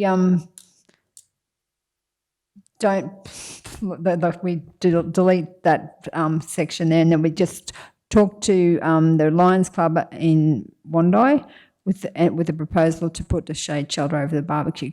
Because I have heard that there is interest there from the Lions Club. So, yeah. I think you've probably got a Is that an different- amendment or is that? I think you've got a different motion. Let's deal with this one, Councillor Okay, Duff. all right. So I'll just withdraw that Let's get motion. this to the vote, hey? I think I'm this ha- is going to go down. Councillor, General Manager Romain, I think you want to add before we vote on this one? Yeah, through Mr. Mayor. Yeah, I suppose just the genesis of this report was basically there was a notice of motion back 12 months ago about additional shade in Coronation Park, and probably we weren't overly clear what the additional shade was required. So that's where we said we didn't see big shade structures for the park. We thought that the more natural, if you wanted more shade trees, would be it. But if it was, I'm not sure if the intention originally was for shade over the barbecue or not. But this was just the option we'd put up in response to that notice of motion, was for the trees. So that was just the genesis of where the original report come from, but wasn't sure what the original request for additional shade in Coronation Park actually meant. So just to be honest. Yeah, thanks, General Manager Romain. Thanks for responding to that request, coming up with a solution that was going to be obviously a much more cost-effective one. So your work's appreciated there. I guess the world's changed, hasn't it, in the last few months with where we've landed with our budget. So let's go to the vote on this one. We've closed the debate. No? Yep, Councillor Duff. So I'm happy to, because I agree that we probably, if it was just, now we're talking about cost savings, and I agree, but so I'm happy to withdraw the motion. Okay, well, let's go to the vote. Those in favour? Those against? Okay, that motion's been defeated, 6-0. Councillor Duff, you've got a motion in relation to the Lions Club? Yes, Mr. Mayor. Oh, did we have a foreshadowed as well on that one, did we? Oh, sorry, we had a foreshadowed, Council. I haven't got my computer screen, so what have we got? What have we got there, Mr. Actor CEO? We've got... Oh, yes, we have. Yes, that's important, isn't it? Yeah, we've got that concept plan be developed alongside community consultation for Coronation Park, Wandai. I'd probably, before we, so we've got a foreshadowed motion. We'll need to seek a second on a mover for that. But before we do, let's have a discussion about that, Council, as we can in a committee meeting. We'll need to be conscious, Council, of the OPEX cost of engaging the services, be it of our staff, of our technical officer in Mergen, our technical officer here, or a consultant. So that would need to go to our op plan for 23-24 and will come at a cost. So does Council want to proceed with this motion? If not, we could, with the will of the meeting, with the leave of the meeting, we could retract the motion. Councillor Erkins? I don't think we should be going ahead with any concept plans. You know, we're doing a lot of community consultation in Wandai anyway, so let's wait and see what comes back from what the Wandai community want. Again, as you said, concept plan is going to cost money, and I just don't think that we should be committing money at this stage when we're asking everybody else to cut the budget. So this motion will fail due to the lack of a mover or seconder, or it could be regarded as being retracted. So I think we'll, if we can, General Managers, are we... Okay, so we've had this put forward by Councillor Jones previously. We'll take this as being a failing due to the lack of a seconder. The motion has not then got up to the point where it can be debated.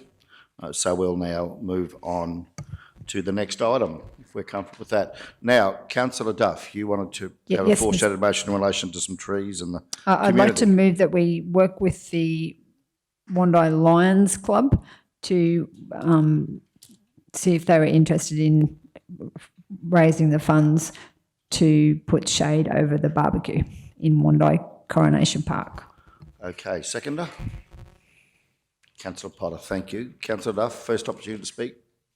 I've been had some feedback that there was interest from some of the community groups to consider doing just that, and I'm pretty sure it was the Lions Club that were interested, and they've done that before with different facilities across our region. I know the Lions Club supported a shade shelter at Mondure, so I'm just thinking that it would be a really good project, and if council worked with them, if they needed to raise the funds, we've got a community development officer that could work with them to make that happen. I just think that would be a good news story, council partnering with a club like that to produce a good outcome for Wandai.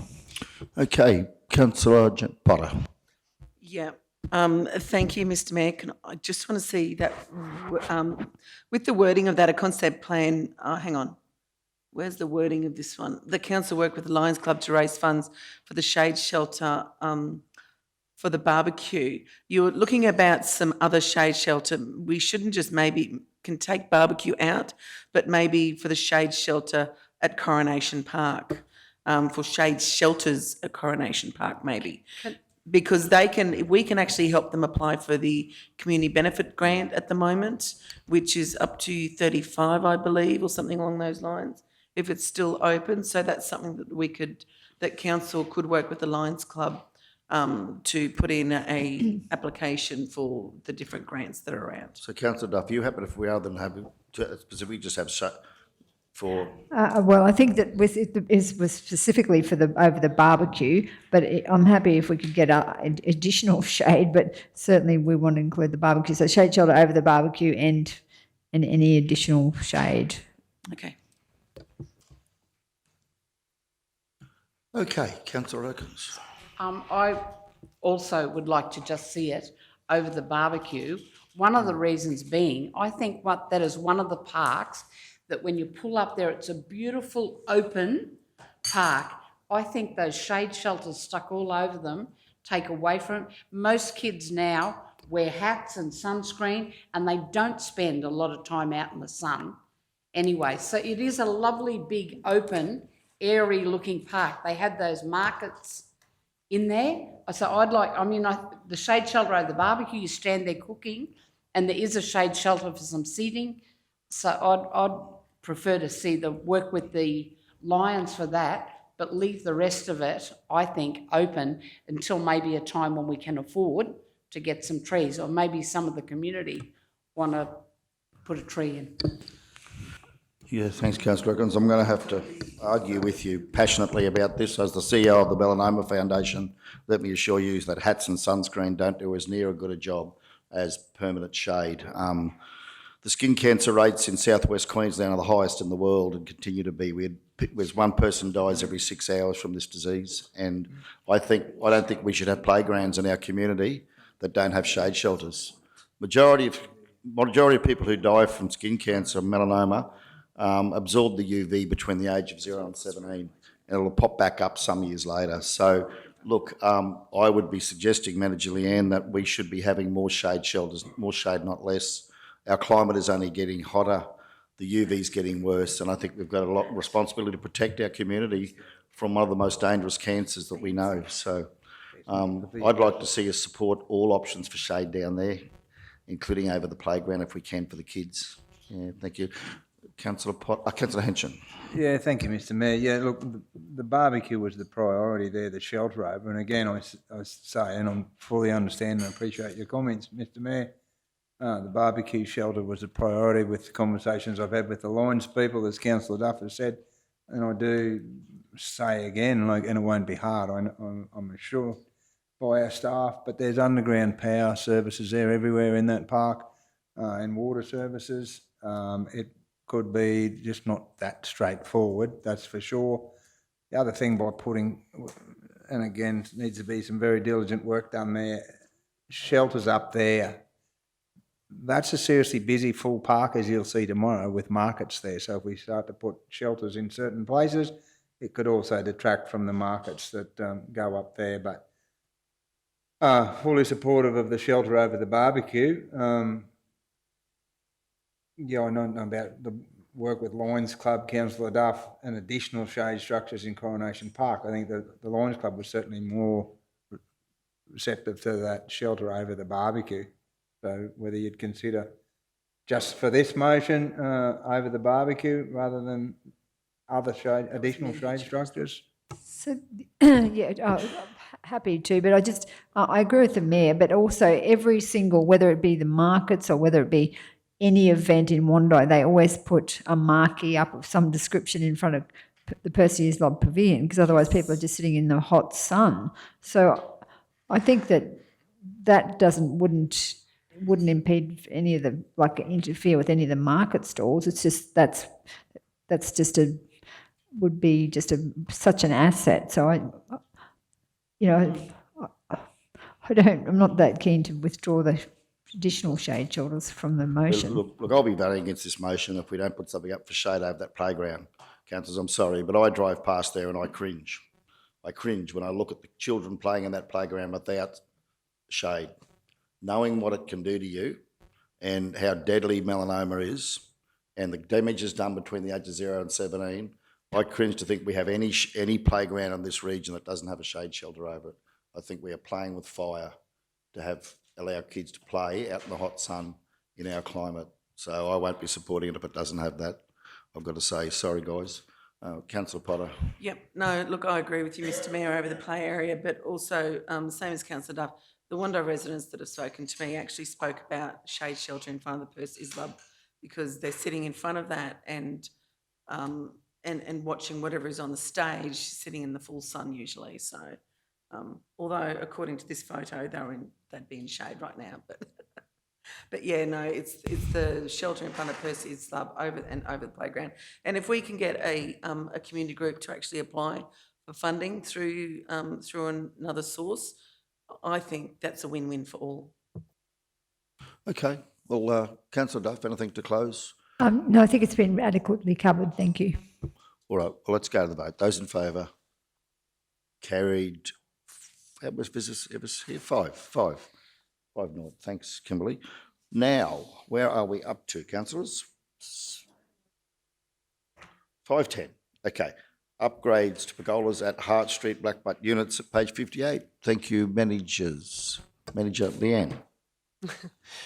Thank you, Council. Through you, Mr Mayor. Just we did go down and meet with the Blackbutt aged care managers. So it's run by a community organisation. 4 of the units and the other 4 units are council units that the Blackbutt aged care actually lease from council. So they're looking, or the proposal was to look at the upgrades to the 4 oldie sets of units and actually have a look at whether or not we replace the pergolas on those units. So we've undertaken an assessment and a bit of a look at the existing structures there. You will see a photograph in the report.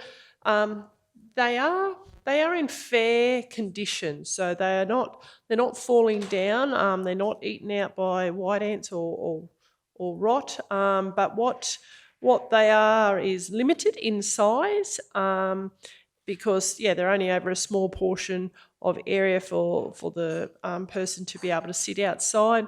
So we've had a little bit of a look, and yes, at some point over the next coming years, it would be suggested that we do replace these pergolas. It's not urgent, but it would be nice to work towards doing something. Whether or not there's a funding opportunity out there that we might be able to work with the Blackbutt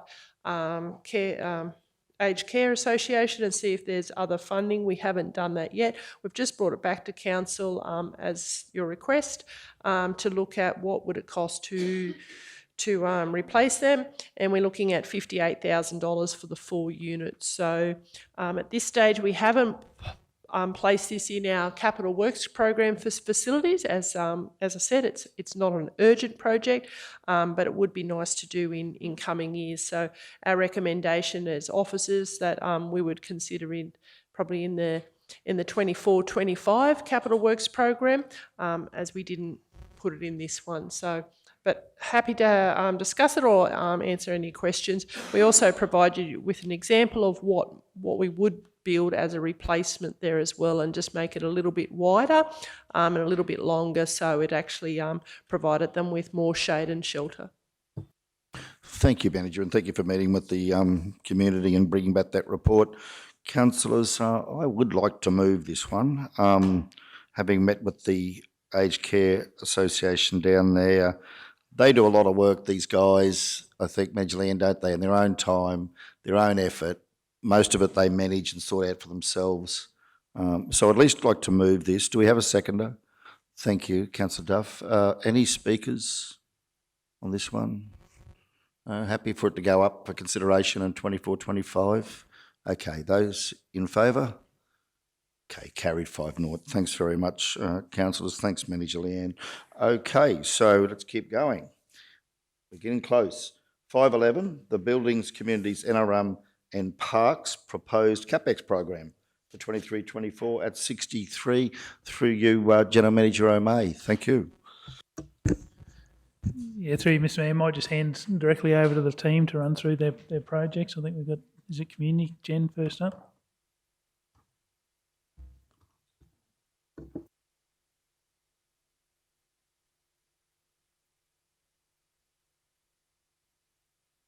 Through you, Mr Mayor. So the projects we've put up, a lot are diverted projects from this current financial year, where we diverted some money into the sale yards and other things. So some of them you've seen before. So we've got things like a replacement of washing machines, just checking my spreadsheet and your spreadsheet match. Replacement of the washing machines, putting in a small dog wash area at both dams to stop people washing their dogs in the pool and amenities blocks. That was a suggestion from our managers. Doing the accessibility ramp to the rec room at Bundoomba, and the fuel bowsers, converting fuel bowsers from, I believe, ULP to diesel. So most of those projects there for the dams are costed out, ready to go. So I'd say they're pretty project ready. So that's why we've given them sort of the green light. With regards to cemeteries, they're diverted projects from this financial year. So the internal roads at Tabinga, the expansion of the Tabinga Cemetery for the Lawn Cemetery and Proston. We've also added in some signage, particularly in our lawn sections. That's across the whole of region. And I believe we had some road formation for the new lawn cemetery, which was a councillor request. With regards to Coolabunga sale yards, Councillor Henson, I have the truck wash in there. So it's pretty well costed out, ready to go. Just wanting some additional figures on plumbing and electrical, but we're having some issues with the motherboard out there this week, so it's got to be done. So we're pretty confident we could go to a tag system out there, and hoping to keep our coin operated at the same time. And I think we can work through our connectivity issues out there with a supplier that I found that could do that for us. And then we've added in some funding for the ongoing replacement of yards. Given that we've got 2 agents running there, our sales are consistently going to be bigger. We need to just keep replacing those yards, because otherwise we're going to have essentially a lot more repairs, or we're going to have an accident, or we're going to basically have cattle escape. So we need to keep that program going. With regards to the aerodromes, car park reseal in Wondai is a diverted project. The fencing gates at Kingaroy, we've received a $30,000 grant, so the cost to council's our half of $30,000, so total project cost there was $60,000. So that was a previous manager's project. I'm fairly confident we can still deliver on that budget, even though there's been a change in price of steel. The line marking is a CAS audit requirement. We're doing the scoping now and having it hopefully to go to the market and secure that in the first quarter of the new financial year. And the last aerodrome is to undertake some planning. We have an ongoing request about a sky park, so we really need to start looking at how that facility is laid out and what development opportunities are there, so we can make it a bit more of a cost neutral asset. But we need some technical advice around what can be built, where it can be built, so it's not interfering with flight paths, etc. So they're all pretty shovel-ready projects, and I'm pretty confident that after we finish procurement in first quarter, we'll deliver on time. Thank you, Manager. Councillors, so we have the recommendation there that the CapEx program be received and included in the continued preparation of the budget. So do we have a mover? Councillor Potter, second Councillor Duff. Any speakers? Comfortable to proceed? Those in favour? Carried unanimously. Thank you all. Thank you, Manager. Right, it seems to me that late Friday afternoon is the way to go, guys. I think there's a bit of learning happening here, isn't there, about getting things through the council. But look, that's thanks very much, Manager. Okay, 5.12 is the draft 23-24 budget for waste at page 66. Thank you, Jenny Manager May. I was looking to Craig Patch. I still haven't got Craig across in finance in my mind. But anyway, through you, GMO May, if we could have an overview of the budget. Thank you. Oh, yeah, and I was just going to say, and I probably shouldn't, Leanne's going to kick me, but we did have 3 separate CapEx programs there. We had the community, the parks and facilities. Oh, we haven't, we just adopted the whole lot, Leanne. So, yeah, we just adopted the whole lot.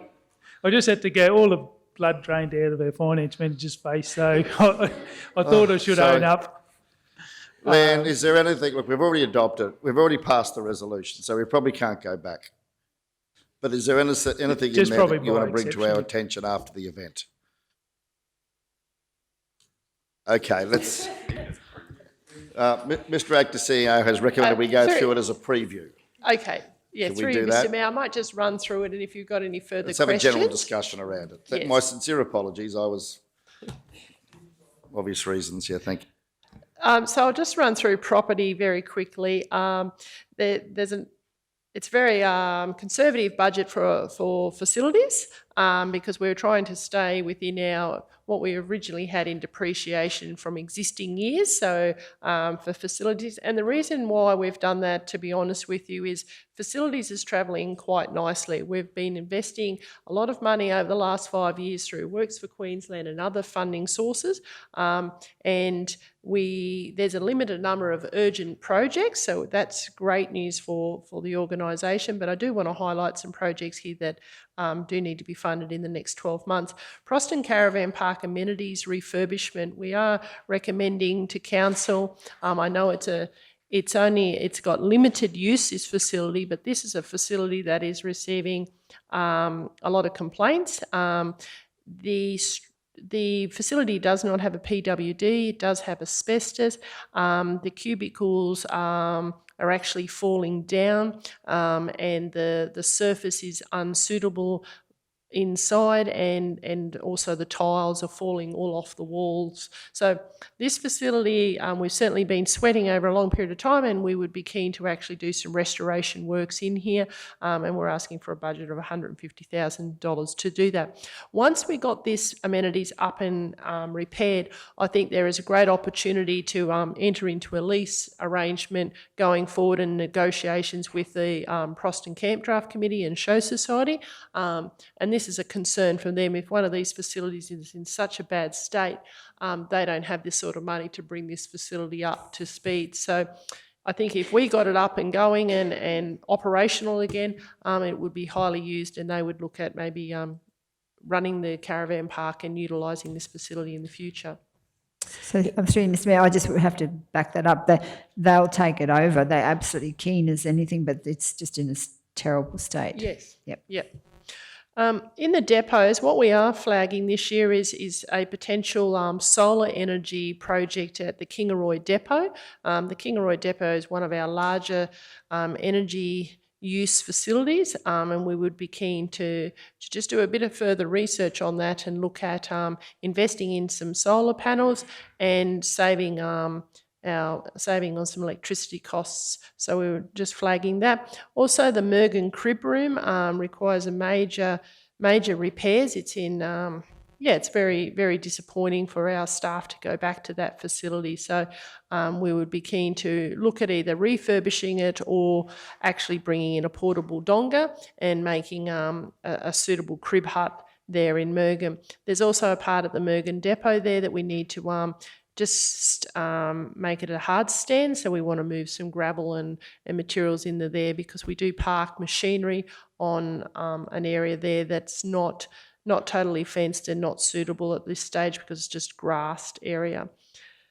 In the halls, and the Nango Cultural Centre is looking for some new chairs over there, so we would like to replace the chairs. Blackbutt Town Hall, you actually have a project at Blackbutt, where we're receiving funding. We're receiving $120,000 from the Department of Local Government Grants and Subsidies, and Council has previously resolved to commit $80,000 to that project. So that's a re-roof at Blackbutt Hall. In the housing area, we're looking at the railway lane. We discussed this when we were looking at the rents and rental review, and even when we did the land review, and we were looking at potential facilities that we may decide to sell. And Council, you resolved to keep a lot of the units and houses across the region. But Railway Lane is in desperate need to actually have its gutters replaced, parts of its roof replaced. So when you do a part roof replacement, you probably should do all the roof, the downpipes and a new water tank. So this house is on a reserve, so it is a little bit more complicated than the others. We're also keen to reseal the car park at Appin Street units. There's a number of units there with elderly people in those units, and we've had several incidents where people have fallen due to the unsafe and uneven ground there with the bitumen falling away. The bathroom renovations, we would like to flag this. We didn't do it over the last 2 years, but we've been slowly trying to upgrade the bathrooms in Brighthaven units. These units do have they do have aged people in these units, and we like to make the bathrooms compliant. So we spend about approximately $20,000 on each bathroom to make them compliant. The museum, Bunduma Homestead, we've completed the conservation management plan. We've got a builder visiting the site now, a heritage listed builder. He will be providing us with some recommendations on the works that need to occur at Bunduma Homestead to continue to restore the homestead. So we've got a budget of $50,000 there. The bathroom renovations at PCYC, this was discussed previously in the year where we had a resolution to look at in the budget process of utilising some of the LRCI funding to go towards renovating the PCYC bathrooms. So that was that $650,000. The PCYC squash courts, when we done the renovations for the squash courts, upstairs there was the viewing area, and the viewing area unfortunately doesn't quite meet our safety requirements, and children can climb onto the seats and over the actual the fenced area. So we need to lift that. So we need to make some modifications to the PCYC squash viewing area. So that would be $80,000. In the swimming pools, Mergen swimming pool is due for its expansion joints to be replaced. And when we do that, we empty the pool, and we're also very keen to repaint the pool and the lines on the bottom of the pool. The other thing that we're keen to install in Mergen or Wandai and one down in Kingaroy is a paramobility pod. It's a special device. It's like a lift, and you are able to have a disabled person in a wheelchair move into the lift, out into the swimming pool and lowered down into the swimming pool. So they're approximately $100,000, and we do have them here in Australia. More and more councils are starting to put these lifts into their 50-metre pools or 25-metre pools where they don't have the funding to actually do major modifications to the pool by putting in those ramps. So we are very keen to trial 2 of these paramobility pods, they're called, which is like a lift. The other big project for us would be to look at relining the Kingaroy 50-metre swimming pool. And the way we would fund that, we were suggesting that the restricted cash that you've put aside for the Kingaroy swimming pool complex would be utilised on the lining. So that's the projects that we've proposed in this year. There are a number of other projects that I'm very aware that were on the list, but we just haven't been able to fund them, and these were some of the priorities we put forward here today. Thank you, Manager. My apologies for missing you before. I could see everyone looking and thinking, what have I done? So thanks very much. Councillors, anything, you have any questions for Manager Leanne? Yeah. Oh, and sorry, Mr Acting CEO, an update? Thank you. Yeah, through Mr Mayor, just before we proceed on that, I was just going to get Kerry to provide an update of what that will do to your depreciation and cash position following Wednesdays. I think she's got an update for you. Yeah, thanks, Manager Kerry. Yes, through you, Mr. Mayor. So just letting you know that between parks, facilities, community and lifestyle, and the works and ICT programs, at the moment, after works took out that $2.7 million, our capital program is looking to have 8.8 million used from depreciation, which would roughly mean that we're utilising $270,000 in cash. So that was just to provide everyone an overview as to, with the programs being put up today, that's roughly where we'll land at the moment. Well, thank you very much, Manager Carey and Mr Acting CEO. That's pleasant news that we won't be dipping into our cash to any great extent. Thank you. Councillor Erkins. But we'll be taking $270,000 of our cash. It's a lot we better just than... knocked back $28,000 for trees, and now we're talking $270,000. Oh, but I think that was a reduction of, was it 2.7 million? So we've certainly made a big difference.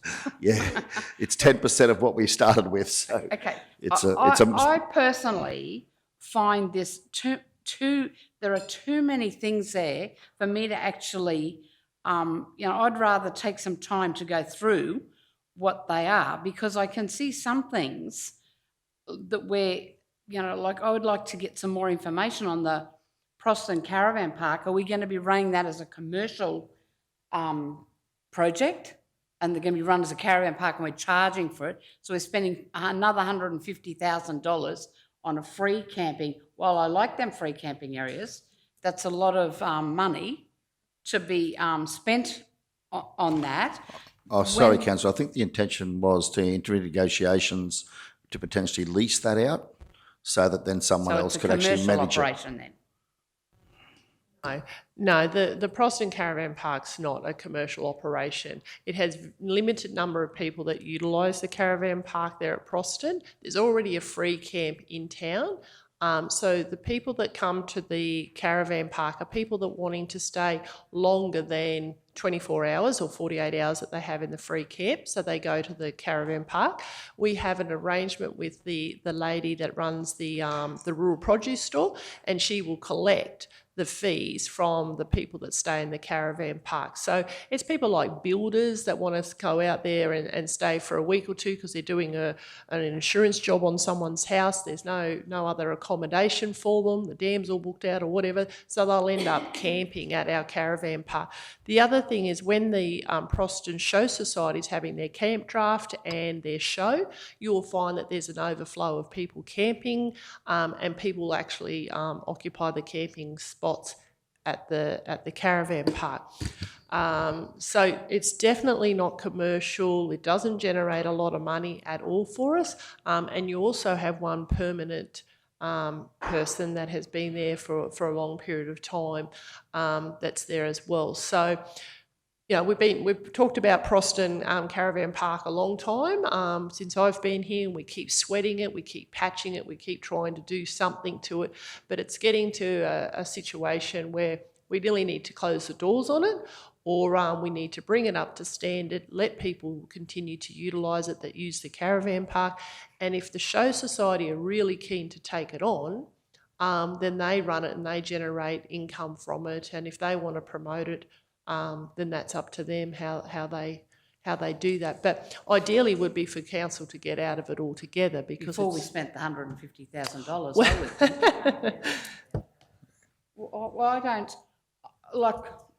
I don't know. There are other things I believe that are fairly important. We were at the Nanango toilets in Reg McCallum Park, one of the most utilised facilities in town. There is one shower there that works, and they are a pretty disgusting, shower facility, really. And as I said, that would be one of the most utilised And it really is a pretty awful state. I'd rather have some time to have a look. I'm happy to go out and have a look at Proston. The same with the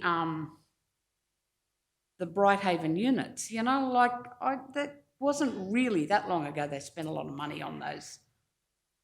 Just with Brighthaven, we haven't done them all though. So we've done a couple of the real serious ones that were in a bad state. Yes, they were completed. There's still 4 more to complete at Brighthaven. So I'm just proposing that we do 2, and that would only be if they become vacant. So in the circumstances there with the people being so old and frail, because you'd need to move them out to then do the bathroom. So we wouldn't do that. We would wait until the unit become vacant, and then we would propose to update that. And that's why it's taking some time to update those bathrooms. As I said, I'd really rather have the time to go through some of these things, because I think there are other priorities that I would like to have some input into putting in. I'm not happy that we just go ahead and agree to this without, and I don't know whether about the other councillors, but I definitely would like to have more input to some of what's being spent here. Everyone's putting in things at other times. I don't understand really where the money comes from and what it is. So I understand we've got this money to spend, but I think that there are some other places that could be sent, and I'd like to put some things in for, my area. I see a lot of, can I say Kingaroy?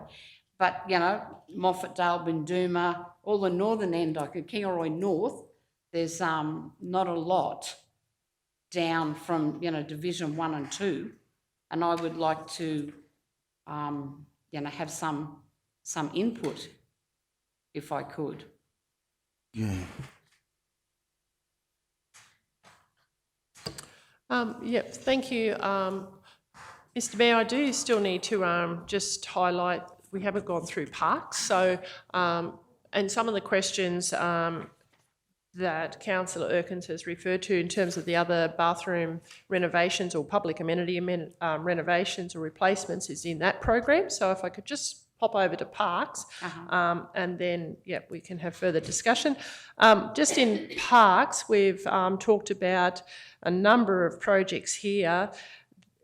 This is the asset class that really needs a lot of attention. You've got a lot of facilities out there in a really poor condition. We've got picnic shelters and facilities that are falling down, are structurally unsafe, and we're finding more and more of that at the moment. So more projects are going to come forward in this particular asset class because we can see a fair bit of damage out there. The Blackbutt Parks Depot, for example, doesn't have electricity. So at the moment for our staff there, if they want to actually charge any of their equipment, they either take it home at night or they take it up to the Blackbutt office. So we've costed that out, and it would be $20,000 to actually provide electricity to our Blackbutt Depot shed, and that would allow our officers to actually put some lights on and also charge some of their equipment.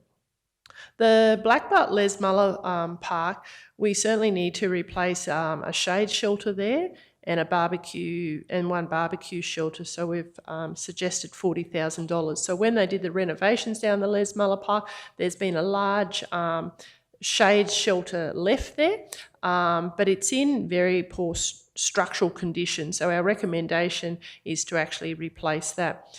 The Blackbutt to Linville Rail Trail, we have just done $10,000 worth of minor repairs to the crossings, but we actually need to do some major repairs to the crossing and the erosion that's occurred in the banks, the creek banks that actually leads into those crossing points. So we're proposing $100,000 there to ensure those crossings remain safe and don't get washed away in the next flood event or large rainfall event. The Coomba Falls, Council had done some steps out at Coomba Falls. However, we need to actually complete those steps, and the timber was originally purchased, but there was no budget allocated to actually do the work. So we're suggesting there's $70,000 there to complete that project. The Nango Pioneer Park, we would like to reinstate that walking track with $6,000 there, and also we'd like to repair the washout, so a further $6,000 for the Nango Pioneer Park. The Nango Lions Park, we talked about it early in the year about replacing the slide and the shade sail. The slide, we would need to find some capital funds for the slide, but the actual shade sail and the swing set, we work with the Nango Lions Club to prepare a funding application. So if they're successful with that funding application, then that would get that project done. So we've just slipped it in there and noted the funding if that comes through. The Proston Lookout, in a previous resolution, we were to bring back a costing here to be considered in the budget for looking at repurposing some shelters from one of the dams and actually installing them there at the lookout at Proston. So $16,000 for that. Also, the bollards would be a further $8,000, so that was to be brought back for council's consideration.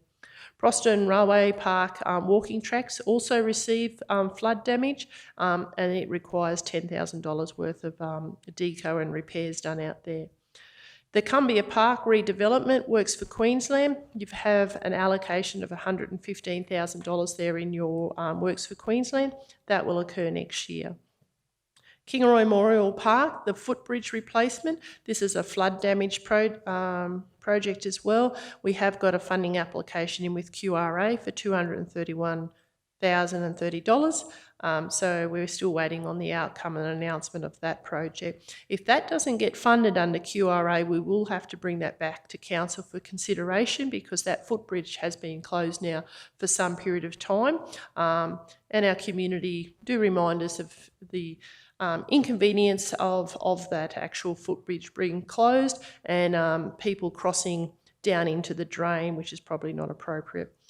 Kingaroy Memorial Park Youth Precinct redevelopment. This is for the basketball court area to be established in Memorial Park. When we wrote that grant, where we asked council for a contribution of $200,000, we wrote a grant asking for $250,000 from the grant, and a total project of $450,000.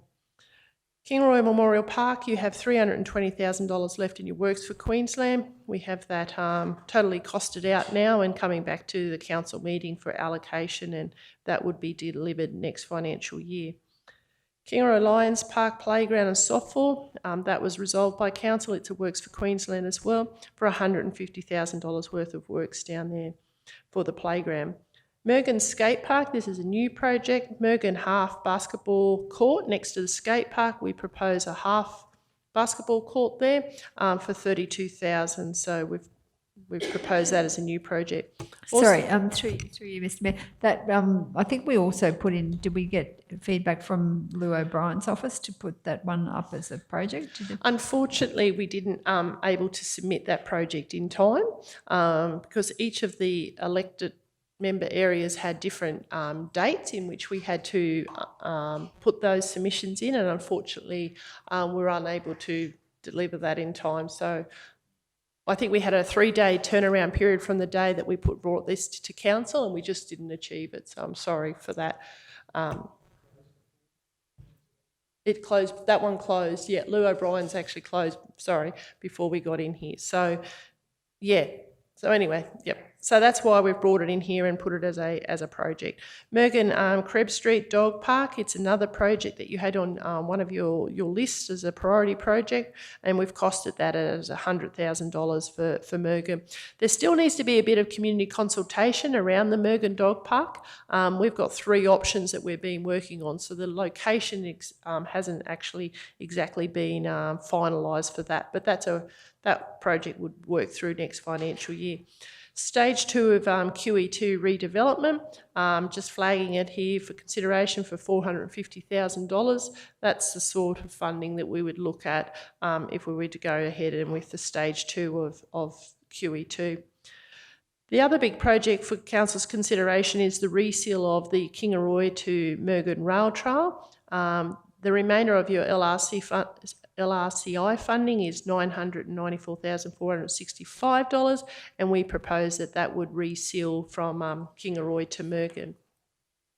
The public amenities, these are the 3 priority projects that we would recommend to Council. The Mergun Free Camp that we've spoken about before is probably our highest priority, which is $450,000.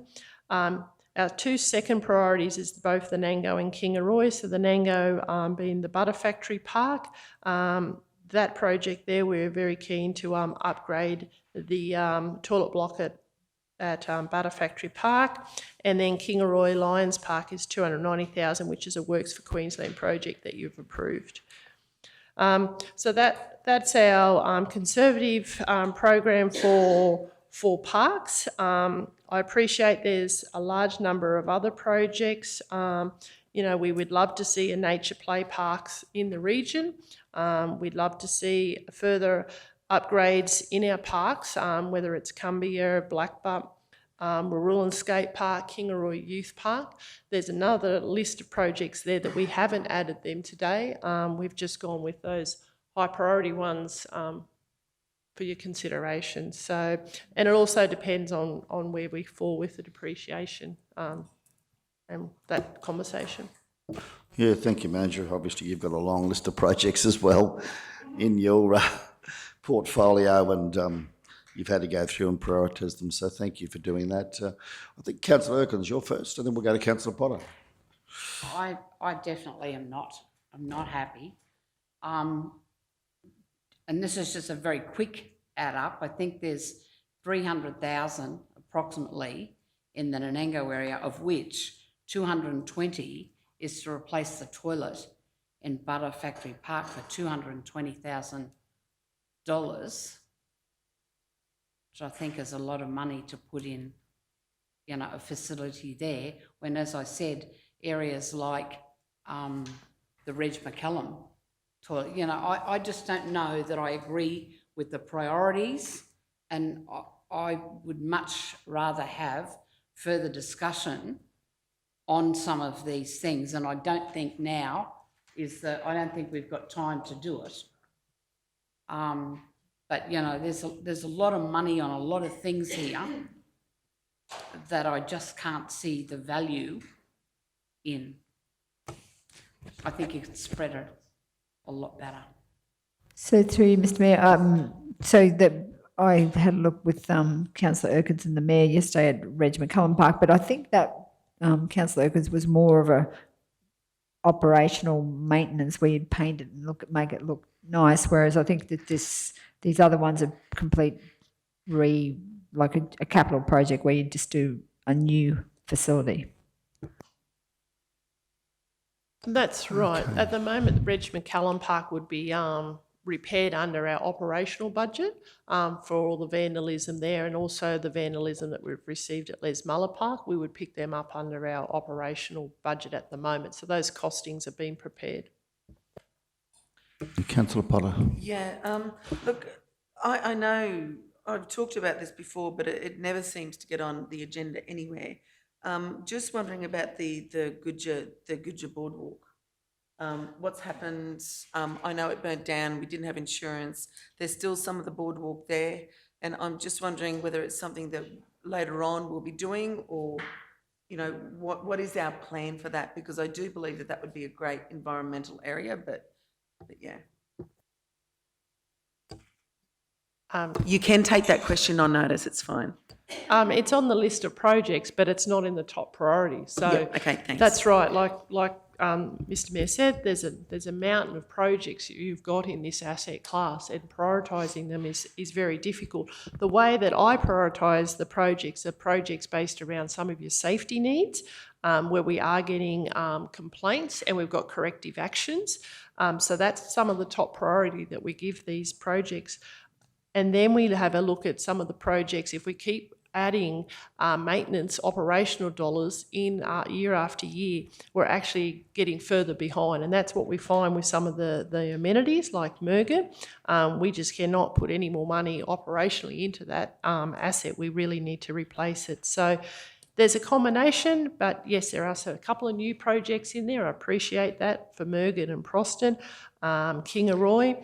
And then there's other projects in there where we're trying to meet the customer request, our corrective actions and our workplace health and safety needs.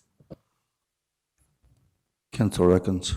I believe that as a community representative, I would like to see councillors more involved in setting what our priorities, because I know what my community expect and what Councillor Duff's community, what Councillor Potter, I mean, we all have probably different priorities, but I think we should be sitting down to try and work out with you guys what the priorities are, because when it comes time for our community to say what's been done and what hasn't been done, they don't care who make the decision to do something. They know that we didn't get in there and fight for them and get what they considered was a priority.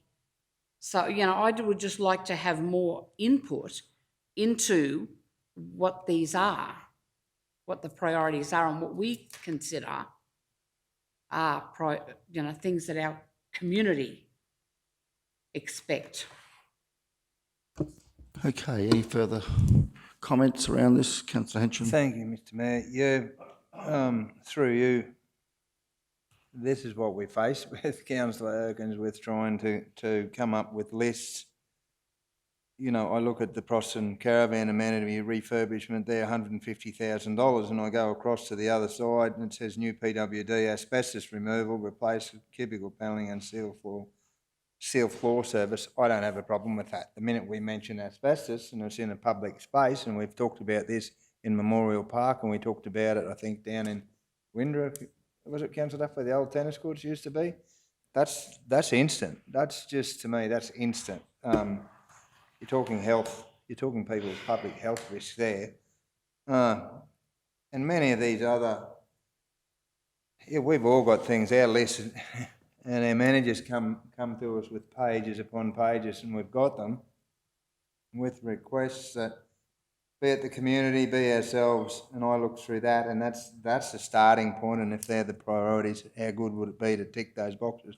We're always going to have things come back to us, or as you state, there's some things there that you might think is more important, but these things have probably been on our agendas for some period of time that have finally come to the top of the list, so to speak. So, there's a massive list there, and when you read down the project justification and prioritisation side,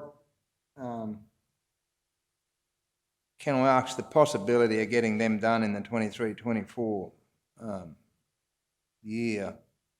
financial year? How does that sit?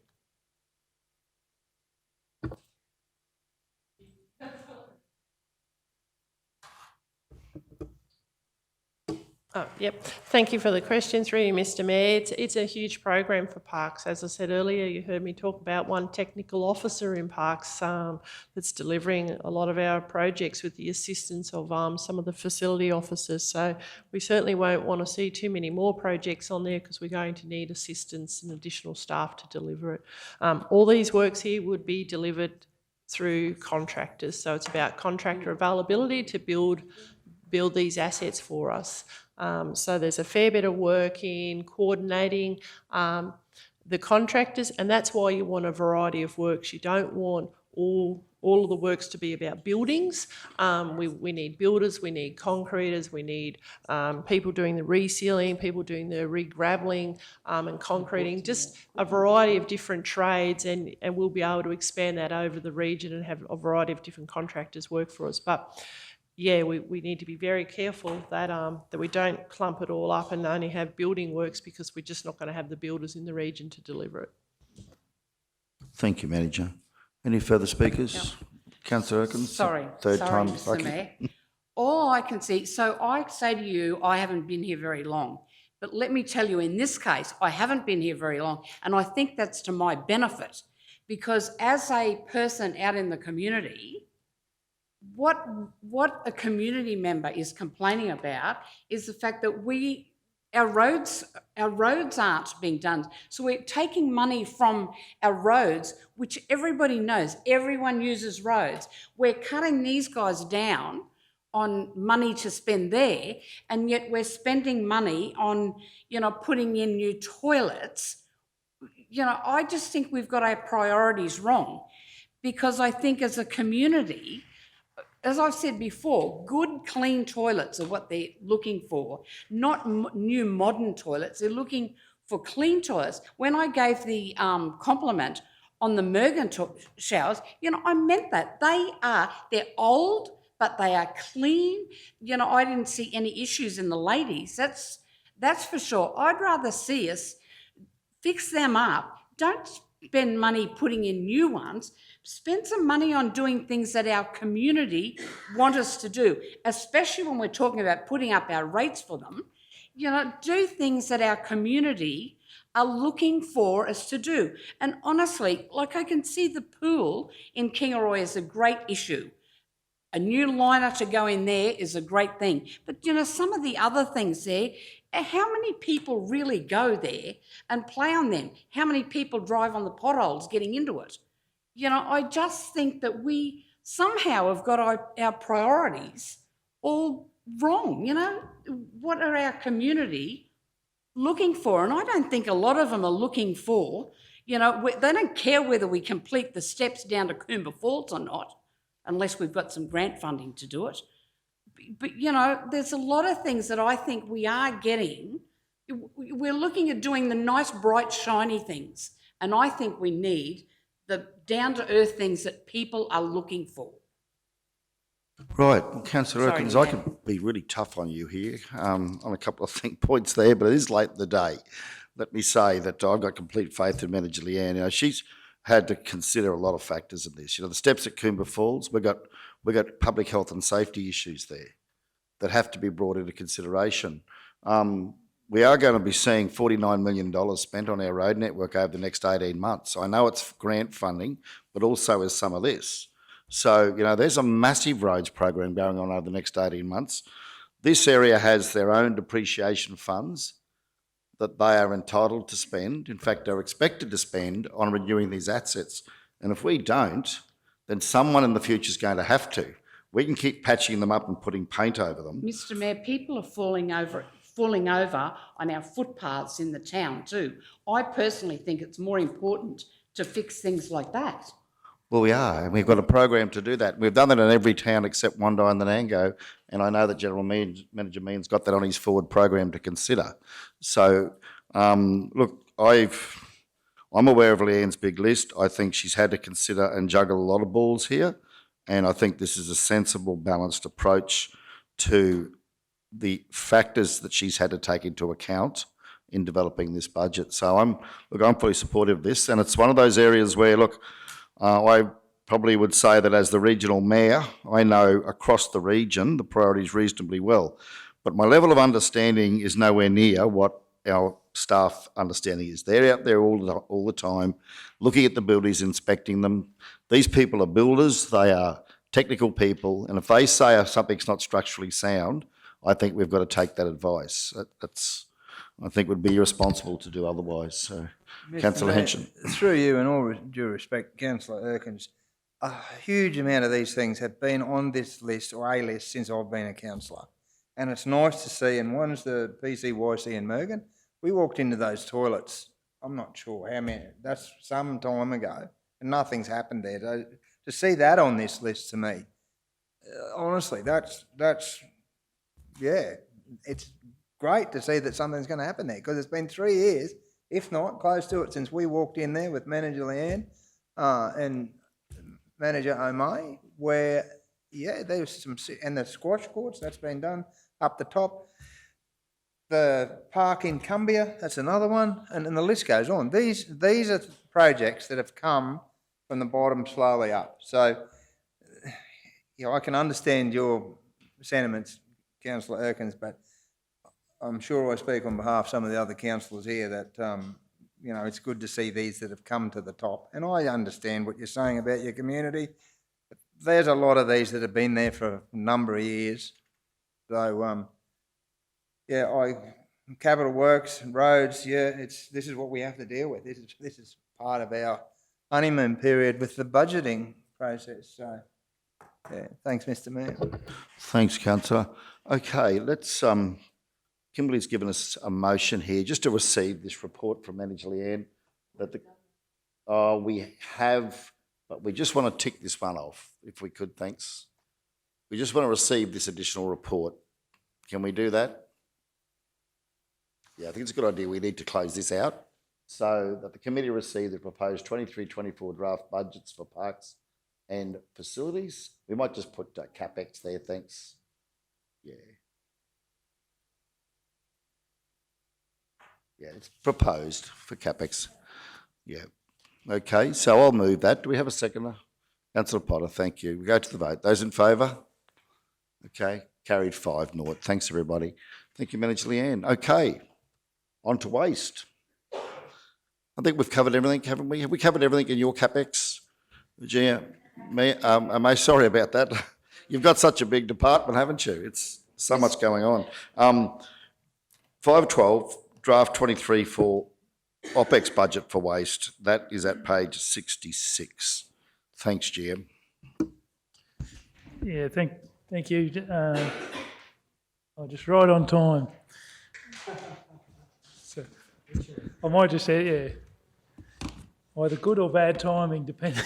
But yeah, Manager Brooks has just rejoined us, so I might hand over to Darryl. What do you want to talk about? And note it is late in the day. We might sort of just give a relatively high level overview, and then if need to talk about it at the next budget meeting, we can probably dive into a few of these things in more detail. So yeah, at the waste topics. Oh, okay, rightio. So yeah, through you, Mr. Mayor, as I alluded to at the beginning of the meeting, like obviously we've got a few financial sort of issues around waste in how it's probably, yeah, there's going to be a bit of an increase there next financial year, and that's come about due to those supervision contracts which fall due end of October. So we'll get 1 quarter in for the year under the current rates, but after that we'll be looking at the award wages that we'd need to be paying our contractors, which obviously for when waste facilities are open on Saturdays, Sundays, public holidays, you're certainly paying a premium for them. Then obviously the other one that we're battling is the state government waste levy. I think we're on track this financial year to probably pay back in excess of above and beyond our prepayment of about $125,000. That's for domestic waste. And our prepayment next year is reduced by $55,000 to what we got this year. So it is going to be a bit of a struggle.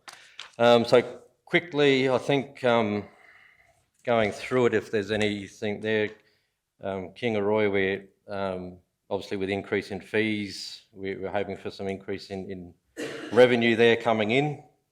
Sale of scrap steel, that's really high at the moment, so we're hoping that continues. So we're expecting some good returns from the scrap metal. What else is of note at Kingaroy? Do have an allocation there for upgrade of signage, which is in need of. Probably the big one there is under the IT hardware. We've got $40,000 there for our Weighbridge software, which is called iWeigh. So that's the system that the operators use out there to do all the data entry, and that's what the software program that we use to do our reporting back to the state, for the state government waste levy reporting. So we did an internal audit on that, and it's out of date. It needs to be updated so we can make it easier to do the waste levy reporting and remove the errors that we're sort of getting and the time that we're chasing to do those corrections. And just a couple of weeks ago, we did get notification from Department of Environment and Science, basically saying that the levy's been out for 3 or 4 years now. So everyone should have adapted to the requirements of the levy, and they'll be taking a much stronger enforcement action against those that are non-compliant with the state government waste levy. So that's a bit of a shot across the bow, if you like, from the state regarding how we're doing our waste levy reporting and how we're doing things out on the ground as well. We've got some contractors there, so that's generally like your mulching, your green waste mulching contractor, you've got your supervision contractor, your miscellaneous around environmental monitoring, sampling, our reporting, our annual flyover that we need to do for our waste levy as well. So every year we have to do a flyover of all our landfills to see how much airspace has been taken up in the last 12 months, and then they do a report against what we've reported to go to landfill. So, so that's a requirement as well. Probably just zipping through, and you'll see, you know, some of the contractors have gone up, as I mentioned. I think with the maths that we did, you know, we're probably looking at an extra $90,000 a year for Kingaroy supervision based off the current hours. I think places like Wattle Camp were about $55,000 extra in supervision costs once we start paying the award rate. So that's having a significant impact on the operational spend of these sites, and obviously our abilities to try and make waste cost neutral, I guess.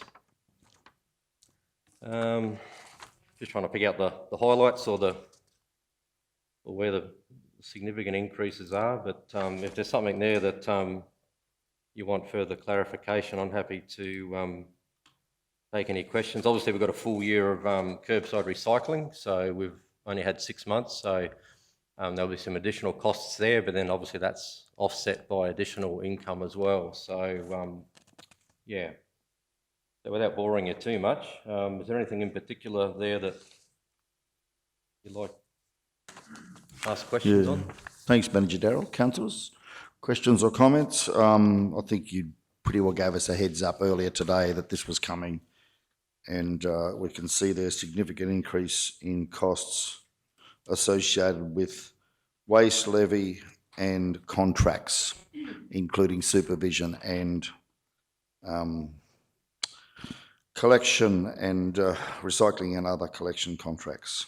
So, councillors, anything further before we get this one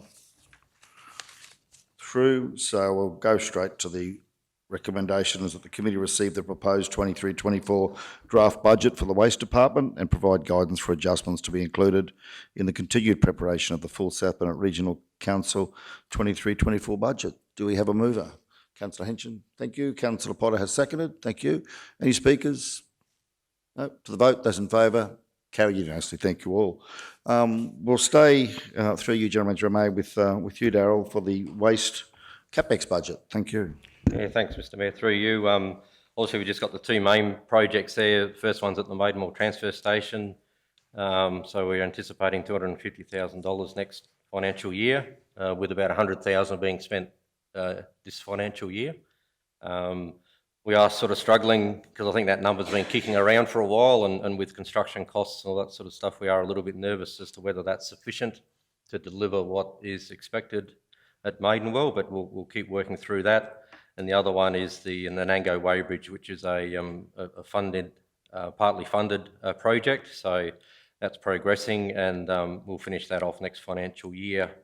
Probably the only other watch it at the moment is we did put a funding application in for the Levy Ready program. So, and that was going to be to include or to install a weighbridge at the Wondai waste facility.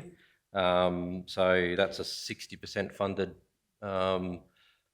funding round from the state. So we're just waiting to see whether we've had success or otherwise with that. So that'll be the only other capital project that we'd be putting up next financial year. Thank you, Manager Darrell. Let's just get this one up. Committee received the proposed 23-24 draft budget for the Waste CapEx program and provide guidance for inclusion in the continued preparation of the full South Burnett Regional Council 23-24 annual budget. Do we have a mover? Councillor Potter, seconded Councillor Duff. Speakers, Councillor Erkins. So if we don't have that Maidenwell transfer station, so if it costs more than $250,000, Where does the money come from? Have we budgeted 24, have we budgeted 250? So if it costs more, where do we get the money from? Yeah, through Ms Mayor. So the waste business unit, it would come out of the restricted cash, so any surpluses that have been made in the previous years. And we are building up cash for future capital works that are required. So yeah, it would be funded out of that restricted cash. So we've got the money to be able to do that if we need to. Yeah, you would. And it just means, and we are every year. You're sort of looking at your future costs and what your rehabilitation costs are going to be. So that's when you would be looking at. So that wouldn't add to our bottom line. It wouldn't add to your deficit. No. All right. Thank you, General Manager. Okay, we'll go to the vote. Those in favour? Carried unanimously. Thank you all. Last two items are questions on notice. First of all, 6.1, percentage of early discount payers on rates notices at page 70. That was a question from Councillor Henson. We have the response there. Manager Kerry, did you want to add anything further to that response? Rates paid prior to the discount date? No, nothing further, Mr Mayor. Councillor Henson, you're comfortable with that? Okay, well, there's a recommendation that response to the question for Councillor Henson be received and noted. Do we have a mover? Yep, Councillor Potter, thanks. Seconder? Councillor Henson, thank you. We'll go to the vote. Those in favour? Carried unanimously. Thank you all. Breakdown of payment 6.2 at 71. Again, we've got the response there, and we'll seek a move that be received and noted. The mover, Councillor Erkins, thank you. Seconder, Councillor Potter, thank you. Anything further on that matter? Yeah, Councillor Erkins, thank you. I just want to make note and make sure that councillors are all aware that 11% of our residents still have outstanding rates, and I don't think they do that because they just can't be bothered paying. Thank you, Councillor Erkins. Okay, so yeah, any further speakers? Right, no, we'll go to the vote on this one. Those in favour, carry unanimously. Thank you all. That brings the meeting to a close. Thanks all for what has been a long day, but a productive day nonetheless. Have a great weekend, everybody, and thank you for your attendance. Meeting closed.